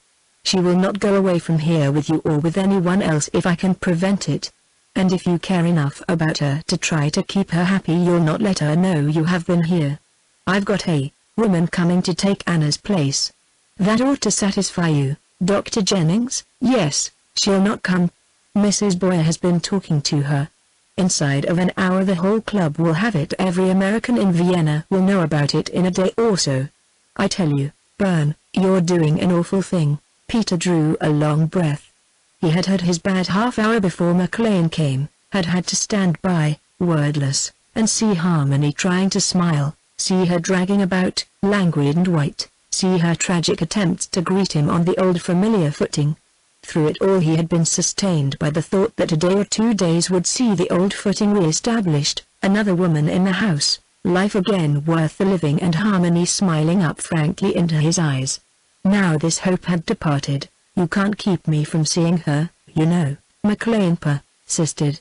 "I've got to put this thing to her. She's got to choose. What alternative have you to suggest?" "I'd marry her if she'd have me." After all Peter had expected that. And, if she cared for the boy wouldn't that be best for her? What had he to offer against that? He couldn't marry. He could only offer her shelter, against everything else. Even then he did not dislike McLean. He was a man, every slender inch of him, this boy musician. Peter's heart sank, but he put down his pipe and turned to the door. "I'll call her," he said. "But, since this concerns me very vitally, I should like to be here while you put the thing to her. After that if you like." He called Harmony. She had given Jimmy his supper and was carrying out a tray that seemed hardly touched. "He won't eat tonight," she said miserably. "Peter, if he stops eating, what can we do? He is so weak." Peter took the tray from her gently. "Harry dear," he said, "I want you to come into the salon. Someone wishes to speak to you." "To me?" "Yes. Harry, do you remember that evening in the kitchen? When do you recall what I promised?" "Yes, Peter, You are sure you know what I mean? Yes, that's all right, then. McLean wants to see you. She hesitated, looking up at him. McLean? You look so grave, Peter. What is it? He will tell you. Nothing alarming. Peter gave McLean a minute alone after all, while he carried the tray to the kitchen. He had no desire to play watchdog over the girl. He told himself savagely, only to keep himself straight with her and to save her from McLean's impetuosity. He even waited in the kitchen to fill and light his pipe. McLean had worked himself into a very fair passion. He was intense, almost theatrical, as he stood with folded arms waiting for Harmony. So entirely did the girl fill his existence that he forgot, or did not care to remember, how short a time he had known her.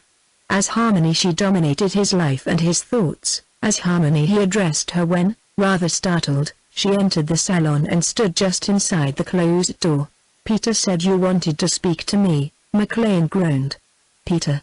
He said. It is always Peter. Look here, Harmony, you cannot stay here. It is only for a few hours. Tomorrow someone is coming. And, anyhow, Peter is going to Semmering. We know it is unusual, but what can we do? Unusual. It's damnable. It's the appearance of the thing, don't you see that? I think it is rather silly to talk of appearance when there is no one to care. And how can I leave? Jimmy needs me all the time. That's another idiocy of Peter's. What does he mean by putting you in this position? I am one of Peter's idiocies. Peter entered on that. He took in the situation with a glance, and Harmony turned to him. But if she had expected Peter to support her, she was disappointed. Whatever decision she was to make must be her own, in Peter's troubled mind.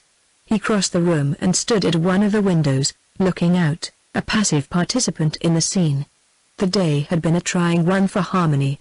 What she chose to consider Peter's defection was a fresh stab.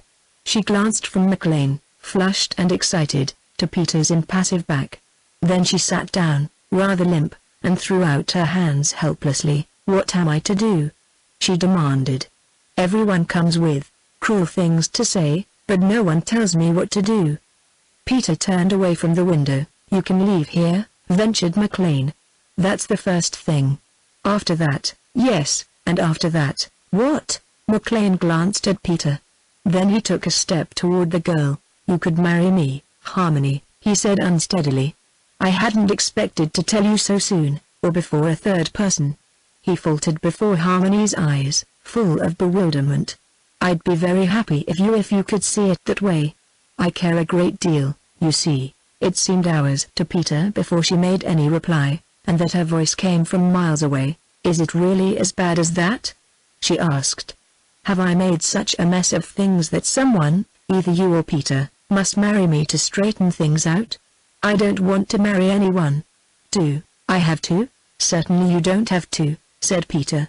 There was relief in his voice, relief and also something of exultation. McLean, you mean well, but marriage isn't the solution. We were getting along all right until our friends stepped in. Let Mrs. Boyle howl all over the colony. There will be one sensible woman somewhere to come and be comfortable here with us. In the interval we'll manage, unless Harmony is afraid. In that case, afraid of what? The two men exchanged glances, McLean helpless, Peter triumphant. I do not care what Mrs. Boyer says, at least not much. And I am not afraid of anything else at all.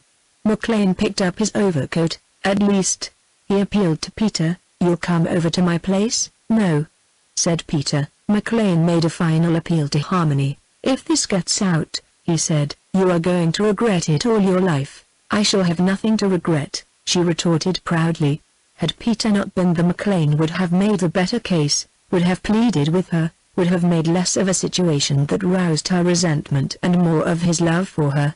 He was very hard hit, very young. He was almost hysterical with rage and helplessness. He wanted to slap her, to take her in his arms. He writhed under the restraint of Peter's steady eyes. He got to the door and turned, furious. Then it's up to you, he flung at Peter. You're old enough to know better, she isn't. And don't look so damned superior. You're human, like the rest of us. And if any harm comes to her, here unexpectedly Peter held out his hand, and after a sheepish moment McLean took it. Good night, old man. said Peter. "And don't be an ass." As was Peter's way, the words meant little, the tone much. McLean knew what in his heart he had known all along, that the girl was safe enough, that all that was to fear was the gossip of scandal lovers. He took Peter's hand, and then going to Harmony stood before her very erect. "I suppose I've said too much, I always do," he said contritely. "But you know the reason. Don't forget the reason, will you?" "I'm only sorry." He bent over and kissed her hand lingeringly. It was a tragic moment for him, poor lad. He turned and went blindly out the door and down the dark stone staircase. It was rather anticlimax, after all that, to have Peter discover he had gone without his hat and toss it down to him a flight below. All the frankness had gone out of the relationship between Harmony and Peter. They made painful efforts at ease, talked during the meal of careful abstractions, such as Jimmy, and Peter's proposed trip to Semmering, avoided each other's eyes, ate little or nothing.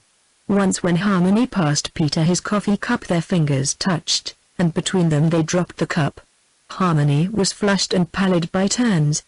Peter wretched and silent. Out of the darkness came one ray of light. Stuart had wired from Semmering, urging Peter to come. He would be away for 2 days. In 2 days much might happen. Dr. Jennings might come or someone else. In 2 days some of the restraint would have worn off. Things would never be the same, but they would be 48 hours better. Peter spent the early part of the evening with Jimmy, reading aloud to him. After the child had dropped asleep, he packed a valise for the next day's journey and counted out into an envelope half of the money he had with him. This he labeled household expenses and set it up on his table, leaning against his collar box. There was no sign of Harmony about. The salon was dark except for the study lamp turned down. Peter was restless. He put on his shabby dressing gown and worn slippers and wandered about. The portier had brought coal to the landing. Peter carried it in. He inspected the medicine bottles on Jimmy's stand and wrote full directions for every emergency he could imagine. Then, finding it still only 9 o'clock, he turned up the lamp in the salon and wrote an exciting letter from Jimmy's father, in which a lost lamb, wandering on the mountainside, had been picked up by an avalanche and carried down into the fold and the arms of the shepherd. And because he stood so, in loco parentis, and because it seemed so inevitable that before long Jimmy would be in the arms of the shepherd, and, of course, because it had been a trying day all through, Peter's lips were none too steady as he folded up the letter. The fire was dead in the stove. Peter put out the salon lamp and closed the shutters. In the warm darkness he put out his hand to feel his way through the room. It touched a little sweater coat of Harmony's, hanging over the back of a chair. Peter picked it up in a very passion of tenderness and held it to him. "Little girl." He choked. "My little girl. God help me." He was rather ashamed, considerably startled. It alarmed him to find that the mere unexpected touch of a familiar garment could rouse such a storm in him. It made him pause. He put down the coat and pulled himself up sharply. McLean was right, he was only human stuff, very poor human stuff. He put the little coat down hastily, only to lift it again gently to his lips. "Good night, dear," he whispered. "Good night, Harmony." Frau Schwartz had had 2 visitors between the hours of coffee and supper that day. The reason of their call proved to be neither rooms nor pension. They came to make inquiries. The Frau Schwartz made this out at last, and sat down on the edge of the bed in the room that had once been Peter's and that still lacked an occupant. Mrs. Boyer had no German, Dr. Jennings very little, and that chiefly medical. There is, however, a sort of code that answers instead of language frequently, when 2 or 3 women of later middle life are gathered together, a code born of mutual understanding, mutual disillusion, mutual distrust, a language of outspread hands, raised eyebrows, portentous shakings of the head. Frau Schwartz, on the edge of Peter's tub-shaped bed, needed no English to convey the fact that Peter was a bad lot, not that she resorted only to the sign language. The women were also wicked, she said. Of a man what does one expect? But of a woman. And the younger one looked her got. She had the eyes of a saint. The little Georgia was mad for her. When the 3 of them left, disgraced, as one may say, he came to me. He threatened me.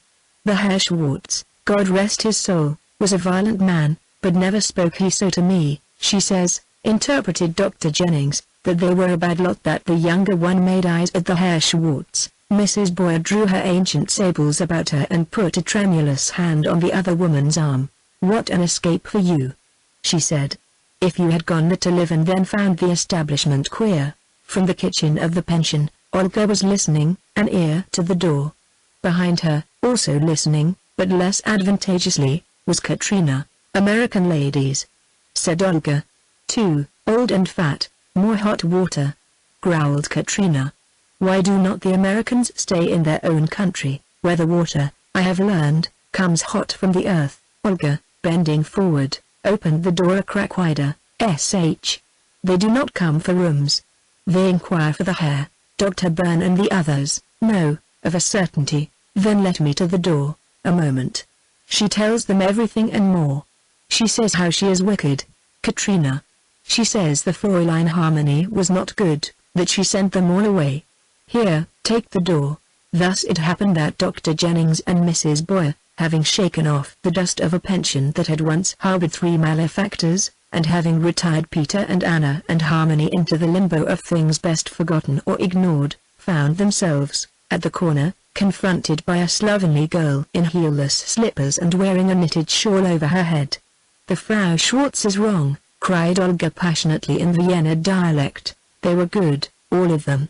What in the world? And, please, tell me where lives the Fräulein Harmony?" "There, Herr Georgia feeds not nor sleeps that he cannot find her."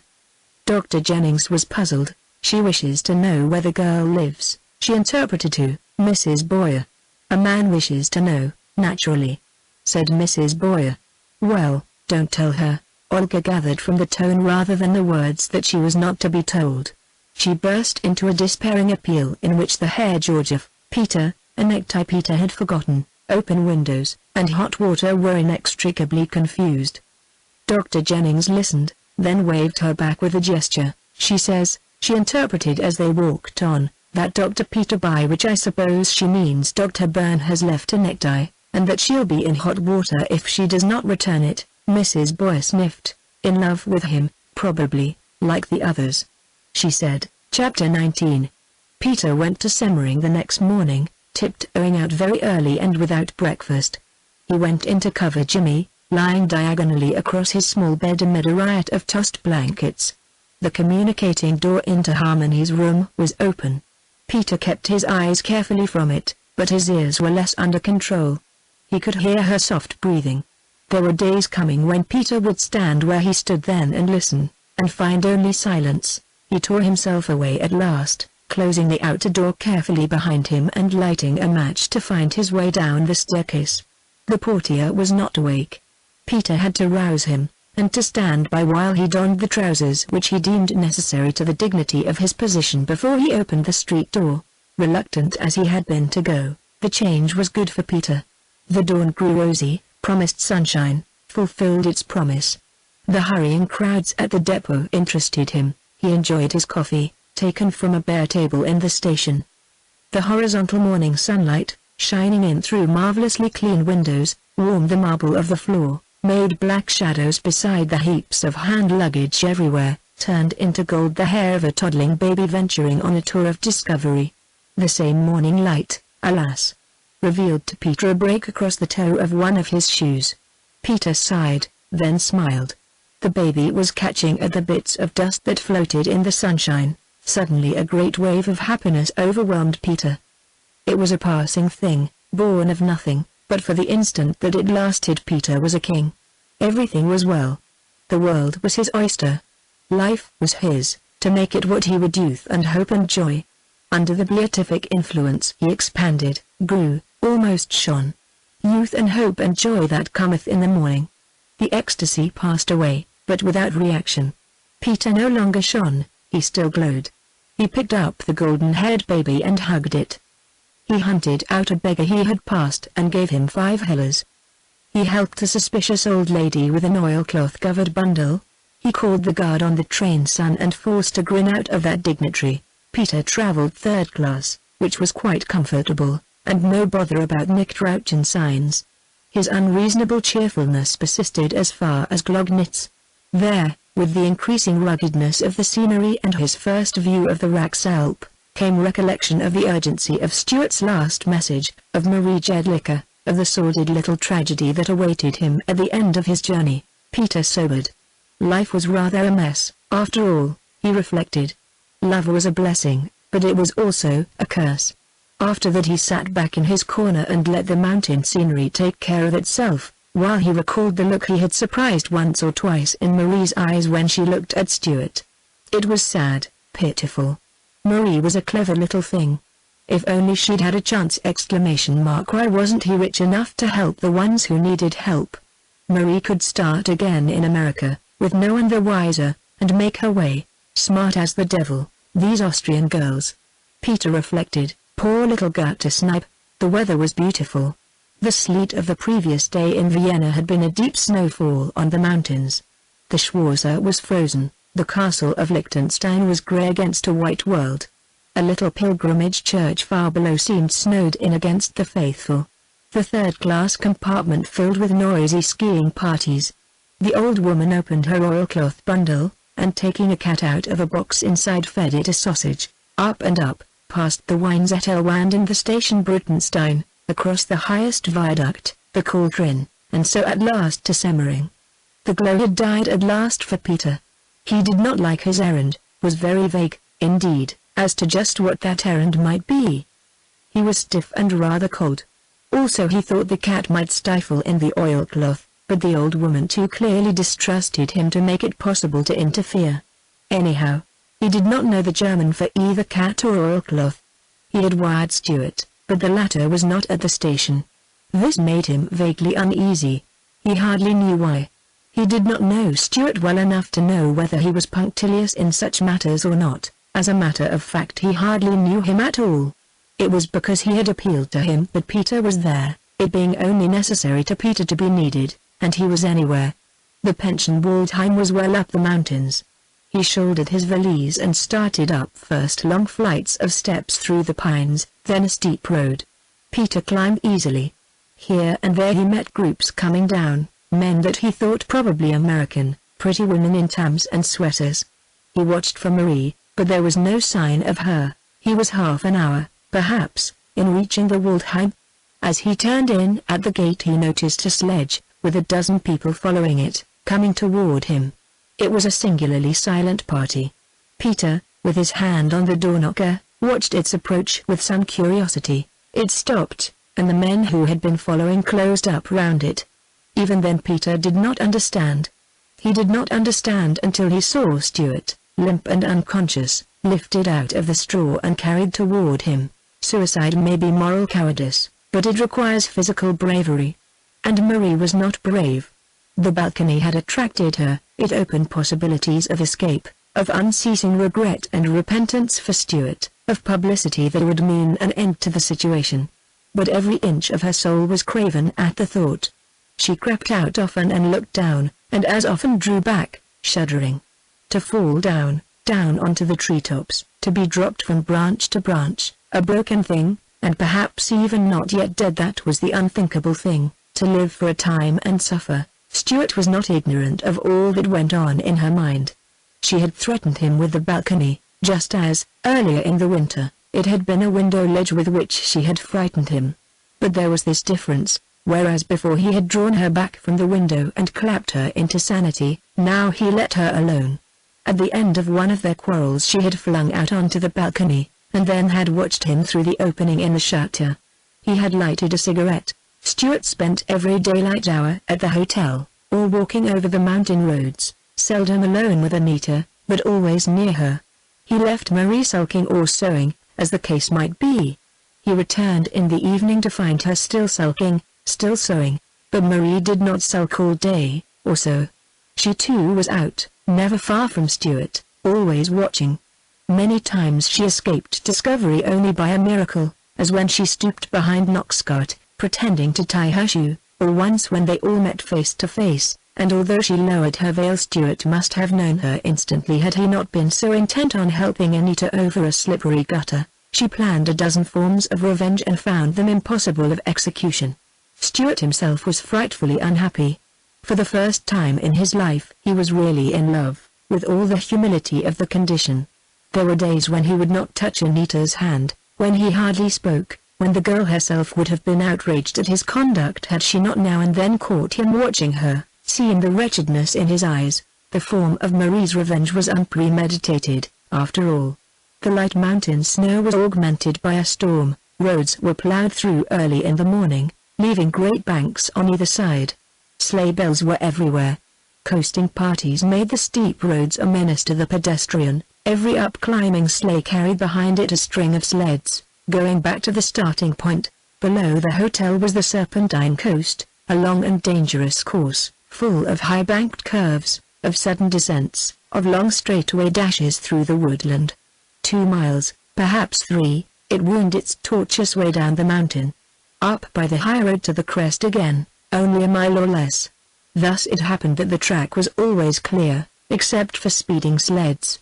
No coasters, dragging sleds back up the slide, interfered. The track was crowded. Every minute a sled set out, sped down the straightaway, dipped, turned, disappeared.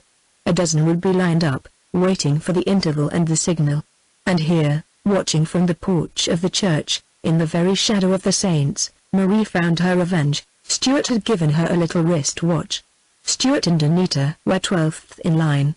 By the watch, then, 12 minutes down the mountainside, straight down through the trees to a curve that Marie knew well, a bad curve, only to be taken by running well up on the snowbank. Beyond the snowbank there was a drop, 15 feet, perhaps more, into the yard of a Russian villa. Stuart and Anita were 12th, a man in a green stocking cap was 11th. The hillside was steep. Marie negotiated it by running from tree to tree, catching herself, steadying for a second, then down again. Once she fell and rolled a little distance. There was no time to think, perhaps had she thought she would have weakened. She had no real courage, only desperation. As she reached the track the man in the green stocking cap was in sight. A minute and a half she had then, not more. She looked about her hastily. A stone might serve her purpose, almost anything that would throw the sled out of its course. She saw a tree branch just above the track and dragged at it frantically.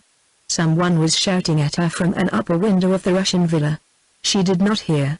Stuart and Anita had made the curve above and were coming down at frantic speed. Marie stood, her back to the oncoming rush of the sled, swaying slightly. When she could hear the singing of the runners she stooped and slid the tree branch out against the track. She had acted almost by instinct, but with devilish skill. The sled swung to one side up the snowbank, and launched itself into the air. Marie heard the thud and the silence that followed it. Then she turned and scuttled like a hunted thing up the mountainside. Peter put in a bad day. Marie was not about, could not be located. Stuart, suffering from concussion, lay insensible all day and all the night. Peter could find no fracture, but felt it wise to get another opinion. In the afternoon he sent for a doctor from the cows and learned for the first time that Anita had also been hurt, a broken arm. "Not serious," said the cow's man. "She is brave, very brave, the young woman. I believe they are engaged." Peter said he did not know and thought very hard. Where was Marie? Not gone surely. Here about him lay all her belongings, even her purse. Toward evening Stuart showed some improvement. He was not conscious, but he swallowed better and began to truss about. Peter, who had had a long day and very little sleep the night before, began to look jaded.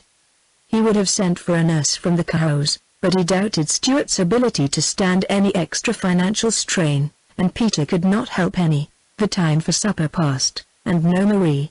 The landlady sent up a tray to Peter, stewed meat and potatoes, a salad, coffee. Peter sat in a corner with his back to Stuart and ate ravenously. He had had nothing since the morning's coffee. After that he sat down again by the bed to watch. There was little to do but watch. The meal had made him drowsy. He thought of his pipe. Perhaps if he got some fresh air and a smoke. He remembered the balcony. It was there on the balcony that he found Marie, a cowering thing that pushed his hands away when he would have caught her and broke into passionate crying. I cannot what?" demanded Peter gently, watching her. So near was the balcony rail. "Throw myself over." "I've tried, Peter. "I cannot, I should think not," said Peter sternly. "Just now when we need you, to come in and don't be a foolish child." But Marie would not go in. She held back, clinging tight to Peter's big hand, moaning out in the dialect of the people that always confused him her story of the day, of what she had done, of watching Stuart brought back, of stealing into the house and through an adjacent room to the balcony, of her desperation and her cowardice. She was numb with cold, exhaustion, and hunger, quite childish, helpless. Peter stood out on the balcony with his arm round her, while the night wind beat about them, and pondered what was best to do. He thought she might come in and care for Stuart, at least, until he was conscious. He could get her some supper. "How can I?" she asked. "I was seen. They are searching for me now." "Oh, Peter. Peter, who is searching for you? Who saw you?" "The people in the Russian villa." "Did they see your face?" "I wore a veil." "I think not." "Then come in and change your clothes. There is a train, down at midnight. You can take it." "I have no money." This raised a delicate question. Marie absolutely refused to take Stuart's money. She had almost none of her own. And there were other complications. Where was she to go? The family of the injured girl did not suspect her since they did not know of her existence. She might get away without trouble, but after that, what? Peter pondered this on the balcony, while Marie in the bedroom was changing her clothing, soaked with the day in the snow. He came to the inevitable decision, the decision he knew at the beginning that he was going to make. "If I could only put it up to Harmony first," he reflected. "But she will understand when I tell her. She always understands." Standing there on the little balcony, with tragedy the thickness of a pine board beyond him, Peter experienced a bit of the glow of the morning, as of one who stumbling along in a dark place puts a hand on a friend. He went into the room. Stuart was lying very still and breathing easily. On her knees beside the bed knelt Marie. At Peter's step she rose and faced him. "I am leaving him, Peter, for always." "Good," said Peter heartily. "Better for you and better for him." Marie drew a long breath. "The night train," she said listlessly, "is an express. I had forgotten. It is double fare." "What of that, little sister?" said Peter. "What is a double fare when it means life, liberty and the pursuit of happiness? And there will be happiness, little sister." He put his hand in his pocket. Chapter 20. The portier was almost happy that morning. For one thing, he had won honorable mention at the Schubert Society the night before. For another, that night the Engel was to sing Mignon, and the portier had spent his Christmas tips for a ticket. All day long he had been poring over the score. "Kennst du das Land wo die Zitronen blühen?" he sang with feeling while he polished the floors. He polished them with his feet, wearing felt boots for the purpose, and executing in the doing a sort of ungainly dance, a sprinkle of wax, right foot forward and back, left foot forward and back, both feet forward and back in a sort of double shuffle, more wax, more vigorous polishing, more singing, with longer pauses for breath. "Knowest thou the land where the lemon trees bloom?" he bellowed. Sprinkle of wax, right foot, left foot, any foot at all. Now and then he took the score from his pocket and pored over it, humming the air, raising his eyebrows over the high notes, dropping his chin to the low ones. It was a wonderful morning. Between greetings to neighbors he sang a bit of talk, a bit of song. "Kennst du das Land?" "Good morning, sir, the old Rax wears a crown. It will snow soon." "Kennst du das Land wo die Zitronen are, Madame the Milk Frau, and are the cows frozen up today like the pump?" "No?" "Marvelous. Dost thou know that tonight is Mignon at the opera, and that the Engel sings? Kennst du das Land?" At 11 came Rosa with her husband, the soldier from Salzburg with one lung.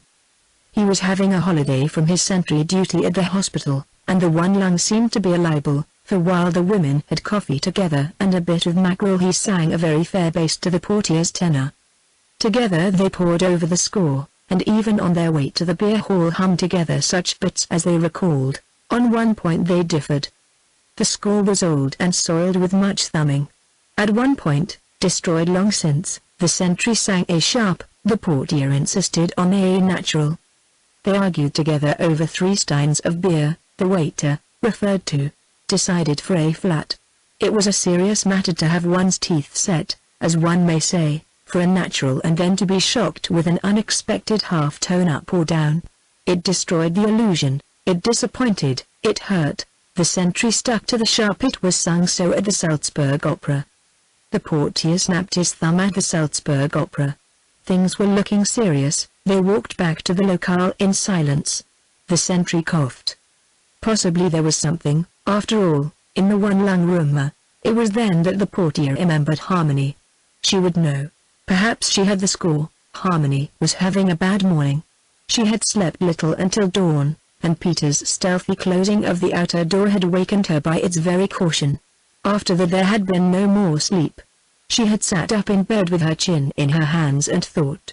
In the pitiless dawn, with no Peter to restore her to cheerfulness, things looked black, indeed.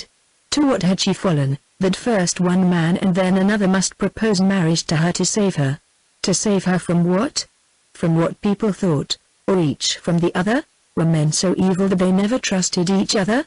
MacLean had frankly distrusted Peter, had said so. Or could it be that there was something about her, something light and frivolous? She had been frivolous. She always laughed at Peter's foolishnesses. Perhaps that was it. That was it. They were afraid for her. She had thrown herself on Peter's hands, almost into his arms. She had made this situation. She must get away, of course. If only she had someone to care for Jimmy until Pete returned. But there was no one. The portier's wife was fond of Jimmy, but not skillful. And suppose he were to wake in the night and call for her and she would not come? She cried a little over this. After a time she pattered across the room in her bare feet and got from a bureau drawer the money she had left. There was not half enough to take her home. She could write, the little mother might get some for her, but at infinite cost, infinite humiliation. That would have to be a final, desperate resort. She felt a little more cheerful when she had had a cup of coffee. Jimmy wakened about that time, and she went through the details of his morning toilet with all the brightness she could assume: bath blankets, warm bath, toenails, fingernails, fresh nightgown, fresh sheets, and final touch of all a real barber's part straight from crown to brow. After that 10 minutes under extra comforters while the room aired, she hung over the boy that morning in an agony of tenderness. He was so little, so frail, and she must leave him. Only one thing sustained her. The boy loved her, but it was Peter he idolized. When he had Peter he needed nothing else. In some curious process of his childish mind Peter and Eddie mingled in inextricable confusion. More than once he had recalled events in the roving life he and his father had led. "You remember that, don't you?" he would say. "Certainly I remember," Peter would reply heartily. "That evening on the steamer when I ate so many raisins, of course. And were ill, not that time. But you said I'd make a good pudding. You remember that, don't you?" And Peter would recall it all. Peter would be left. That was the girl's comfort. She made a beginning at gathering her things together that morning, while the boy dozed and the white mice scurried about the little cage. She could not take her trunk, or Peter would trace it. She would have to carry her belongings, a few at a time, to wherever she found a room. Then when Peter came back she could slip away and he would never find her. At noon came the portier and the sentry, now no longer friends, and rang the doorbell. Harmony was rather startled. MacLean and Mrs. Boyer had been her only callers, and she did not wish to see either of them. But after a second ring she gathered her courage in her hands and opened the door. She turned pale when she saw the sentry in his belted blue-grey tunic and high cap. She thought, of course, that Jimmy had been traced and that now he would be taken away. If the sentry knew her, however, he kept his face impassive and merely touched his cap. The portier stated their errand. Harmony's face cleared. She even smiled as the portier extended to her the thumbed score with its missing corner. What, after all, does it matter which was right, whether it was a sharp or a natural? What really matters is that Harmony, having settled the dispute and clinched the decision by running over the score for a page or two, turned to find the portier, ecstatic eyes upturned, hands folded on paunch, enjoying a delirium of pleasure, and the sentry nowhere in sight. He was discovered a moment later in the doorway of Jimmy's room, where, taciturn as ever, severe, martial, he stood at attention, shoulders back, arms at his sides, thumbs in. In this position he was making, with amazing rapidity, a series of hideous grimaces for the benefit of the little boy in the bed. Marvelous faces they were, in which nose, mouth, and eyes seemed interchangeable, where features played leapfrog with one another.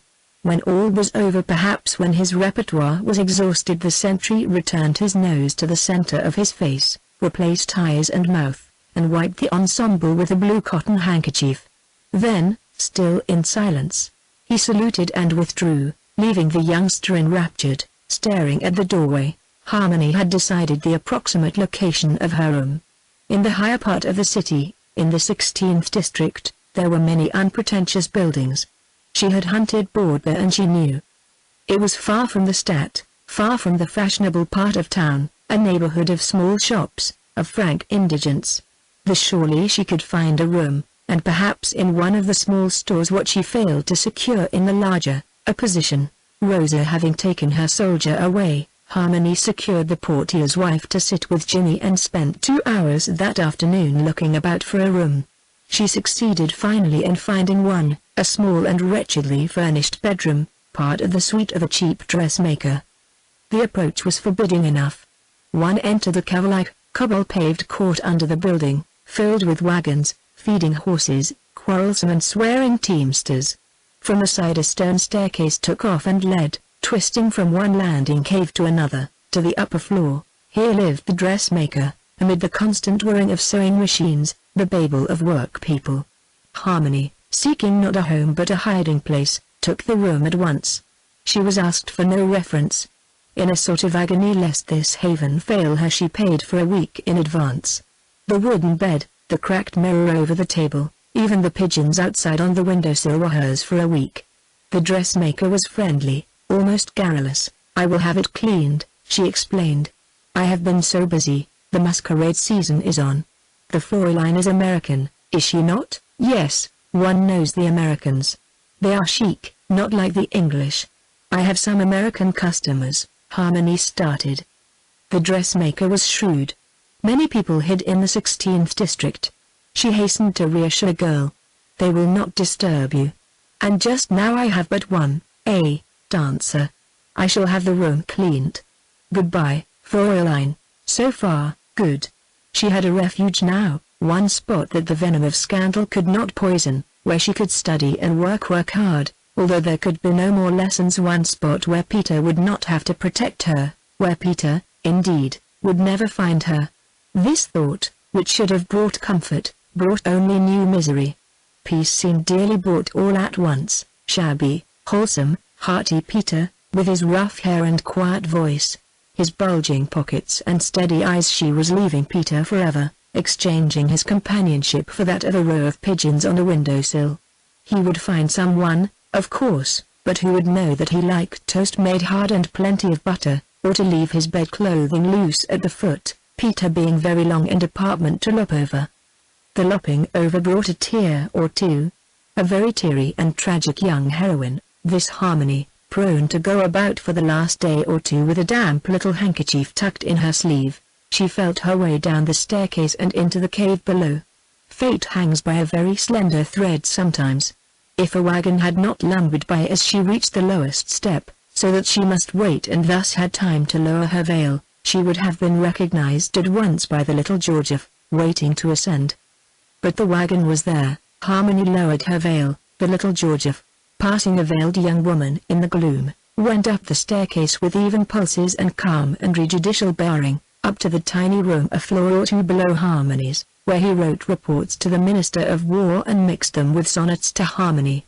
Harmony went back to the seepage-dress, having accomplished what she had set out to do and being very wretched in consequence. Because she was leaving the boy so soon, she strove to atone for her coming defection by making it a gala evening. The child was very happy. She tucked him up in the salon, lighted all the candles, served him the daintiest of suppers there. She brought in the mice and tied tiny bows on their necks. She played checkers with him while the supper dishes waited, and went down to defeat in 3 hilarious games, and last of all she played to him, joyous music at first, then slower, drowsier airs, until his heavy head dropped on his shoulder and she gathered him up in tender arms and carried him to bed. It was dawn when Marie arrived. Harmony was sleeping soundly when the bell rang. Her first thought was that Peter had come back, but Peter carried a key. The bell rang again, and she slipped on the old kimono and went to the door. "Is it Peter?" she called, hand on knob. "I come from Peter. I have a letter, in German." "Who is it? You do not know me, Marie Jedlicka. Please let me come in." Bewildered, Harmony opened the door, and like a grey ghost, Marie slipped by her and into the hall. There was a gas light burning very low. Harmony turned it up and faced her visitor. She recognized her at once. The girl doctor, Stuart, had been within the coffee house. "Something has happened to Peter." "No. He is well.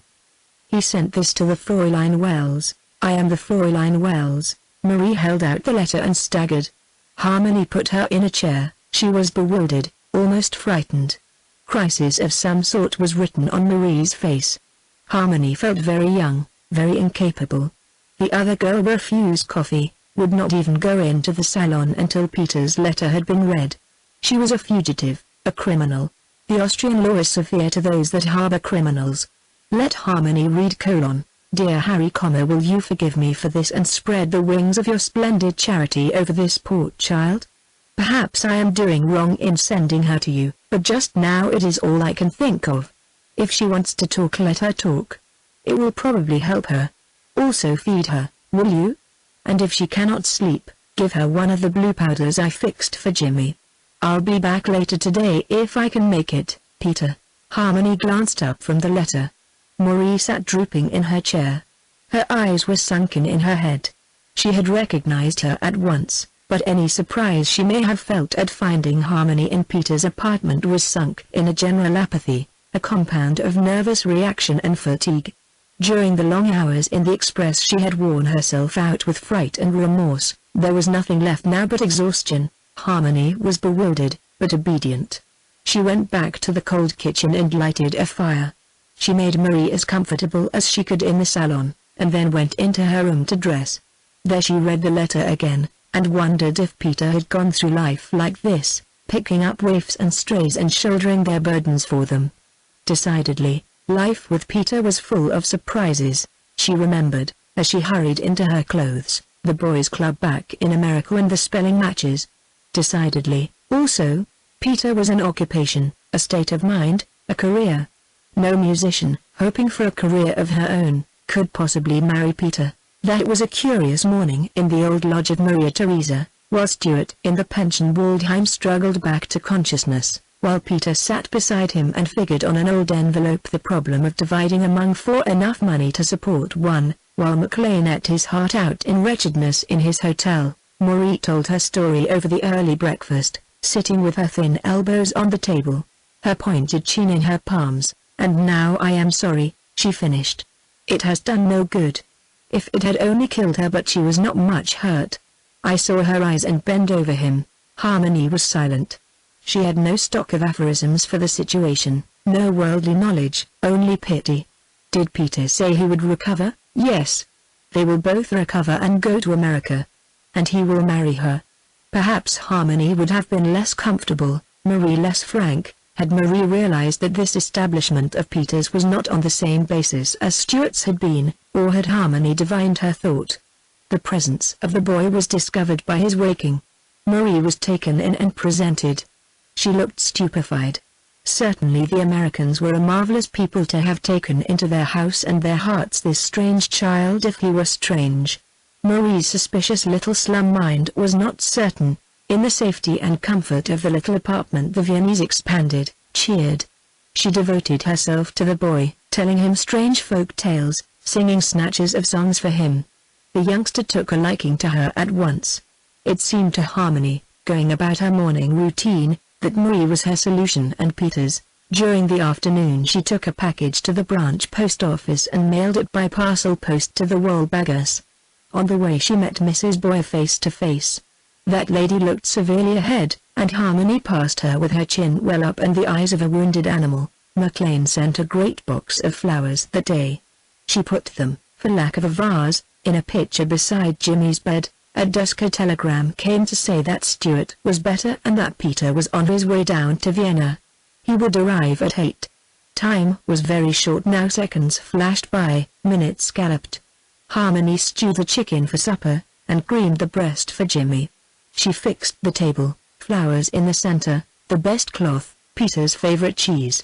6 o'clock, 6:30, 7, Marie was telling Jimmy a fairy tale and making the fairies out of rosebuds. The stud lamp was lighted, the stove glowing, Peter's slippers were out, his old smoking coat, his pipe. 7:15. Peter would be near Vienna now and hungry. If he could only eat his supper before he learned, but that was impossible. He would come in, as he always did, and slam the outer door, and open it again to close it gently, as he always did, and then he would look for her, going from room to room until he found her. Only tonight he would not find her. She did not say goodbye to Jimmy. She stood in the doorway and said a little prayer for him. Marie had made the flower fairies on needles, and they stood about his head on the pillow, pink and yellow and white elves with fluffy skirts. Then, very silently, she put on her hat and jacket and closed the outer door behind her. In the courtyard she turned and looked up. The great chandelier in the salon was not lighted, but from the casement windows shone out the comfortable glow of Peter's lamp. Chapter 21. Peter had had many things to think over during the ride down the mountains. He had the third-class compartment to himself, and sat in a corner, soft hat over his eyes. Life had never been particularly simple to Peter. His own life, yes, a matter of 3 meals a day. He had had fuel, a roof, clothing. But other lives had always touched him closely, and at the contact points Peter glowed, fused, amalgamated. Thus he had been many people, good, indifferent, bad, but all needy. Thus, also, Peter had committed vicarious crimes, suffered vicarious illnesses, starved, died, loved vicariously, and now, after years of living for others, Peter was living at last for himself and suffering. Not that he understood exactly what ailed him. He thought he was tired, which was true enough, having had little sleep for 2 or 3 nights. Also he explained to himself that he was smoking too much, and resolutely lighted another cigarette. 2 things had revealed Peter's condition to himself. McLean had said, "You are crazy in love with her." McLean's statement, lacking subtlety, had had a certain quality of directness. Even then Peter, utterly miserable, had refused to capitulate, when to capitulate would have meant the surrender of the house in the Siebensteinstrasse. And the absence from Harmony had shown him just where he stood. He was in love, crazy in love. Every fiber of his long body glowed with it, ached with it. And every atom of his reason told him what mad folly it was, this love. Even if Harmony cared, and at the mere thought his heart pounded, what madness for her, what idiocy for him. To ask her to accept the half of nothing, to give up a career to share his struggle for one, to ask her to bury her splendid talent and her beauty under a bushel that he might wave aloft his feeble light. And there was no way out, no royal road to fortune by the route he had chosen, nothing but grinding work, with a result problematical and years ahead. There were even no legacies to expect, he thought whimsically. Peter had known a chap once, struggling along in gynecology, who had had a fortune left him by a G.P., which being interpreted as grateful patient. Peter's patients had a way of living, and when they did drop out, as happened now and then, had also a way of leaving Peter an unpaid bill in token of appreciation. Peter had even occasionally helped to bury them. By way, he defended himself, of covering up his mistakes. Peter, sitting back in his corner, allowed the wonderful scenery to slip by unnoticed. He put Harmony the desirable out of his mind, and took to calculating on a scrap of paper what could be done for Harmony the musician. He could hold out for 3 months, he calculated, and still have enough to send Harmony home and to get home himself on a slow boat. The Canadian lines were cheap. If Jimmy lived, perhaps he could take him along. If not, he would have to put 6 months' work in the next 3. That was not so hard. He had got along before with less sleep, and thrived on it. Also there must be no more idle evenings, with Jimmy in the salon propped in a chair and Harmony playing, the room dark save for the glow from the stove and for the one candle at Harmony's elbow. All roads lead to Rome.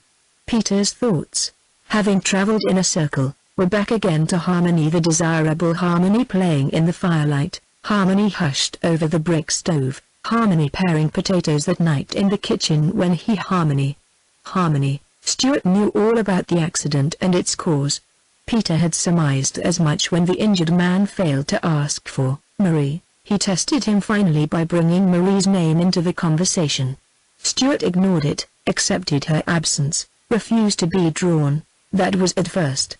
During the day, however, as he gained strength, he grew restless and uneasy. As the time approached for Peter to leave, he was clearly struggling with himself.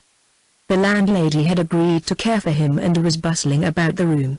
During one of her absences he turned to Peter. "I suppose Marie hasn't been round? She came back last night.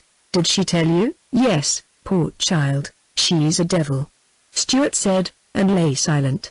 "Then, I saw her shoot that thing out in front of us, but there was no time. Where is she now, Marie?" "I sent her to Vienna." Stuart fell back, relieved, not even curious. "Thank heaven for that," he said. "I don't want to see her again. I'd do something I'd be sorry for. The kindest thing to say for her is that she was not sane." "No," said Peter gravely, "she was hardly sane." Stuart caught his steady gaze and glanced away. For him Marie's little tragedy had been written and erased. He would forget it magnanimously. He had divided what he had with her, and she had repaid him by attempting his life. And not only his life, but Anita's. Peter followed his line of reasoning easily. "It's quite a frequent complication, Stuart," he said, "but every man to whom it happens regards himself more or less as a victim. She fell in love with you, that's all.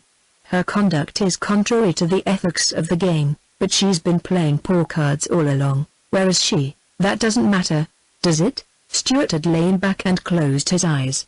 No, it didn't matter. A sense of great relief overwhelmed him. Marie was gone, frightened into hiding. It was as if a band that had been about him was suddenly loosed. He breathed deep, he threw out his arms and laughed from sheer reaction. Then, catching Peter's not particularly approving eyes, he colored. "Good Lord, Peter," he said, "you don't know what I've gone through with that little devil. And now she's gone." He glanced round the disordered room, where bandages and the medicines crowded toilet articles on the dressing table, where one of Marie's small slippers still lay where it had fallen under the foot of the bed, where her rosary still hung over the corner of the table. "Ring for the maid, Peter, will you? I've got to get this junk out of here. Some of Anita's people may come." During that afternoon ride, while the train clumped down the mountains, Peter thought of all this. Some of Marie's junk was in his bag. Her rosary lay in his breast pocket, along with the pin he had sent her at Christmas. Peter happened on it, still in its box, which looked as if it had been cried over. He had brought it with him. He admired it very much, and it had cost money he could ill afford to spend. It was late when the train drew into the station. Peter, encumbered with Marie's luggage and his own, lowered his window and added his voice to the chorus of plaintive calls. "Portier! Portier!" They shouted. "Portier!" bawled Peter. He was obliged to resort to the extravagance of a taxicab. Possibly a fiacre would have done as well, but it cost almost as much and was slower. Moments counted now, a second was an hour a decade. For he was on his way to harmony. Extravagance became recklessness. As soon die for a sheep as a lamb. He stopped the taxicab and bought a bunch of violets, stopped again and bought lilies of the valley to combine with the violets, went out of his way to the American grocery and bought a jar of preserved fruit. By that time he was laden. The jar of preserves hung in one shabby pocket, Marie's rosary dangled from another, the violets were buttoned under his overcoat against the cold. At the very last he held the taxi an extra moment and darted into the delicatessen shop across the Siebenstrasse. From there, standing inside the doorway, he could see the lights in the salon across the way, the glow of his lamp, the flicker that was the fire. Peter whistled, stamped his cold feet, quite neglected in spite of repeated warnings from Harmony to watch the Hessen cow weigh the cheese, accepted without a glance a 10-grown piece with a hole in it. "And how is the child today?" asked the Hessen coiffeur, covering the defective gold piece with conversation. "I do not know, I have been away," said Peter. He almost sang it. "All is well, or I would have heard. Wilhelm the portier was but just now here." "All well, of course," sang Peter, eyes on the comfortable floor of his lamp, the flicker that was the fire. "Auf Wiedersehen, Herr Senkenkorfer, Orfriederson, Herr Doctor, violets, lilies of the valley, cheese, rosary, luggage. Thus Peter climbed the stairs. The portier wished to assist him, but Peter declined. The portier was noisy. There was to be a moment when Peter, having admitted himself with extreme caution, would present himself without so much as a creak to betray him, would stand in a doorway until someone, Harmony perhaps Peter! Would turn and see him. She had a way of putting one slender hand over her heart when she was startled. Peter put down the jar of preserved peaches outside. It was to be a second surprise. Also he put down the flowers, they were to be brought in last of all. One surprise after another is a cumulative happiness. Peter did not wish to swallow all his cake in one bite. For once he did not slam the outer door, although he very nearly did, and only caught it at the cost of a bruised finger. Inside he listened. There was no clatter of dishes, no scurrying back and forth from table to stove in the final excitement of dishing up. There was, however, a highly agreeable odor of stewing chicken, a crisp smell of baking biscuit. In the darkened hall Peter had to pause to steady himself. For he had a sudden mad impulse to shout Harmony's name, to hold out his arms, to call her to him there in the warm darkness, and when she had come, to catch her to him, to tell his love in one long embrace. His arms about her, his rough cheek against her soft one. No wonder he grew somewhat dizzy and had to pull himself together. The silence rather surprised him, until he recalled that Harmony was probably sewing in the salon, as she did sometimes when dinner was ready to serve. The boy was asleep, no doubt. He stole along on tiptoe, hardly breathing, to the first doorway, which was Jimmy's. Jimmy was asleep. Round him were the pink and yellow and white flower fairies with violet heads. Peter saw them and smiled. Then, his eyes growing accustomed to the light, he saw Marie, face down on the floor, her head on her arms. Still as she was, Peter knew she was not sleeping, only fighting her battle over again and losing. Some of the joyousness of his return fled from Peter, never to come back. The two silent figures were too close to tragedy. Peter, with a long breath, stole past the door and onto the salon. No Harmony there, but the great room was warm and cheery. The table was drawn near the stove and laid for a benderson. The white porcelain coffee pot had boiled and extinguished itself, according to its method, and now gently steamed, onto the kitchen. Much odor of food here, 2 candles lighted but burning low, a small platter with money on it, quite a little money, almost all he had left Harmony when he went away. Peter was dazed at first. Even when Marie, hastily summoned, had discovered that Harmony's clothing was gone, when a search of the rooms revealed the absence of her violin and her music, when at last the fact stared them, incontestable, in the face, Peter refused to accept it. He sat for a half-hour or even more by the fire in the salon, obstinately refusing to believe she was gone, keeping the supper warm against her return. He did not think or reason, he sat and waited, saying nothing, hardly moving, save when a gust of wind slammed the garden gate. Then he was all alive, sat erect, ears straining for her hand on the knob of the outer door. The numbness of the shock passed at last, to be succeeded by alarm. During all the time that followed, that condition persisted, fright, almost terror. Harmony alone in the city, helpless, dependent, poverty-stricken. Harmony seeking employment under conditions Peter knew too well. But with his alarm came rage. Marie had never seen Peter angry. She shrank from this gaunt and grey-faced man who raved up and down the salon, questioning the frightened portier, swearing fierce oaths, bringing accusation after accusation against some unnamed woman to whom he applied epithets that Marie's English luckily did not comprehend. Not a particularly heroic figure was Peter that night, a frantic, disheveled individual, before whom the portier cowered, who struggled back to sanity through a berserk haze and was liable to swift relapses into fury again. To this succeeded at last the mental condition that was to be Peter's for many days, hopelessness and alarm and a grim determination to keep on searching. There were no clues. The portier made inquiries of all the cab stands in the neighborhood. Harmony had not taken a cab. The delicatessen seller had seen her go out that afternoon with a bundle and return without it. She had been gone only an hour or so. That gave Peter a ray of hope that she might have found a haven in the neighborhood until he recalled the parcel post. One possibility he clung to: Mrs. Boyer had made the mischief, but she had also offered the girl a home. She might be at the Boyers. Peter, flinging on a hat and without his overcoat, went to the Boyers. Time was valuable, and he had wasted an hour, 2 hours, in useless rage. So he took a taxicab, and being by this time utterly reckless of cost, let it stand while he interviewed the Boyers. Boyer himself, partially undressed, opened the door to his ring. Peter was past explanation or ceremonial. "Is Harmony here?" he demanded. "Harmony? Harmony Wells? She's disappeared, missing." "Come in," said Boyer, alive to the strain in Peter's voice. "I don't know, I haven't heard anything. I'll ask Mrs. Boyer."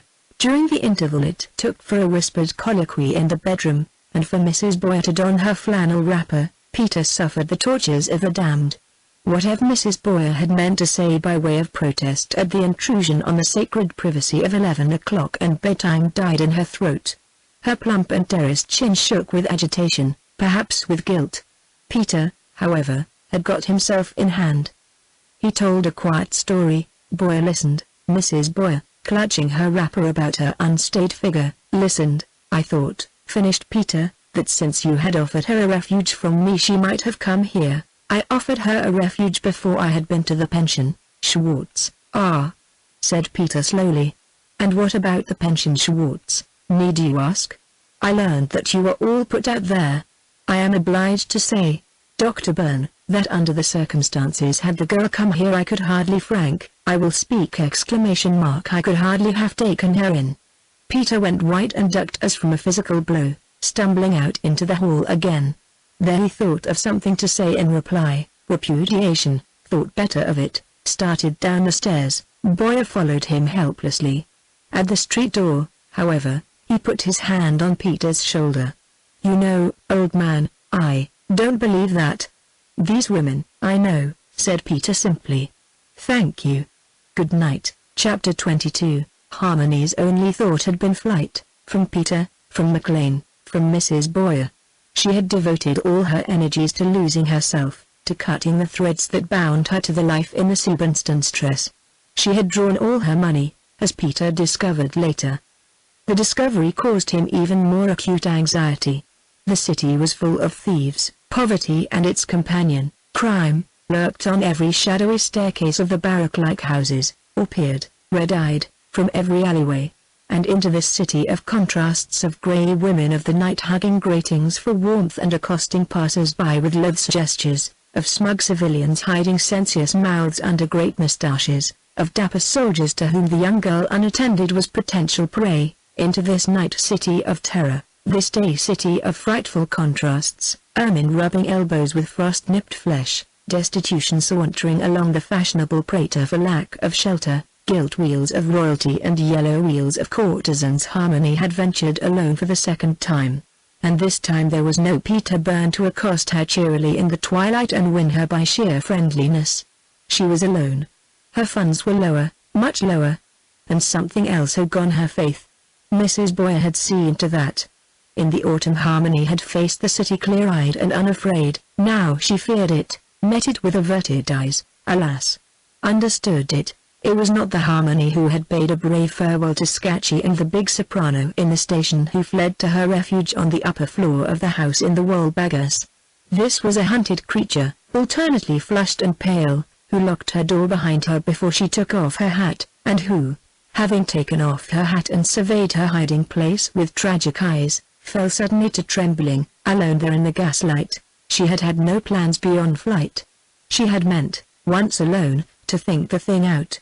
But the room was cold, she had had nothing to eat, and the single slovenly maid was a Hungarian and spoke no German. The dressmaker had gone to the Ronica. Harmony did not know where to find a restaurant, was afraid to trust herself to the streets alone. She went to bed supperless, with a tiny picture of Peter and Ginny and the wooden sentry under her cheek. The pigeons, cooing on the windowsill, wakened her early.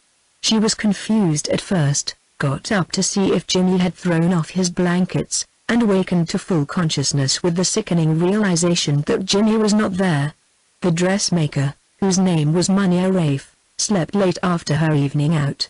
Harmony, collapsing with hunger and faintness, waited as long as she could.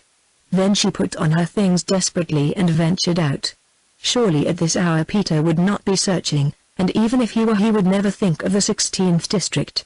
He would make inquiries, of course. The pension, Schwartz, Boyers, the masters. The breakfast brought back her strength and the morning air gave her confidence. The district, too, was less formidable than the neighborhood of the Kantnerstrasse and the Graben. The shops were smaller. The windows exhibited cheaper goods. There was a sort of family atmosphere about many of them, the head of the establishment in the doorway, the wife at the cashier's desk, daughters, cousins, nieces behind the wooden counters. The shopkeepers were approachable, instead of familiar. Harmony met no rebuffs, was respectfully greeted and cheerfully listened to. In many cases the application ended in a general consultation: shopkeeper, wife, daughters, nieces, slim clerks with tiny moustaches. She got addresses, followed them up, more consultations, more addresses, but no work. The reason dawned on her after a day of tramping, during which she kept carefully away from that part of the city where Peter might be searching for her. The fact was, of course, that her knowledge of English was her sole asset as a clerk. And there were few English and no tourists in the 16th district. She was marketing a commodity for which there was no demand. She lunched at a conditorei, more to rest her tired body than because she needed food. The afternoon was as the morning. At 6 o'clock, long after the midwinter darkness had fallen, she stumbled back to the Wahlbergers and up the whitewashed staircase. She had a shock at the second landing. A man had stepped into the angle to let her pass. A gas jet dared over his head, and she recognized the short heavy figure and ardent eyes of Georgiev. She had her veil down luckily, and he gave no sign of recognition. She passed on, and she heard him a second later descending. But there had been something reminiscent after all in her figure and carriage. The little Georgiev paused, halfway down, and thought a moment. It was impossible, of course. All women reminded him of the American. Had he not, only the day before, followed for 2 city blocks a woman old enough to be his mother, merely because she carried a violin case? But there was something about the girl he had just passed by. A bad week for Harmony followed, a week of weary days and restless nights when she slept only to dream of Peter, of his hurt and incredulous eyes when he found she had gone, of Jimmy, that he needed her, was worse, was dying. More than once she heard him sobbing and wakened to the cooing of the pigeons on the windowsill. She grew thin and sunken-eyed, took to dividing her small hoard, half of it with her, half under the carpet, so that in case of accident all would not be gone. This, as it happened, was serious.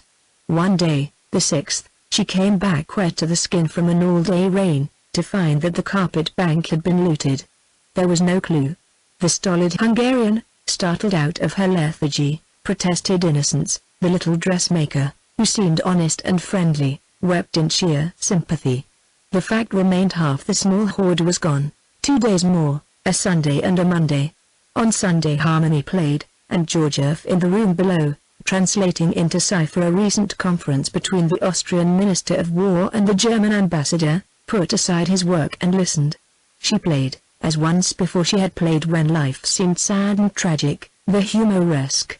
Georgiev, hands behind his head and eyes upturned, was back in the pension Schwartz that night months ago when Harmony played the humoresque and Peter stooped outside her door. The little Bulgarian sighed and dreamed. Harmony, a little sadder, a little more forlorn each day, pursued her hopeless quest. She ventured into the heart of the Stadt and paid a part of her remaining money to an employment bureau, to teach English or violin, whichever offered, or even both. After she had paid they told her it would be difficult, almost impossible without references. She had another narrow escape as she was leaving. She almost collided with Olga, the chambermaid, who, having clashed for the last time with Katrina, was seeking new employment. On another occasion she saw Marie in the crowd and was obsessed with a longing to call to her, to ask for Peter, for Jimmy. That meeting took the heart out of the girl. Marie was white and weary. Perhaps the boy was worse. Perhaps Peter. Her heart contracted. But that was absurd. Of course, Peter was always well and strong. 2 things occurred that week, one unexpected, the other inevitable. The unexpected occurrence was that Munir Rafe, finding Harmony being pressed for work, offered the girl a situation. The wage was small, but she could live on it. The inevitable was that she met Georgiev on the stairs without her veil. It was the first day in the workroom. The apprentices were carrying home boxes for a ball that night. Thread was needed, and quickly. Harmony, who did odds and ends of sewing, was most easily spared. She slipped on her jacket and hat and ran down to the shop nearby. It was on the return that she met Georgiev coming down. The afternoon was dark and the staircase unlighted. In the gloom one face was as another. Georgiev, listening intently, hearing footsteps, drew back into the embrasure of the window and waited. His swarthy face was tense, expectant. As the steps drew near, were light feminine instead of stealthy, the little spy relaxed somewhat. But still he waited, crouched. It was a second before he recognized Harmony, another instant before he realized his good fortune. She had almost passed. He put out an unsteady hand. "Fräulein, Herr Georgiev." The little Bulgarian was profoundly stirred. His fervid eyes gleamed. He struggled against the barrier of language, broke out in passionate Bulgar, switched to German punctuated with an English word here and there. Made intelligible, it was that he had found her at last. Harmony held her spools of thread, and waited for the storm of languages to subside. Then "But you are not to say you have seen me, Herr Georgiev." "No," Harmony colored, "I am hiding," she explained. "Something very uncomfortable happened and I came here." "Please don't say you have seen me." Georgiev was puzzled at first. She had to explain very slowly, with his ardent gaze on her. But he understood at last and agreed of course. His incredulity was turning to certainty. Harmony had actually been in the same building with him while he sought her everywhere else. "Then," he said at last, "it was you who played Sunday, I surely." She made a move to pass him, but he held out an imploring hand. "Fräulein, I may see you sometimes, we shall meet again, of course. Fräulein, with all respect, sometime perhaps you will walk out with me? I am very busy all day." "At night, then? For the exercise?" With all respect, Fräulein." Harmony was touched. "Sometime," she consented. And then impulsively, "I am very lonely, Herr Georgiev." She held out her hand, and the little Bulgarian bent over it and kissed it reverently. The Herr Georgiev's father was a nobleman in his own country, and all the little spy's training had been to make of a girl in Harmony's situation lawful prey. But in the spy's glowing heart there was nothing for Harmony to fear. She knew it. He stood, hat in hand, while she went up the staircase. Then Fräulein. Anxiously, "Yes." Was there below at the entrance a tall man in a green velours hat? "I saw no one there, I thank you, Fräulein." He watched her slender figure ascend, lose itself in the shadows, listened until she reached the upper floors. Then with a sigh he clapped his hat on his head and made his cautious way down to the street. There was no man in a green velours hat below, but the little spy had an uneasy feeling that eyes watched him, nevertheless.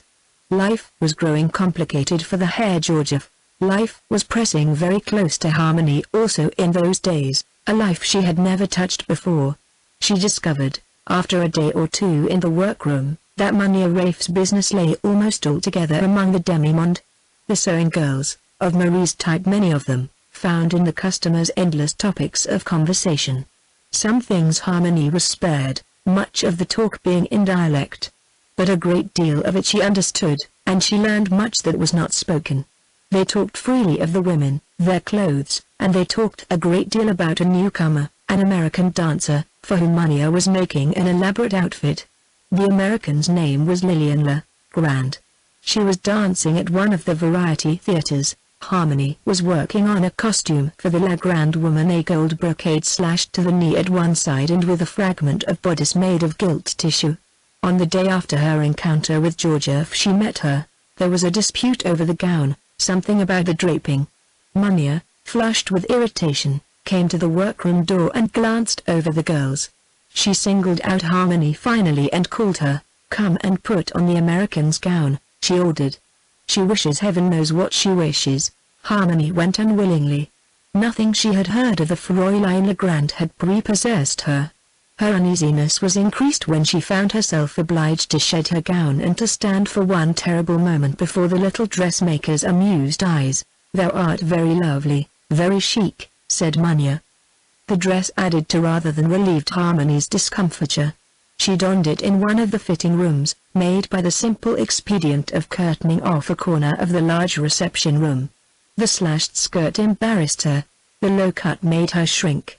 Magneon was frankly entranced. Above the gold tissue of the bodice rose Harmony's exquisite shoulders. Her hair was gold, even her eyes looked golden. The dressmaker, who worshipped beauty, gave a pull here, a pat there. If only all women were so beautiful in the things she made. She had an eye for the theatrical also. She posed Harmony behind the curtain, arranged lights, drew down the chiffon so that a bit more of the girl's rounded bosom was revealed. Then she drew the curtain aside and stood smiling. Legrand paid the picture the tribute of a second's silence. "Then exquisite," she said in English. Then in halting German, "Do not change a line. It is perfect. Harmony must walk in the gown, turn, sit." Once she caught a glimpse of herself and was startled. She had been wearing black for so long, and now this radiant golden creature was herself. She was enchanted and abashed. The slash in the skirt troubled her. Her slender leg had a way of revealing itself. The ordeal was over at last. The dancer was pleased. She ordered another gown. Harmony, behind the curtain, slipped out of the dress and into her own shabby frock. On the other side of the curtain the dancer was talking. Her voice was loud, but rather agreeable. She smoked a cigarette. Scraps of chatter came to Harmony, and once a laugh. "That is too pink, something more delicate. Here is a shade, hold it to your cheek. I am a bad color. I did not sleep last night." "Still no news, Fräulein?" "None. He has disappeared utterly." "That isn't so bad, is it? I could use more rouge, it is being much worn. It is strange, is it not, that a child could be stolen from the hospital and leave no sign." The dancer laughed a mirthless laugh. Her voice changed, became nasal, full of venom. "Oh, they know well enough," she snapped. "Those nurses know, and there's a pig of a red-bearded doctor I'd like to poison him. Separating mother and child. I'm going to find him, if only to show them they are not so smart after all." In her anger she had lapsed into English. Harmony, behind her curtain, had clutched at her heart. Jimmy's mother, Chapter 23. Jimmy was not so well, although Harmony's flight had had nothing to do with the relapse. He had found Marie a slavishly devoted substitute, and besides Peter had indicated that Harmony's absence was purely temporary. But the breaking up was inevitable. All day long the child lay in the white bed, apathetic but sleepless. In vain Marie made flower fairies for his pillow. In vain the little mice, now quite tame, played hide-and-seek over the bed. In vain Peter paused long enough in his frantic search for Harmony to buy colored postcards and bring them to him. He was contented enough. He did not suffer at all, and he had no apprehension of what was coming. He asked for nothing, tried obediently to eat, liked to have Marie in the room. But he did not beg to be taken into the salon, as he once had done. There was a sort of mental confusion also. He liked Marie to read his father's letters, but as he grew weaker the occasional confusing of Peter with his dead father became a fixed idea. Peter was daddy. Peter took care of him at night. He had moved into Harmony's adjacent room and dressed there. But he had never slept in the bed. At night he put on his shabby dressing gown and worn slippers and lay on a haircloth sofa at the foot of Jimmy's bed, lay but hardly slept, so afraid was he that the slender thread of life might snap when it was drawn out to its slenderest during the darkest hours before the dawn. More than once in every night Peter rose and stood, hardly breathing, with the tiny lamp in his hand, watching for the rise and fall of the boy's thin little chest. Peter grew old these days. He turned grey over the ears and developed lines about his mouth that never left him again. He felt grey and old, and sometimes bitter and hard also. The boy's condition could not be helped, it was inevitable, hopeless. But the thing that was eating his heart out had been unnecessary and cruel. Where was Harmony? When it stormed, as it did almost steadily, he wondered how she was sheltered. When the occasional sun shone he hoped it was bringing her a bit of cheer. Now and then, In the night, when the lamp burned low and gusts of wind shook the old house, fearful thoughts came to him. The canal, with its filthy depths. Daylight brought reason, however. Harmony had been too rational, too sane for such an end. McLean was Peter's great support in those terrible days. He was young and hopeful. Also he had money. Peter could not afford to grease the machinery of the police service. McLean could and did. In Berlin Harmony could not have remained hidden for 2 days. In Vienna, however, it was different. Returns were made to the department, but irregularly. An American music student was missing. There were thousands of American music students in the city. One fell over them in the coffee houses. McLean offered a reward and followed up innumerable music students. The alternating hope and despair was most trying. Peter became old and haggard, the boy grew thin and white. But there was this difference, that with Peter the strain was cumulative, hour on hour, day on day. With McLean each night found him worn and exhausted, but each following morning he went to work with renewed strength and energy. Perhaps, after all, the iron had not struck so deep into his soul. With Peter it was a life and death matter. Clinics and lectures had begun again, but he had no heart for work. The little household went on methodically. Marie remained. There had seemed nothing else to do. She cooked Peter's food, what little he would eat. She nursed Jimmy while Peter was out on a long search, and she kept the apartment neat. She was never intrusive, never talkative. Indeed, she seemed to have lapsed into definite silence. She deferred absolutely to Peter, adored him, indeed, from afar. She never ate with him, in spite of his protests. The little apartment was very quiet. Where formerly had been music and Harmony's soft laughter, where Anna Gates had been wont to argue with Peter in loud, incisive tones, where even the prisms of the chandelier had once vibrated in response to Harmony's violin, almost absolute silence now reigned. Even the gate, having been repaired, no longer creaked, and the loud altercations between the portier and his wife had been silenced out of deference to the sick child. On the day that Harmony, in the gold dress, had discovered Jimmy's mother in the American dancer, Peter had had an unusually bad day. McLean had sent him a note by messenger early in the morning, to the effect that a young girl answering Harmony's description had been seen in the park at Schönbrunn and traced to an apartment nearby. Harmony had liked Schönbrunn, and it seemed possible. They had gone out together, McLean optimistic, Peter afraid to hope. And it had been as he feared, a pretty little violin student, indeed, who had been washing her hair, and only opened the door an inch or two. McLean made a lame apology, Peter too sick with disappointment to speak. Then back to the city again. He had taken to making a daily round, to the masters, to their Frau Professor Burgmisters, along the Graben and the Kantnerstrasse, ending up at the Doctors' Club in the faint hope of a letter. Wrath still smouldered deep in Peter. He would not enter a room at the club if Mrs. Boyer sat within.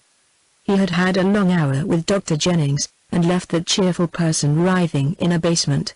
And he had held a stormy interview with the Frau Schwartz, which left her humble for a week, and exceedingly nervous, being of the impression from Peter's manner that in the event of Harmony not turning up, an American gunboat would sail up the right arm of the Danube and bombard the pension Schwartz. Schönbrunn having failed them, McLean and Peter went back to the city in the streetcar, neither one saying much.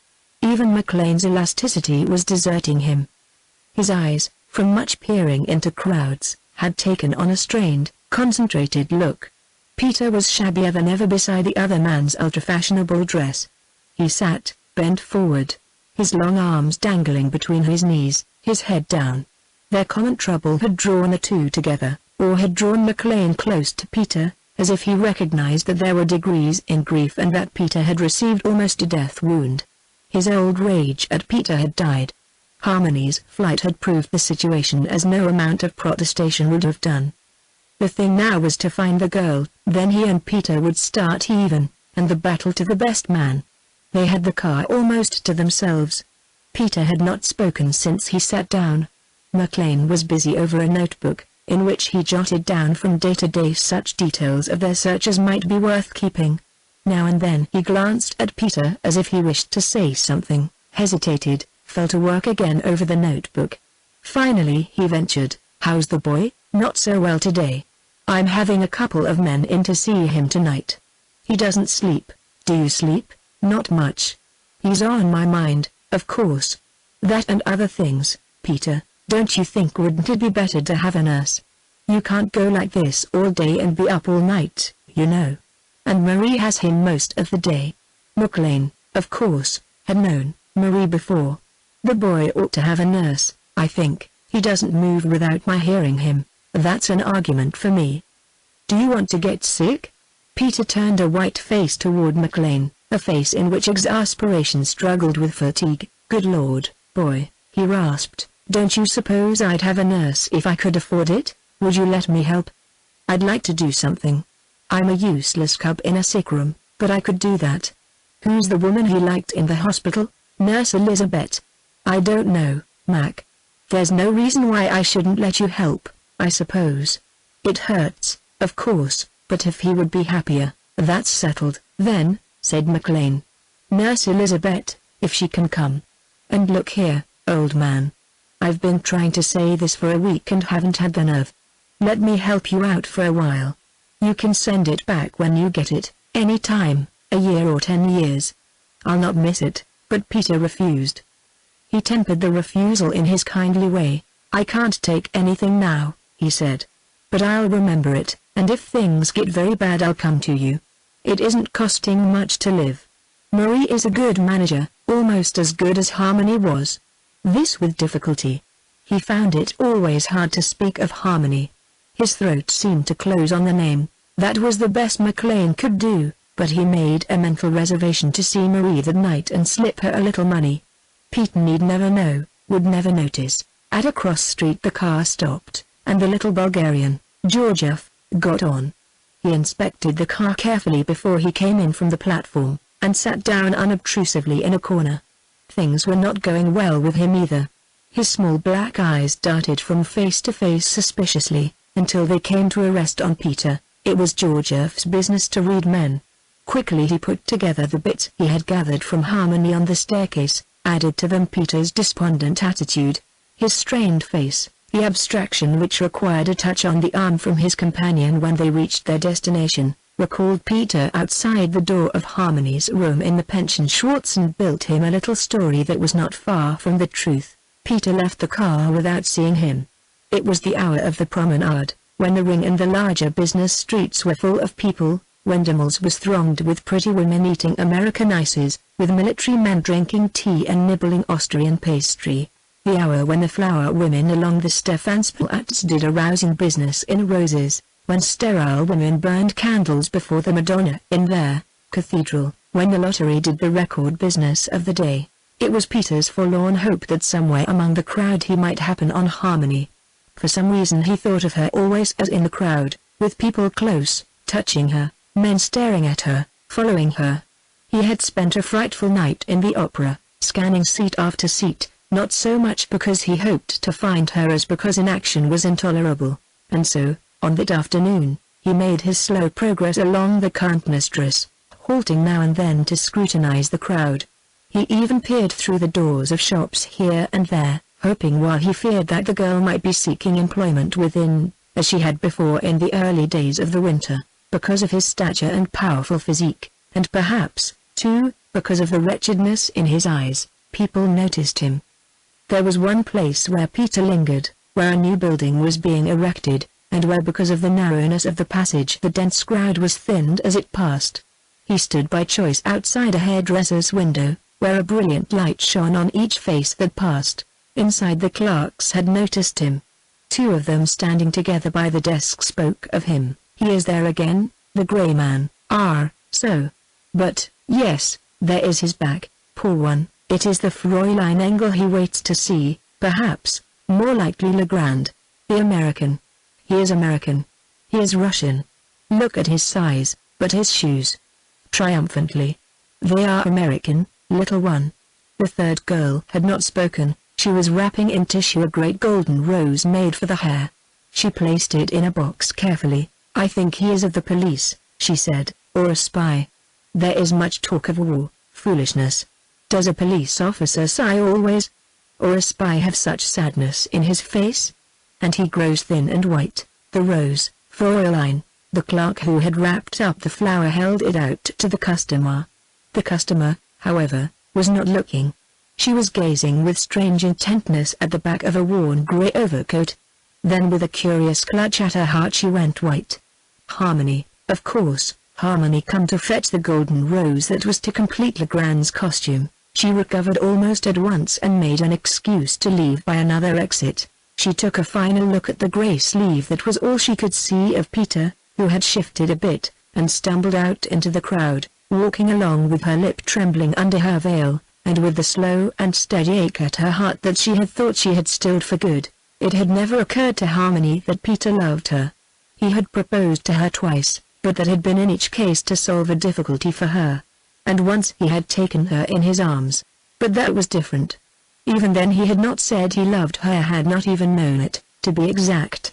Nor had Harmony realized what Peter meant to her until she had put him out of her life. The sight of the familiar grey coat, the scrap of conversation, so enlightening as to poor Peter's quest, that Peter was growing thin and white, made her almost reel. She had been too occupied with her own position to realize Peter's.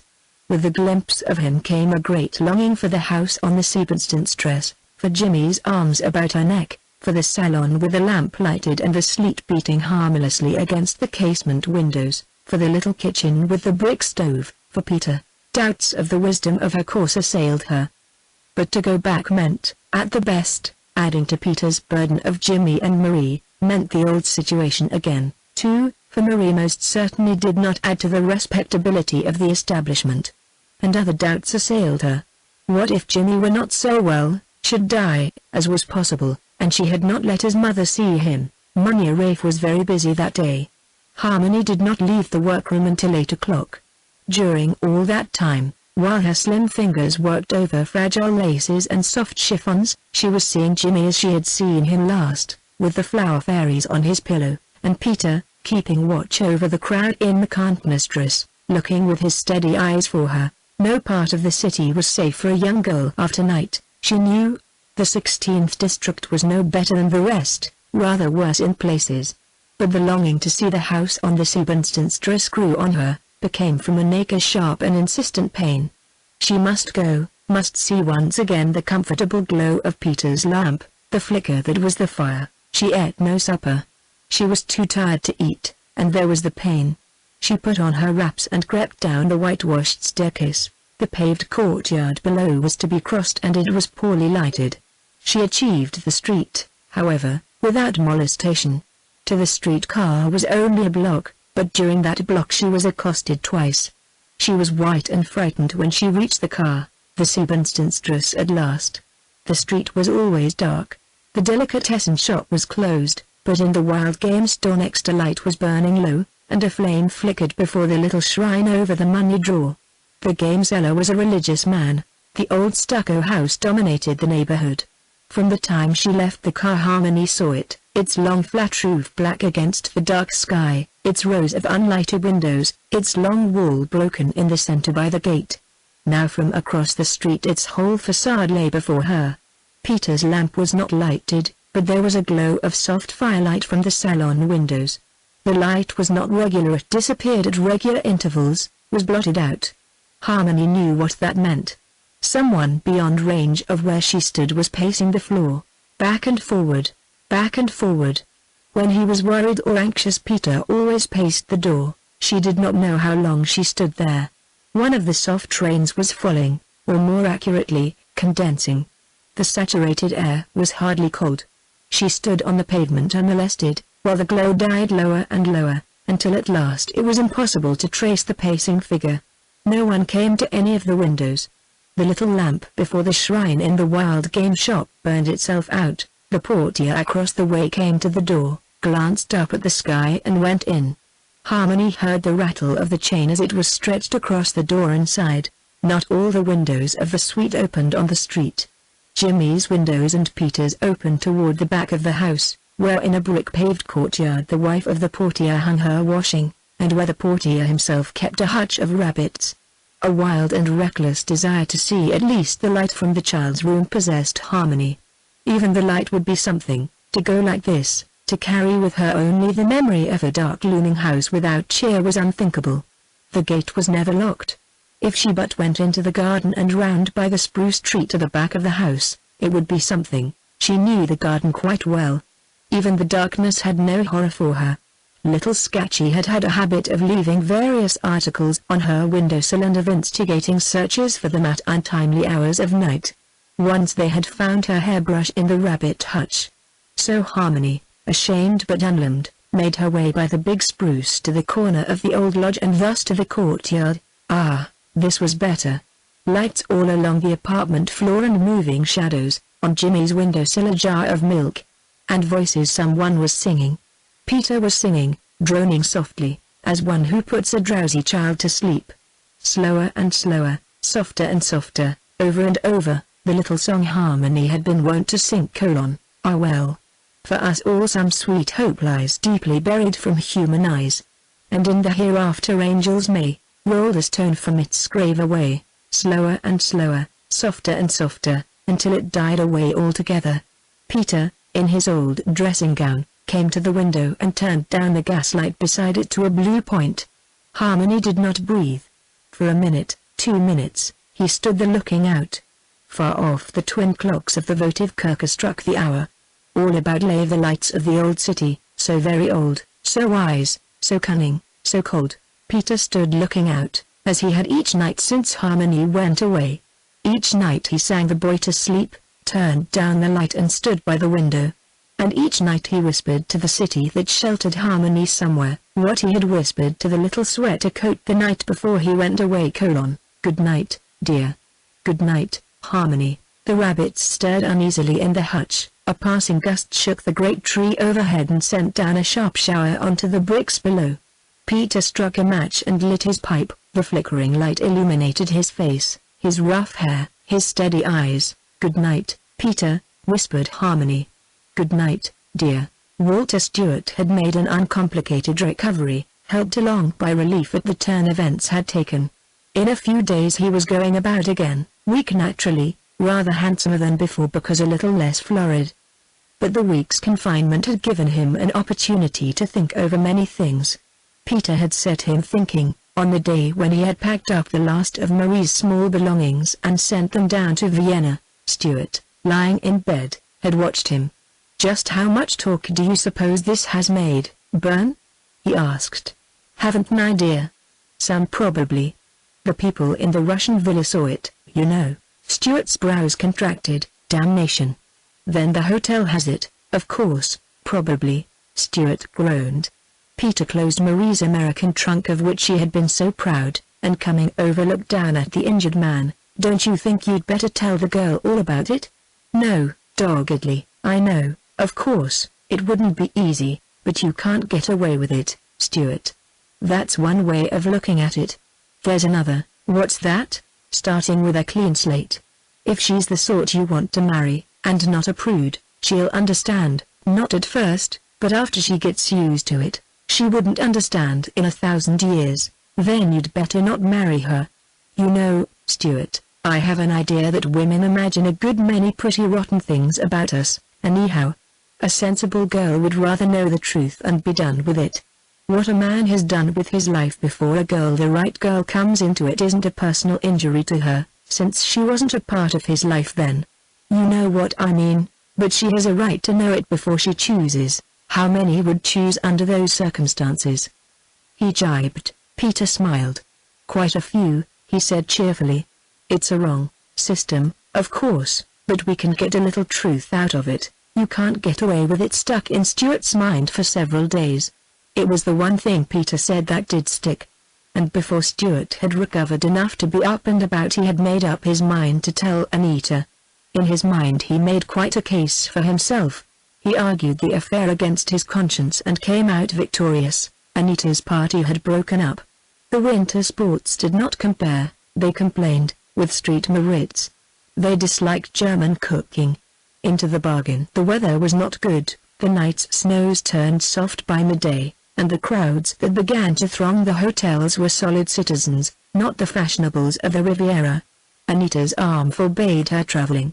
In the reassembling of the party she went to the cows in the valley below the pension with one of the women who wished to take the baths. It was to the cows, then, that Stuart made his first excursion after the accident. He went to dinner.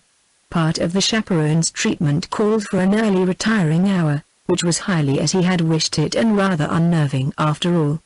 A man may decide that a dose of poison is the remedy for all his troubles, but he does not approach his hour with any hilarity. Stuart was a stupid dinner guest, ate very little, and looked haggard beyond belief when the hour came for the older woman to leave. He did not lack courage, however. It was his great asset, physical and mental rather than moral, but courage nevertheless. The evening was quiet, and they elected to sit on the balcony outside Anita's sitting room, the girl swathed in white furs and leaning back in her steamer chair. Below lay the terrace of the cows, edged with evergreen trees.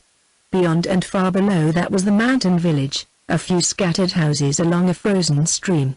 The townspeople retired early, light after light was extinguished, until only one in the priest's house remained. A train crept out of one tunnel and into another, like a glowing worm crawling from burrow to burrow. The girl felt a change in Stuart. During the weeks he had known her there had been a curious restraint in his manner to her. There were times when an avowal seemed to tremble on his lips, when his eyes looked into hers with the look no woman ever mistakes. The next moment he would glance away, his face would harden. They were miles apart. And perhaps the situation had piqued the girl. Certainly it had lost nothing for her by its unusualness. Tonight there was a difference in the man. His eyes met hers squarely, without evasion, but with a new quality, a searching, perhaps, for something in her to give him courage. The girl had character, more than ordinary decision. It was what Stuart admired in her most, and the thing, of course, that the little Marie had lacked. Moreover, Anita, barely 20, was a woman, not a young girl. Her knowledge of the world, not so deep as Marie's, was more comprehensive. Where Marie would have been merciful, Anita would be just, unless she cared for him. In that case she might be less than just, or more. Anita in daylight was a pretty young woman, rather incisive of speech, very intelligent, having a wit without malice, charming to look at, keenly alive.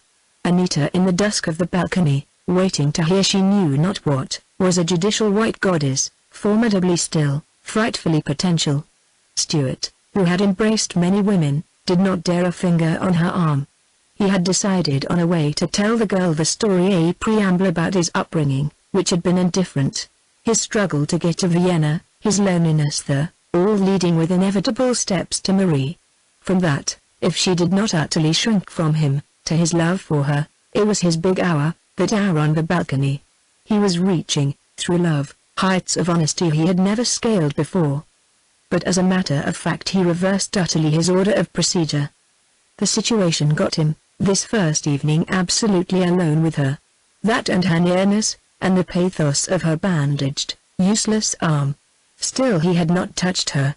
The thing he was trying to do was more difficult for that. General credulity to the contrary, men do not often make spoken love first. How many men propose marriage to their women across the drawing room or from chair to chair? Absurd. The eyes speak first, then the arms, the lips last. The woman is in his arms before he tells his love. It is by her response that he gauges his chances and speaks of marriage. Actually the thing is already settled, tardy speech only follows on swift instinct. Stuart, wooing as men woo, would have taken the girl's hand, gained an encouragement from it, ventured to kiss it, perhaps, and finding no rebuff would then and there have crushed her to him. What need of words? They would follow in due time, not to make a situation but to clarify it, but he could not woo as men woo. The barrier of his own weakness stood between them and must be painfully taken down. "I'm afraid this is stupid for you," said Anita out of the silence. "Would you like to go to the music room?" "God forbid." "I was thinking." "Of what?" "Encouragement this, surely." "I was thinking how you had come into my life, and stirred it up." "Really?" "I? You know that. How did I stir it up?" "That's hardly the way I meant to put it. You've changed everything for me. I care for you a very great deal." He was still carefully in hand, his voice steady. And still he did not touch her. Other men had made love to her, but never in this fashion, or was he making love? "I'm very glad you like me, like you." Almost out of hand that time. The thrill in his voice was unmistakable. "It's much more than that, Anita," So much more that I'm going to try to do a hideously hard thing. Will you help a little? Yes, if I can. She was stirred, too, and rather frightened. Stuart drew his chair nearer to her and sat forward, his face set and dogged. Have you any idea how you were hurt? Or why? No. There's a certain proportion of accidents that occur at all these places, isn't there? This was not an accident, no. The branch of a tree was thrown out in front of the sled to send us over the bank. It was murder, if intention is crime. After a brief silence, somebody who wished to kill you, or me, both of us, I believe. It was done by a woman, a girl, Anita, a girl I had been living with. A brutal way to tell her, no doubt, but admirably courageous. For he was quivering with dread when he said it, the courage of the man who faces a cannon. And here, where a less poised woman would have broken into speech, Anita took the refuge of her kind and was silent. Stuart watched her as best he could in the darkness, trying to gather further courage to go on. He could not see her face, but her fingers, touching the edge of the chair, quivered. May I tell you the rest? I don't think I want to hear it. Are you going to condemn me unheard? There isn't anything you can say against the fact. But there was much to say, and sitting there in the darkness he made his plea. He made no attempt to put his case. He told what had happened simply. He told of his loneliness and discomfort. And he emphasized the lack of sentiment that prompted the arrangement. Anita spoke then for the first time. And when you tried to terminate it, she attempted to kill you. I was acting the beast. I brought her up here, and then neglected her for you. Then it was hardly only a business arrangement for her. It was at first. I never dreamed of anything else. I swear that, Anita. But lately, in the last month or two, I suppose, I should have seen that she had fallen in love with you. How old is she? 19. A sudden memory came to Anita, of a slim young girl, who had watched her with wide, almost childish eyes. Then it was she who was in the compartment with you on the train coming up? Yes. Where is she now? In Vienna. I have not heard from her. Bern, the chap who came up to see me after the accident, sent her away. I think he's looking after her. I haven't heard from him. Why did you tell me all this? Because I love you, Anita. I want you to marry me. What? After that, or something similar, is in many men's lives. They don't tell it, that's the difference. I am not taking any credit for telling you this. I'm ashamed to the bottom of my soul, and when I look at your bandaged arm I'm suicidal. Peter Byrne urged me to tell you. He said I couldn't get away with it, sometime or other it would come out. Then he said something else. He said you'd probably understand, and that if you married me, it was better to start with a clean slate. No love, no passion in the interview now. A clear statement of fact, an offer his past against hers, his future with hers. Her hand was steady now. The light in the priest's house had been extinguished. The chill of the mountain night penetrated Anita's white furs, and set her, or was it the chill, to shivering. If I had not told you, would you have married me? I think so. I'll be honest, too. Yes, I am the same man you would have married. Only more honest. I cannot argue about it. I am tired and cold. Stuart glanced across the valley to where the cluster of villas hugged the mountainside. There was a light in his room. Outside was the little balcony where Marie had leaned against the railing and looked down. Some of the arrogance of his new virtue left the man. He was suddenly humbled. For the first time he realized a part of what Marie had endured in that small room where the light burned. Poor little Marie, he said softly. The involuntary exclamation did more for him than any plea he could have made. Anita rose and held out her hand. Go and see her, she said quietly. You owe her that. We'll be leaving here in a day or so and I'll not see you again. But you've been honest, and I will be honest, too. I cared a great deal, too, and this has killed it. I hardly comprehend it yet.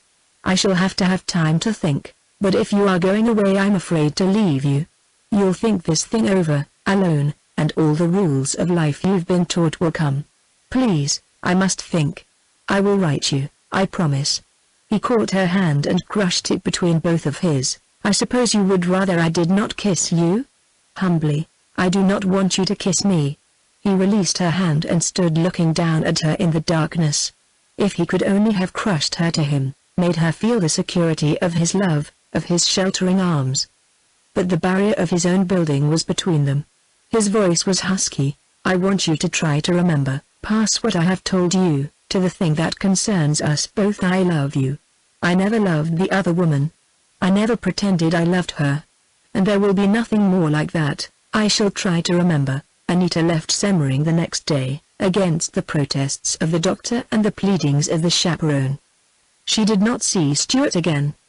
But before she left, with the luggage gone and the fiacre at the door, she went out on the terrace, and looked across to the Villa Waldheim, rising from among its clustering trees. Although it was too far to be certain, she thought she saw the figure of a man on the little balcony standing with folded arms, gazing across the valley to the cows. Having promised to see Marie, Stuart proceeded to carry out his promise in his direct fashion.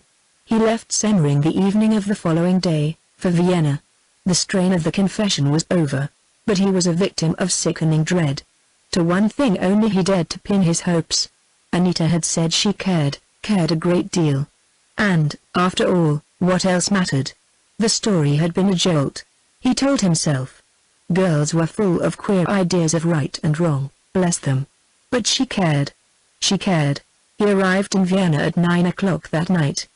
The imminence of his interview with Marie hung over him like a cloud. He ate a hurried supper, and calling up the doctor's club by telephone found Peter's address in the Siebenstrasse. He had no idea, of course, that Marie was there.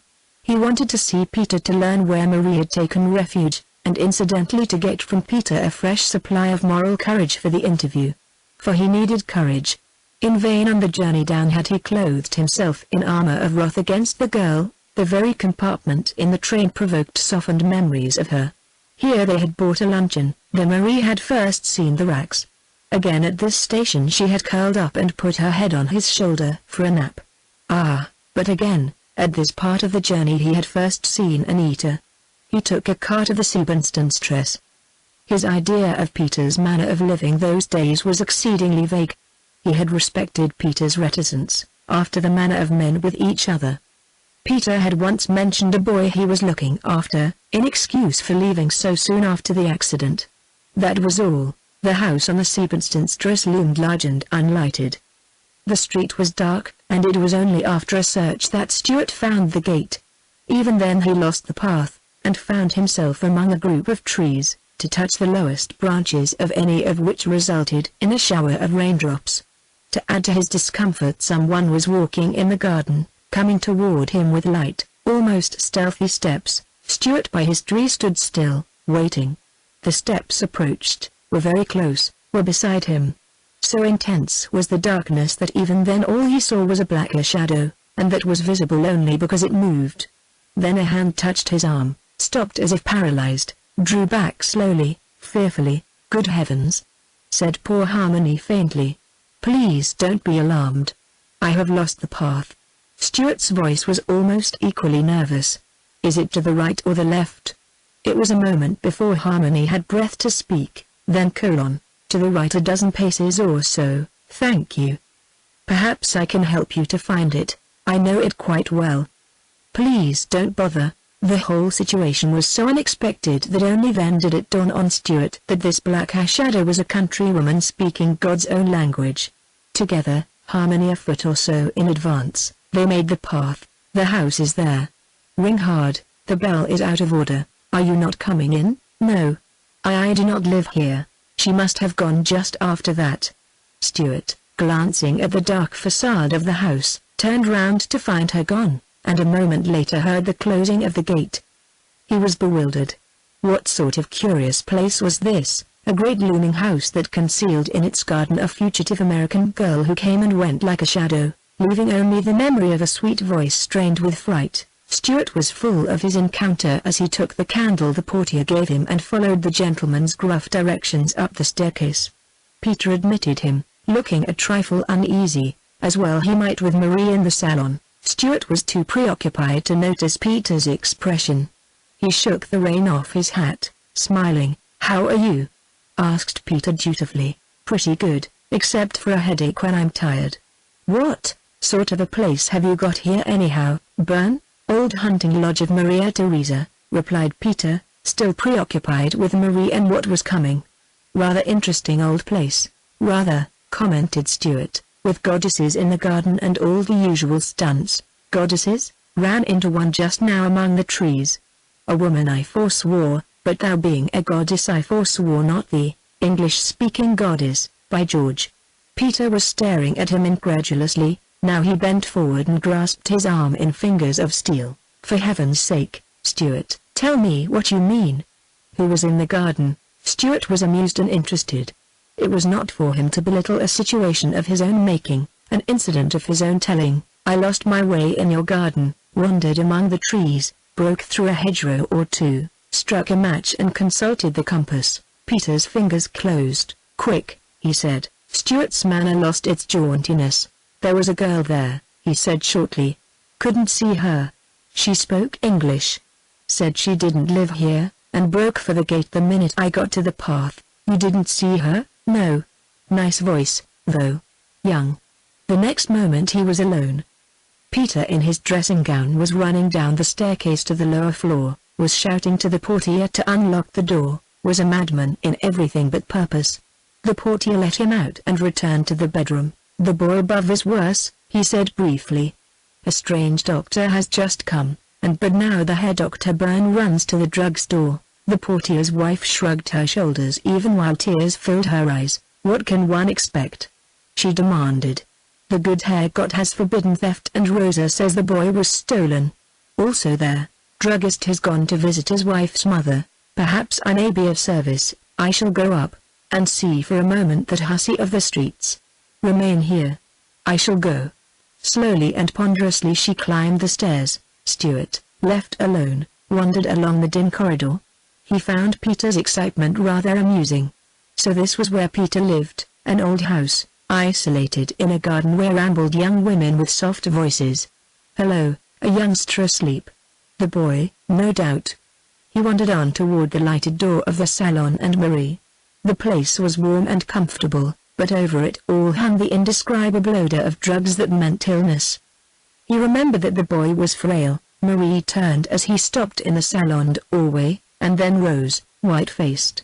Across the wide spaces of the room they eyed each other. Marie's crisis had come. Like all crises, it was bigger than speech. It was after a distinct pause that she spoke. "Hast thou brought the police?" Curiously human, curiously masculine at least was Stuart's mental condition at that moment. He had never loved the girl. It was with tremendous relief he had put her out of his life. And yet, so it's old Peter now, is it? "No, no, not that, Walter. He has given me shelter, that is all, I swear it.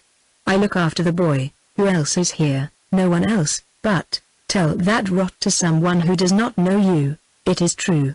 He never even looks at me. I am wicked, but I do not lie." There was a catch of hope in her voice. Marie knew men somewhat, but she still cherished the feminine belief that jealousy is love, whereas it is only injured pride. She took a step toward him. "Walter, I am sorry. Do you hate me?" She had dropped the familiar thou. Stuart crossed the room until only Peter's table and lamp stood between them. "I didn't mean to be brutal," he said, rather largely, entirely conscious of his own magnanimity. "It was pretty bad up there and I know it. I don't hate you, of course. That's hardly possible after everything. You would take me back?" "No. It's over, Marie. I wanted to know where you were, that's all, to see that you were comfortable and not frightened." "You're a silly child to think of the police." Marie put a hand to her throat. "It is the American, of course." "Yes." She staggered a trifle, recovered, threw up her head. "Then I wish I had killed her." No man ever violently resents the passionate hate of one woman for her rival in his affections. Stuart, finding the situation in hand and Marie only feebly formidable, was rather amused and flattered by the honest fury in her voice. The mouse was under his paw, he would play a bit. "You'll get over feeling that way, kid. You don't really love me. You are my god, that is all. Will you let me help you money? I mean, keep it for her. Peter will be here in a minute." He bent over the table and eyed her with his old, half-bullying, half-playful manner. "Come, round here and kiss me for old times." "No, come." She stood stubbornly still, and Stuart, still smiling, took a step or two toward her. Then he stopped, ceased smiling, drew himself up. "You are quite right, and I'm a rotter." Marie's English did not comprehend rotter, but she knew the tone. "Listen, Marie, I've told the other girl, and there's a chance for me, anyhow. Someday she may marry me. She asked me to see you. I do not wish her pity. You are wasting your life here. You cannot marry, you say, without a dot. There is a chance in America for a clever girl. You are clever, little Marie. The first money I can spare I'll send you if you'll take it.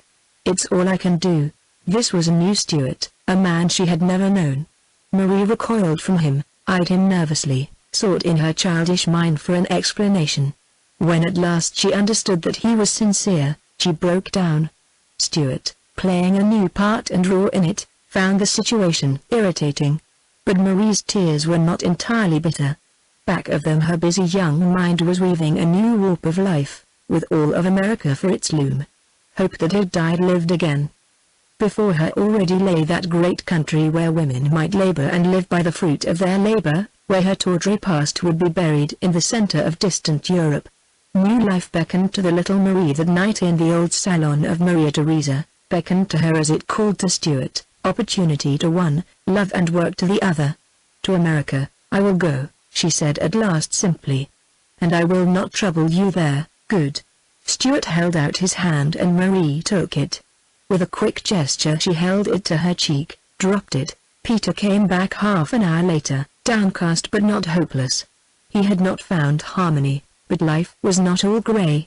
She was well, still in Vienna, and she had come back. She had cared then enough to come back. Tomorrow he would commence again, would comb the city fine, and when he had found her he would bring her back. The wanderer, to a marvelous welcome, he found Stuart gone, and Marie feverishly overhauling her few belongings by the salon lamp. She turned to him, a face still stained with tears but radiant with hope. "Peter," she said gravely, "I must prepare my outfit. I go to America, with Stuart, alone, Peter, to work, to be very good, to be something. I am very happy, although Peter, may I kiss you?" "Certainly," said Peter, and took her caress gravely, patting her thin shoulder. His thoughts were in the garden with Harmony, who had cared enough to come back. "Life," said Peter soberly, "life is just one damned thing after another, isn't it?" But Marie was anxiously examining the hem of a skirt. The letter from Anita reached Stuart the following morning. She said: "I have been thinking things over, Walter, and I am going to hurt you very much, but not, believe me, without hurting myself. Perhaps my uppermost thought just now is that I am disappointing you, that I am not so big as you thought I would be.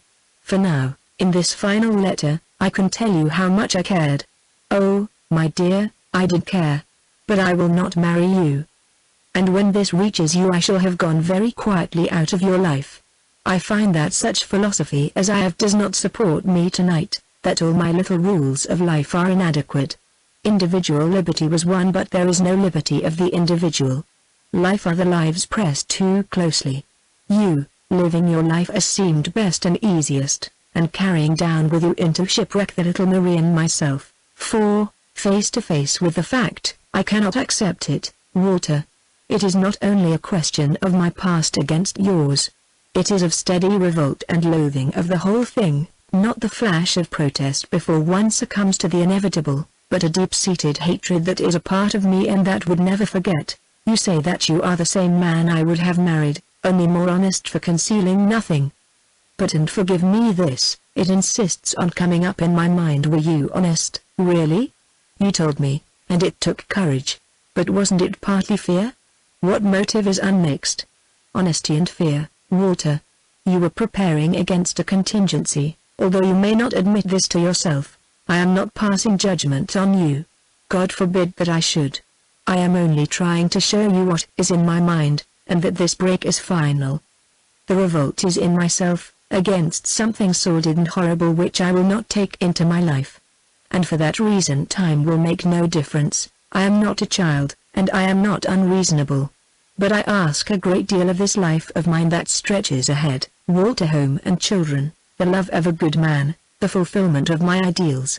And you ask me to start with a handicap. I cannot do it. I know you are resentful, but I know that you understand. Anita, Chapter 25. The little Georgia was in trouble those days. The Balkan engine was threatening to explode, but continued to gather steam, with Bulgaria sitting on the safety valve. Austria was mobilizing troops, and there were long conferences in the Burg between the emperor and various bearded gentlemen, while the military prayed in the churches for war. The little Georgia hardly ate or slept. Much hammering went on all day in the small room below Harmony's on the Walbagus. At night, when the man in the green velours hat took a little sleep, mysterious packages were carried down the whitewashed staircase and loaded into wagons waiting below. Once on her windowsill, Harmony found among the pigeons a carrier pigeon with a brass tube fastened to its leg. On the morning after Harmony's flight from the garden in the Street of Seven Stars, she received a visit from Georgia.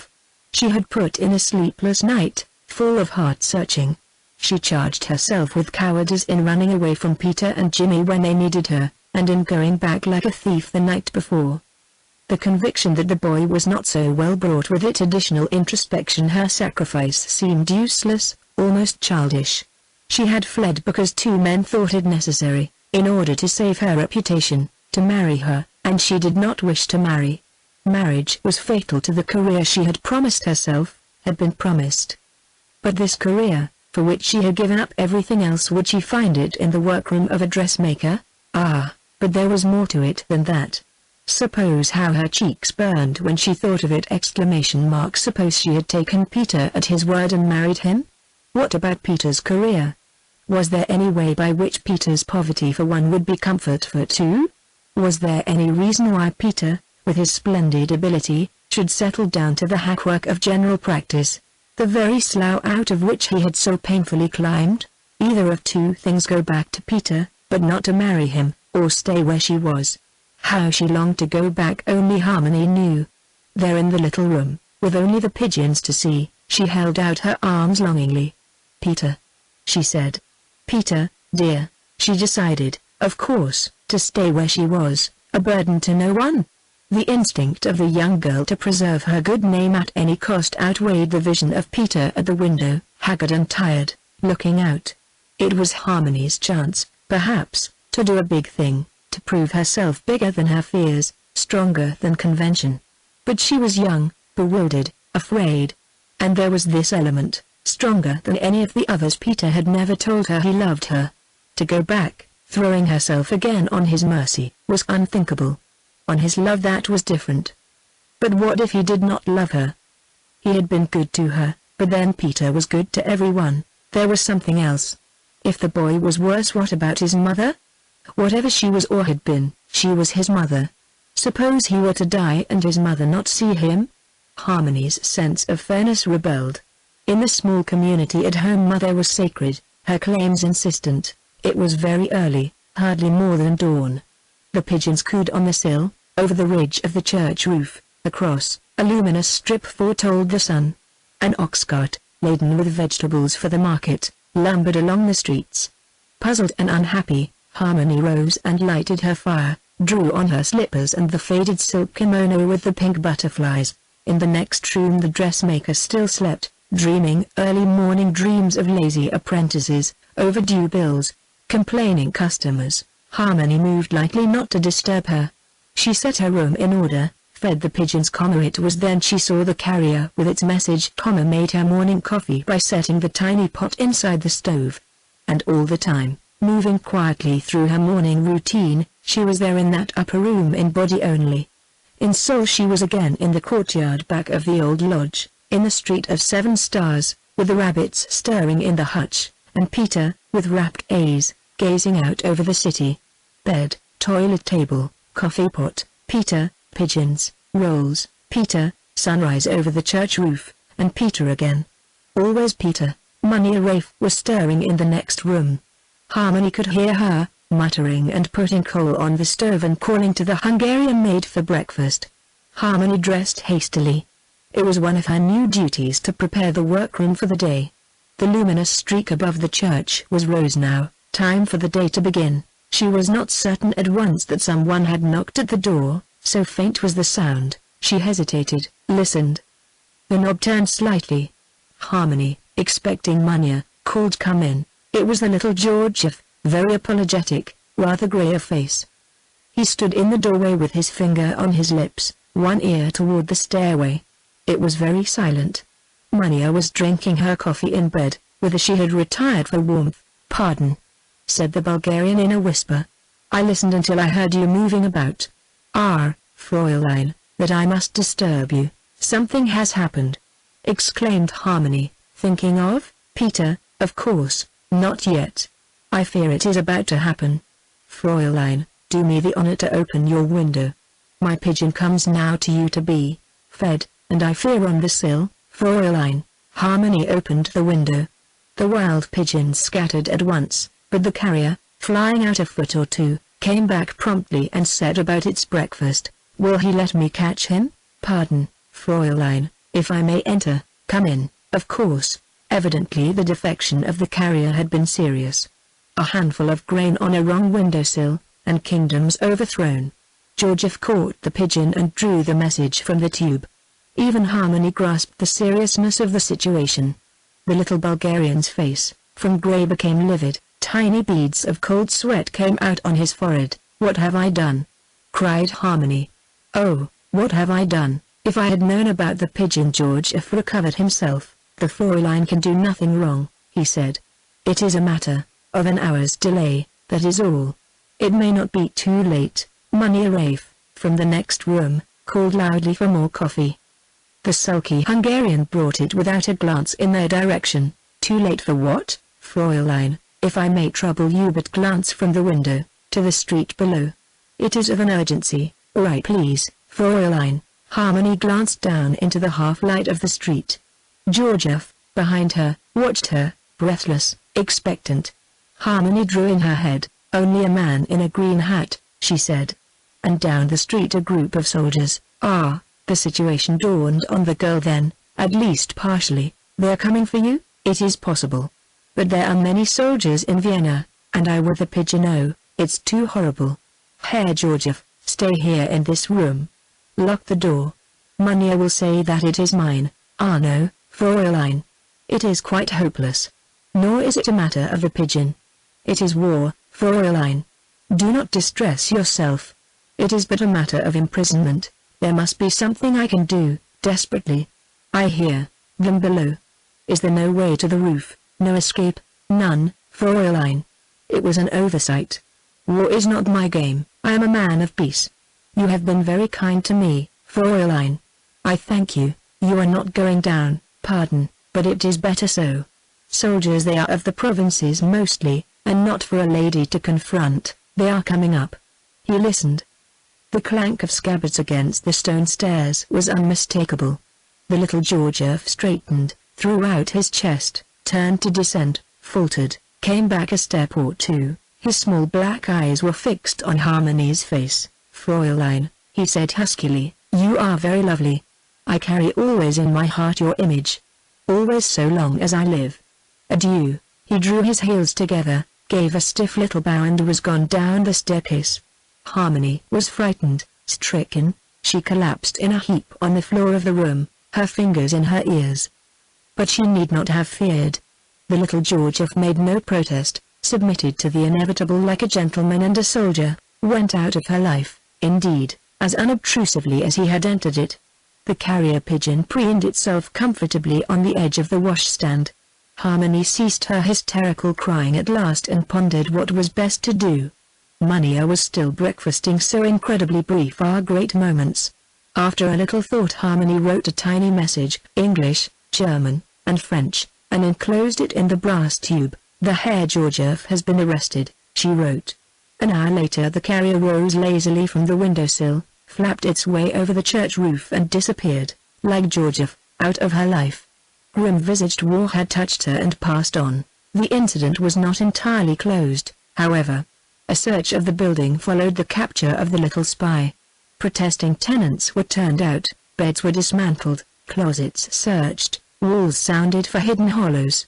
In one room on Harmony's floor was found stored a quantity of ammunition. It was when the three men who had conducted the search had finished, when the boxes of ammunition had been gathered in the hall, and the chattering sewing girls had gone back to work, that Harmony, on her way to her dismantled room, passed through the upper passage. She glanced down the staircase where little Georgia had so manfully descended. I carry always in my heart your image.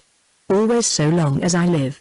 The clatter of soldiers on their way down to the street came to her ears, the soft cooing of the pigeons, the whir of sewing machines from the workroom. The incident was closed, except for the heap of ammunition boxes on the landing, guarded by an impassive soldier. Harmony glanced at him. He was eyeing her steadily, thumbs in, heels in, toes out, chest out. Harmony put her hand to her heart. "You," she said, "the conversation of a sentry, save on a holiday is, yea, yea, and nay, nay, yes, Fräulein." Harmony put her hands together, a little gesture of appeal, infinitely touching. "You will not say that you have seen me?" "No, Fräulein." It was in Harmony's mind to ask all her hungry heart craved to learn of Peter, of Jimmy, of the portier, of anything that belonged to the old life in the Siebenstundstress. But there was no time. The sentry's impassive face became rigid. He looked through her, not at her. Harmony turned. The man in the green hat was coming up the staircase. There was no further chance to question. The sentry was set to carrying the boxes down the staircase. Full morning now, with the winter sun shining on the beggars in the market, on the crowds in the parks, on the flower sellers in the Stephansplatz, shining on Harmony's golden head as she bent over a bit of chiffon, on the old milkwoman carrying up the whitewashed staircase her heavy cans of milk, on the carrier pigeon winging its way to the south, beating in through bars to the exalted face of Herr Georgiev, resting on Peter's drooping shoulders, on the neglected mice and the wooden soldier, on the closed eyes of a sick child, the worshipped sun, peering forth the golden window of the east. Chapter 26. Jimmy was dying. Peter, fighting hard, was beaten at last. All through the night he had felt it. During the hours before the dawn there had been times when the small pulse wavered, flickered, almost ceased. With the daylight there had been a trifle of recovery, enough for a bit of hope, enough to make harder Peter's acceptance of the inevitable. The boy was very happy, quite content and comfortable. When he opened his eyes he smiled at Peter, and Peter, grey of face, smiled back. Peter died many deaths that night. At daylight Jimmy fell into a sleep that was really stupor. Marie, creeping to the door in the faint dawn, found the boy apparently asleep and Peter on his knees beside the bed. He raised his head at her footstep and the girl was startled at the suffering in his face. He motioned her back. "But you must have a little sleep, Peter." "No. I'll stay until go back to bed. It is very early." Peter had not been able after all to secure Nurse Elizabeth, and now it was useless. At 8 o'clock he let Marie take his place, then he bathed and dressed and prepared to face another day, perhaps another night. For the child's release came slowly. He tried to eat breakfast, but managed only a cup of coffee. Many things had come to Peter in the long night, and one was insistent. The boy's mother was in Vienna and he was dying without her. Peter might know in his heart that he had done the best thing for the child, but like Harmony his early training was rising now to accuse him. He had separated mother and child. Who was he to have decided the mother's unfitness, to have played destiny? How lightly he had taken the lives of others in his hand, and to what end?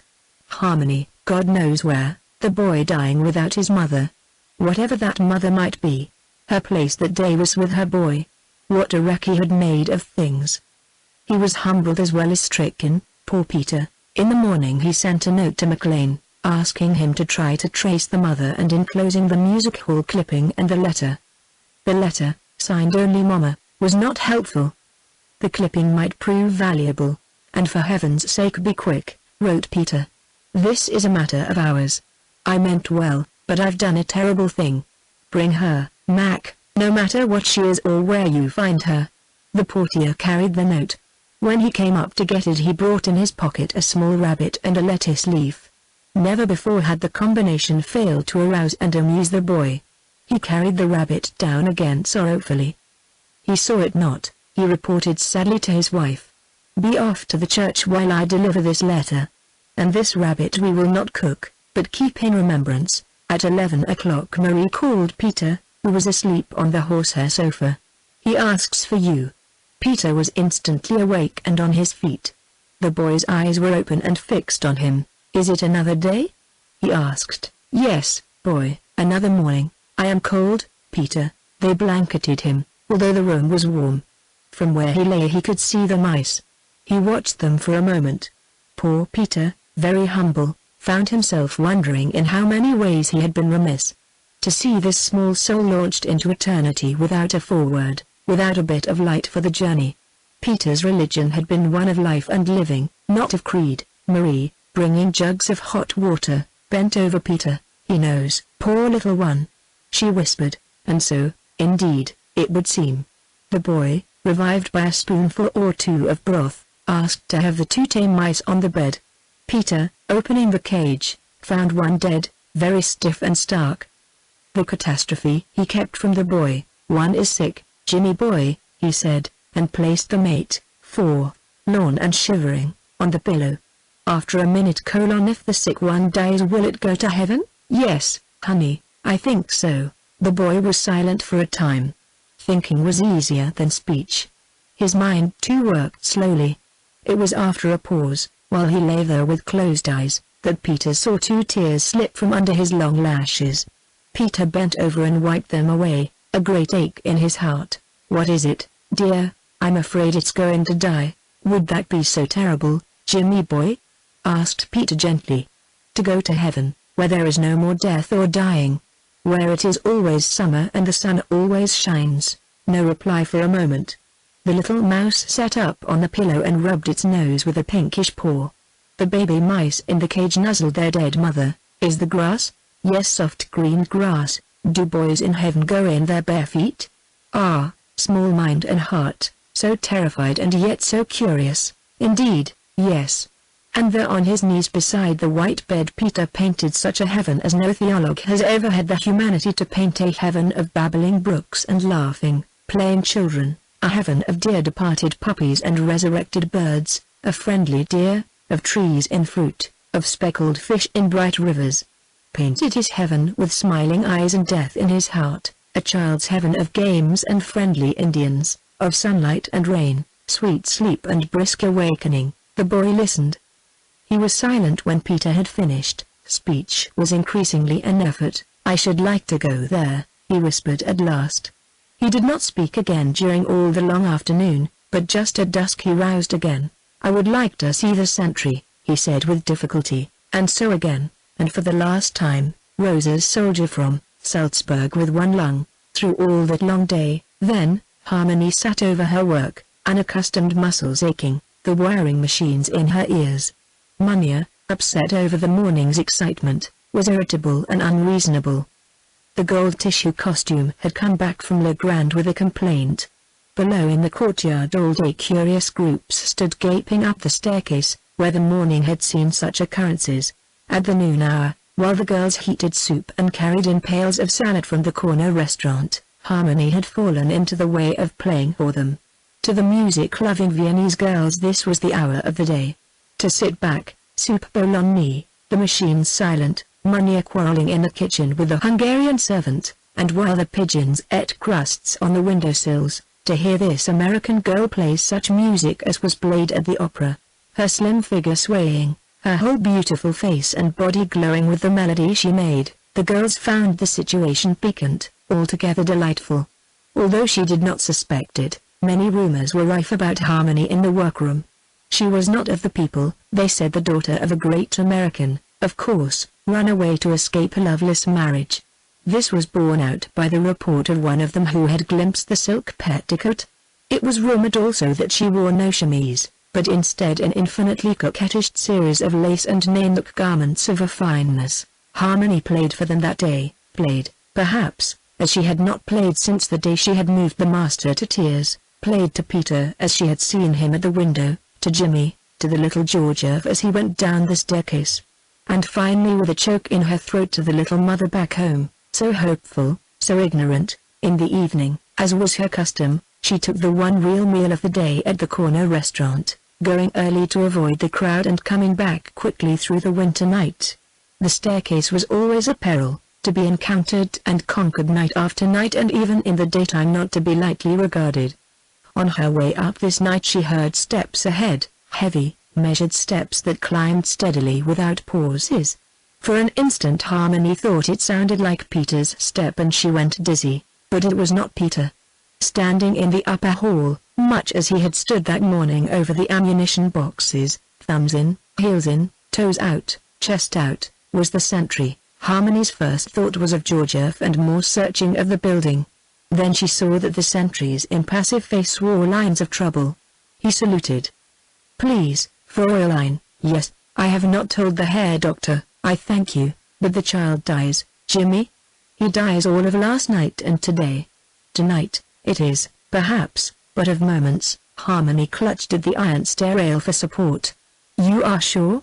You are not telling me so that I will go back?" "He dies, Fräulein. The Herr Doctor has not slept for many hours.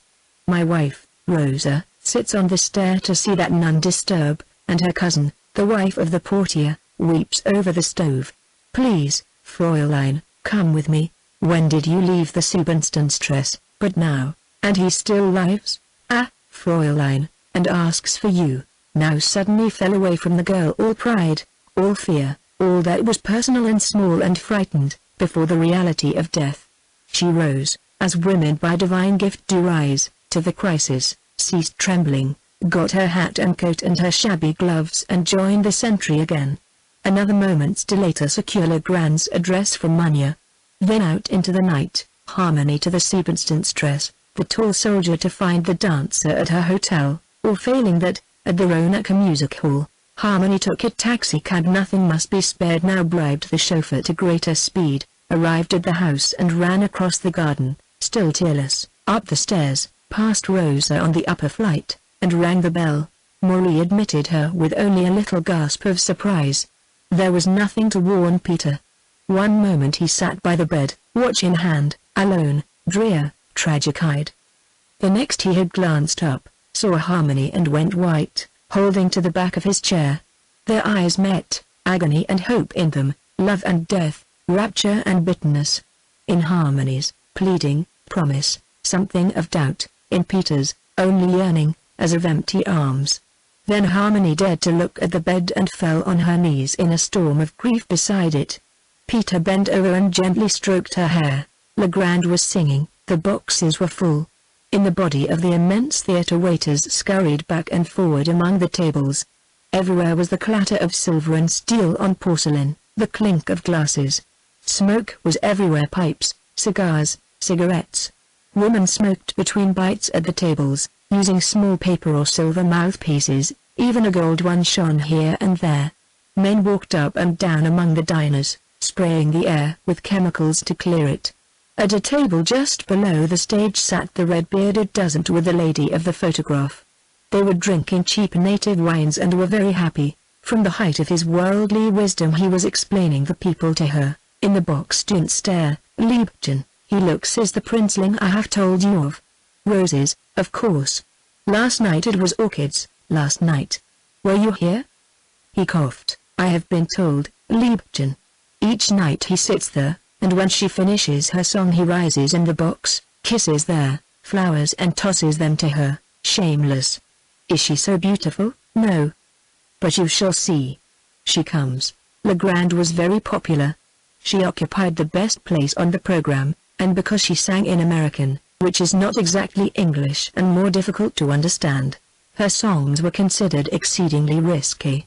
As a matter of fact they were merely ragtime melodies, with a lilt to them that caught the Viennese fancy, accustomed to German sentimental ditties and the artificial forms of grand opera.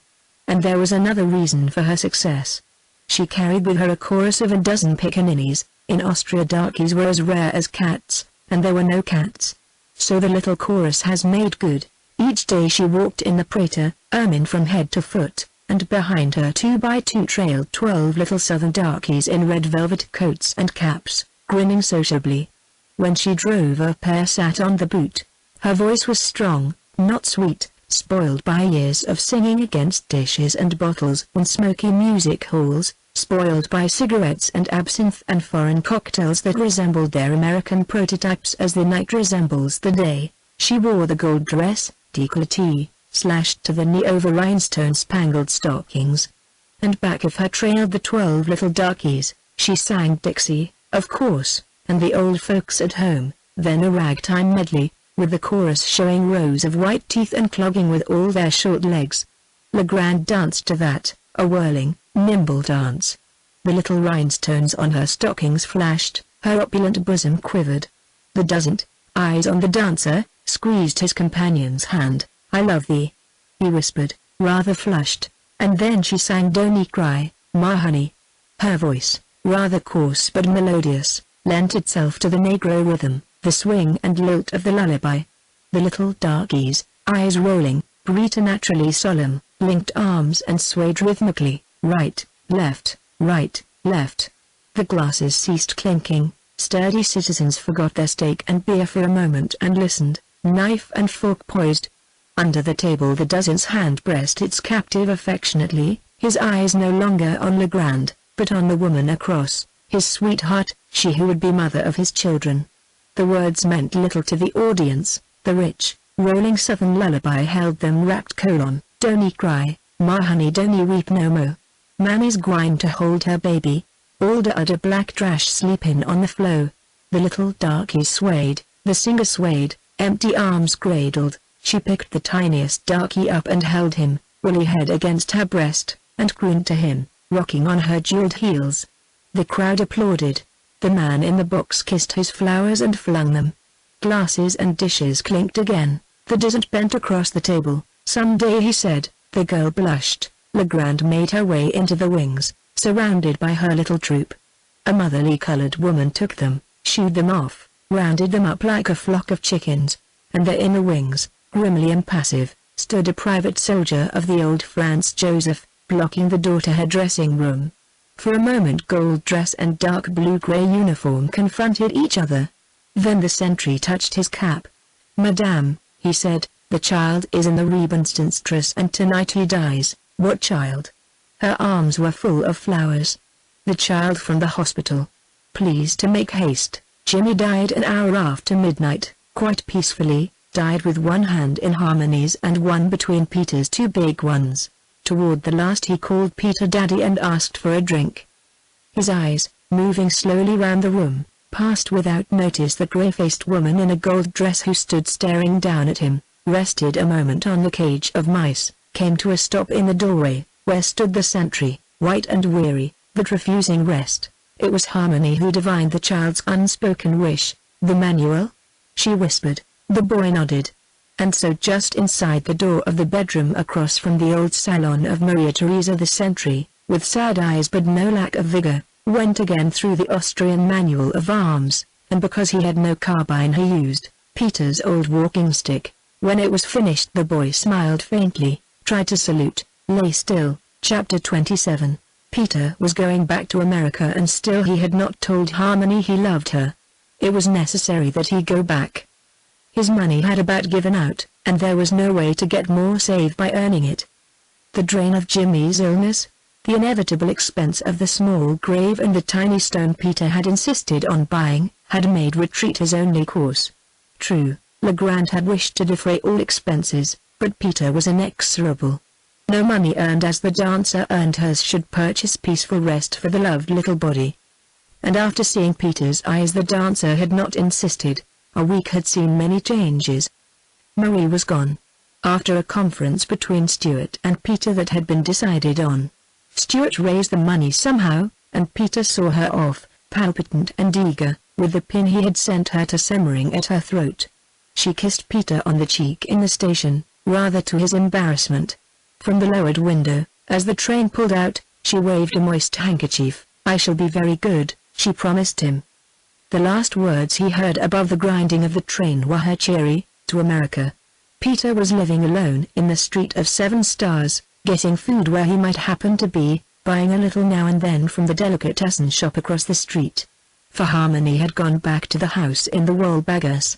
She had stayed until all was over and until Marie's small preparations for departure were over. Then, while Peter was at the station, she slipped away again. But this time she left her address. She wrote: "You will come to visit me, dear Peter, because I was so lonely before and that is unnecessary now. But you must know that I cannot stay in this Rebenstanstress. We have each our own fight to make, and you have been trying to fight for us all, for Marie, for dear little Jimmy, for me. You must get back to work now, you have lost so much time. And I am managing well. The Frau Professor is back and will take an evening lesson, and soon I shall have more money from Fräulein Rafe. You can see how things are looking up for me. In a few months I shall be able to renew my music lessons. And then, Peter, the career, Harmony. Her address was beneath. Peter had suffered much. He was thinner, grayer, and as he stood with the letter in his hand he felt that Harmony was right. He could offer her nothing but his shabby self, his problematic future. Perhaps, surely, everything would have been settled, without reason, had he only once taken the girl in his arms, told her she was the breath of life itself to him. But adversity, while it had roused his fighting spirit in everything else, had sapped his confidence. He had found the letter on his dressing table, and he found himself confronting his image over it, a tall, stooping figure, a tired, lined face, a coat that bore the impress of many days with a sick child's head against its breast. So it was over. She had come back and gone again, and this time he must let her go. Who was he to detain her? She would carry herself on to success, he felt. She had youth, hope, beauty and ability. And she had proved the thing he had not dared to believe, that she could take care of herself in the old city. Only to go away and leave her there, McLean would remain. No doubt he already had Harmony's address in the Walpurgis. Peter was not subtle, no psychologist, but he had seen during the last few days how the boy watched Harmony's every word, every gesture. And, perhaps, when loneliness and hard work began to tell on her, McLean's devotion would win its reward. McLean's devotion, with all that it meant. The lessons again, community of taste, their common youth. Peter felt old, very tired. Nevertheless he went that night to the Walpurgis. He sent his grey suit to the portier's wife to be pressed, and getting out his surgical case, as he had once before in the pension Schwartz, he sewed a button on his overcoat, using the curved needle and the catgut and working with surgeon's precision. Then, still working very carefully, he trimmed the edges of graying hair over his ears, trimmed his cuffs, trimmed his best silk tie, now almost hopeless. He blacked his shoes, and the suit not coming, he donned his dressing gown and went into Jimmy's room to feed the mice. Peter stood a moment beside the smooth white bed with his face working. The wooden sentry still stood on the bedside table. It was in Peter's mind to take the mice to Harmony, confess his defeat and approaching retreat, and ask her to care for them. Then he decided against this palpable appeal for sympathy, elected to go empty-handed and discover merely how comfortable she was or was not. When the time came he would slip out of her life, sending her a letter and leaving McLean on guard. Harmony was at home. Peter climbed the dark staircase where Harmony had met the little Georgiev, and where he had gone down to his death climbed steadily, but without his usual elasticity. The place appalled him, its gloom, its stinginess, its somber quiet. In the daylight, with the pigeons on the sills and the morning sunlight printing the cross of the church steeple on the whitewashed wall, it was peaceful, cloister-like, with landings that were crypts. But at night it was almost terrifying. That staircase, Harmony was playing. Peter heard her when he reached the upper landing, playing a sad little strain that gripped his heart. He waited outside before ringing, heard her begin something determinedly cheerful, falter, cease altogether. Peter rang. Harmony herself admitted him. Perhaps so, certainly she had expected him. It would be Peter, of course, to come and see how she was getting on, how she was housed. She held out her hand and Peter took it. Still no words, only a half smile from her and no smile at all from Peter, but his heart in his eyes. I hoped you would come, Peter. We may have the reception room. You knew I would come, said Peter. The reception room? Where customers wait. She still carried her violin, and slipped back to her room to put it away. Peter had a glimpse of its poverty and its me-agedness. He drew a long breath. Mania was at the opera, and the Hungarian sat in the kitchen knitting a stocking. The reception room was warm from the day's fire, and in order. All the pins and scraps of the day had been swept up, and the portieres that made fitting rooms of the corners were pushed back. Peter saw only a big room with empty corners, and that at a glance. His eyes were Harmony's. He sat down awkwardly on a stiff chair, Harmony on a velvet settee. They were suddenly two strangers meeting for the first time.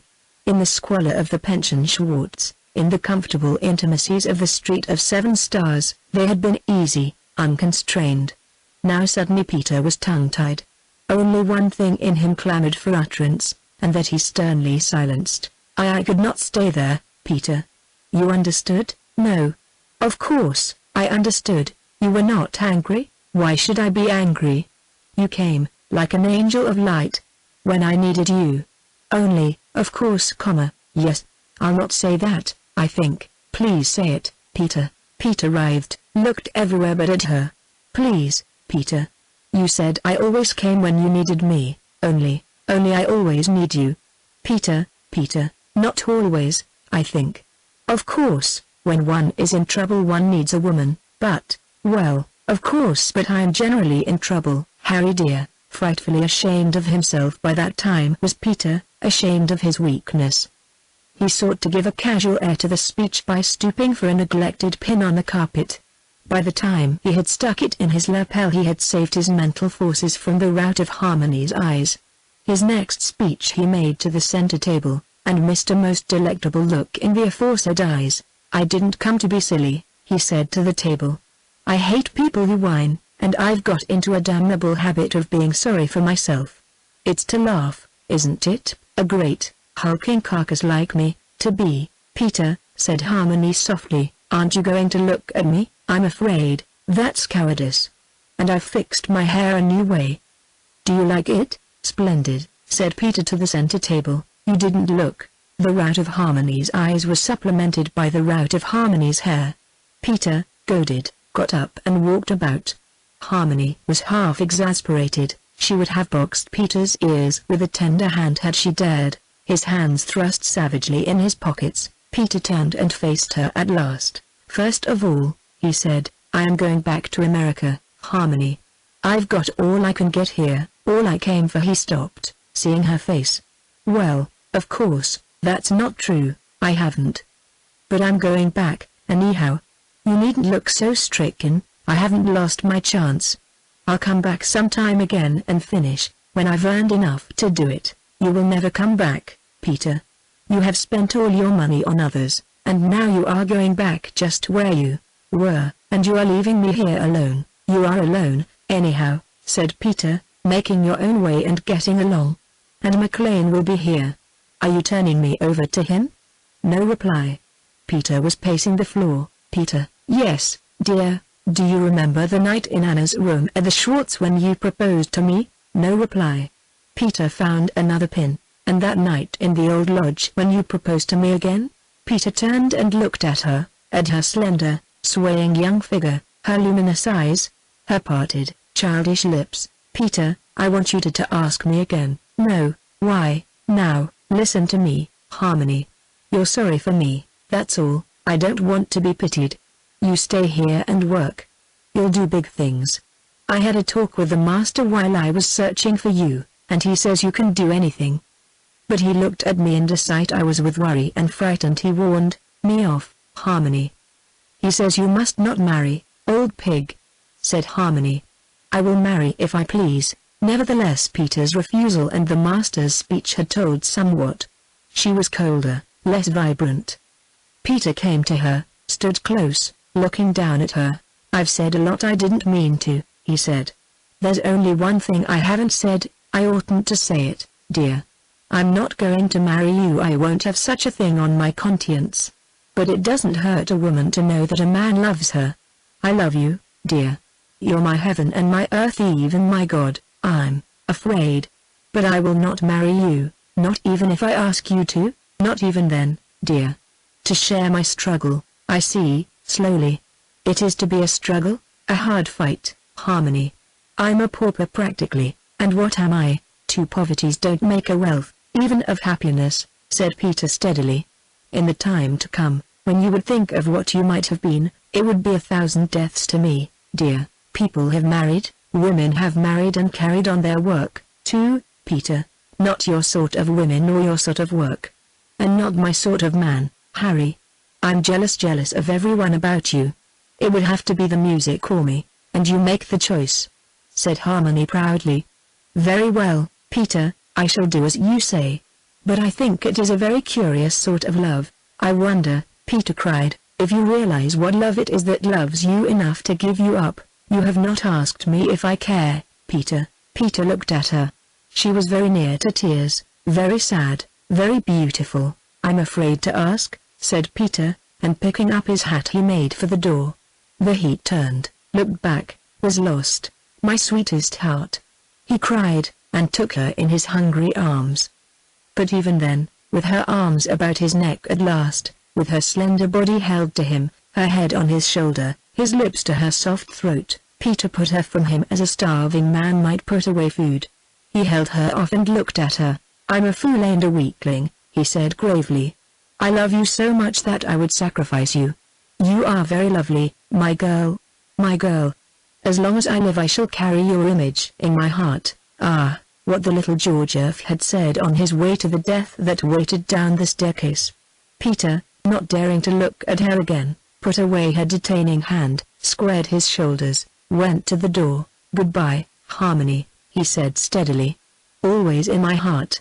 Very near the end now, the little Marie on the way to America, with the recording angel opening a new page in life's ledger for her and a red ink line erasing the other, with Jimmy and his daddy wandering through the heaven of friendly adventure and green fields, hand in hand, with the carrier resting after its labors in the pigeon house by the rose fields of Sofia, with the sentry casting martial shadows through the barred windows of the hospital, and the little Georgiev, about to die, dividing his heart, as a heritage, between his country and a young girl, very near the end, with the morning light of the next day shining into the salon of Maria Theresa and onto Peter's open trunk and shabby wardrobe spread over chairs.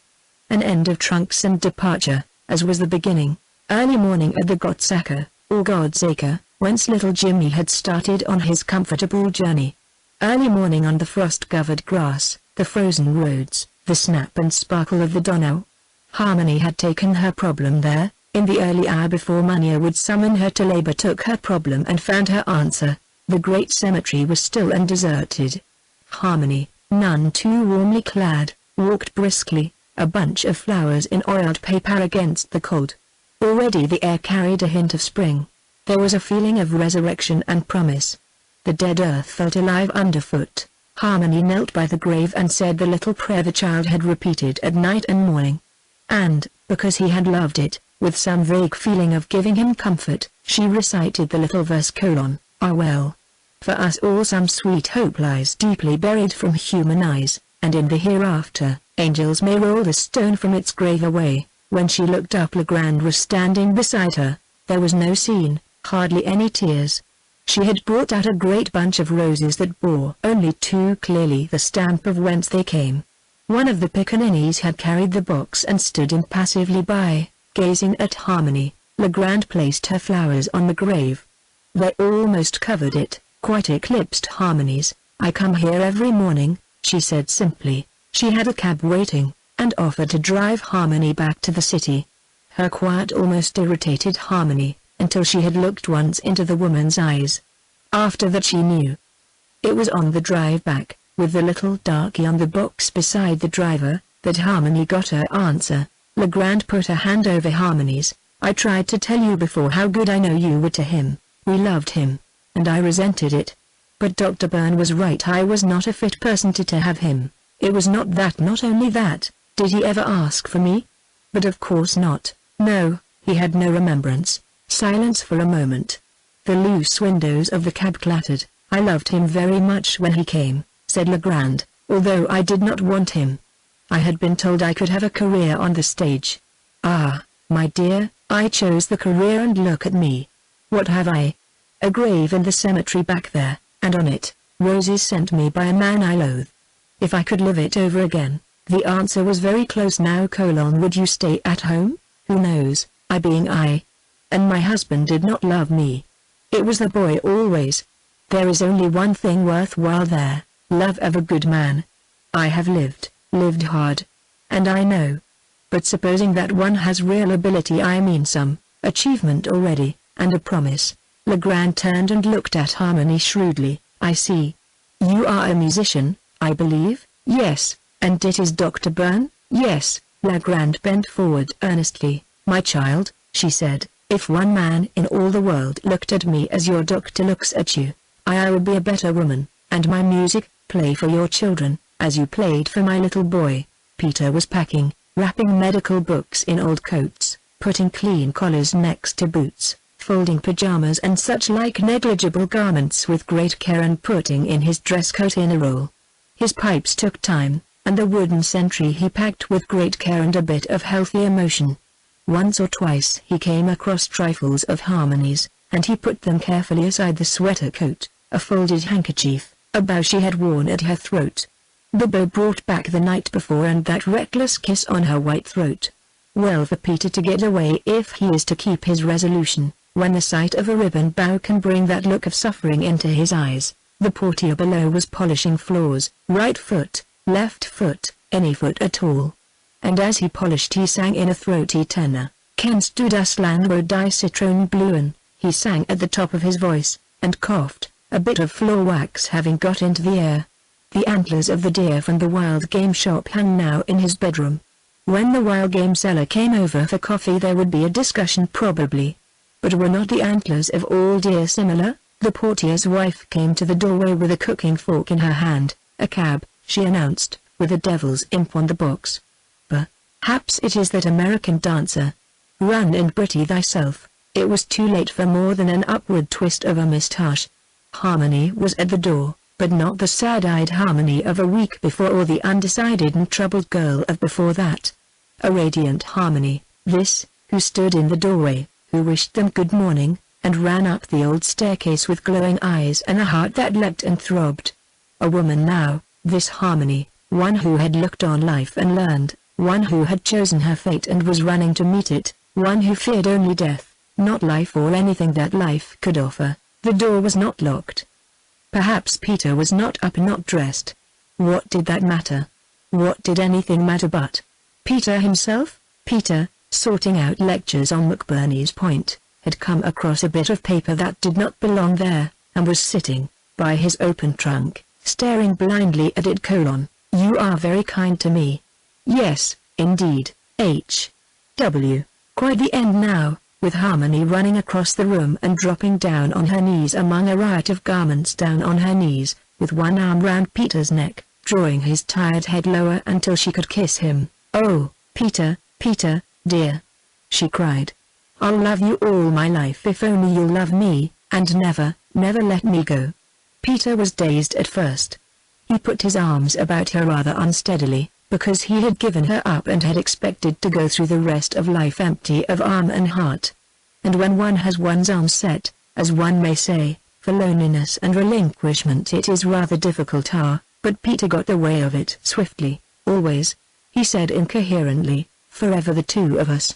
Whatever comes, Harmony, whatever comes, and you'll not be sorry, not if you love me." Peter kissed her on the eyes very solemnly. "God helping me, I'll be good to you always.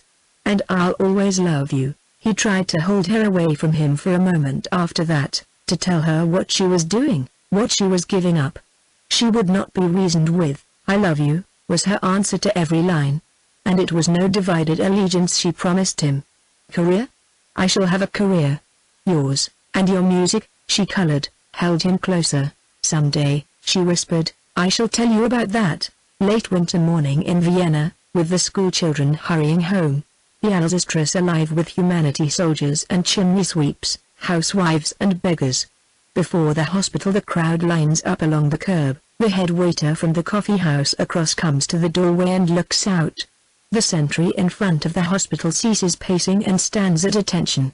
In the street a small procession comes at the double quick, a handful of troopers, a black van with tiny, high-barred windows, more troopers. Inside the van a Bulgarian spy going out to death, a swarthy little man with black eyes and short, thick hands, going out like a gentleman and a soldier to meet the god of patriots and lovers. The sentry, who was only a soldier from Salzburg with one lung, was also a gentleman and a patriot. He uncovered his head,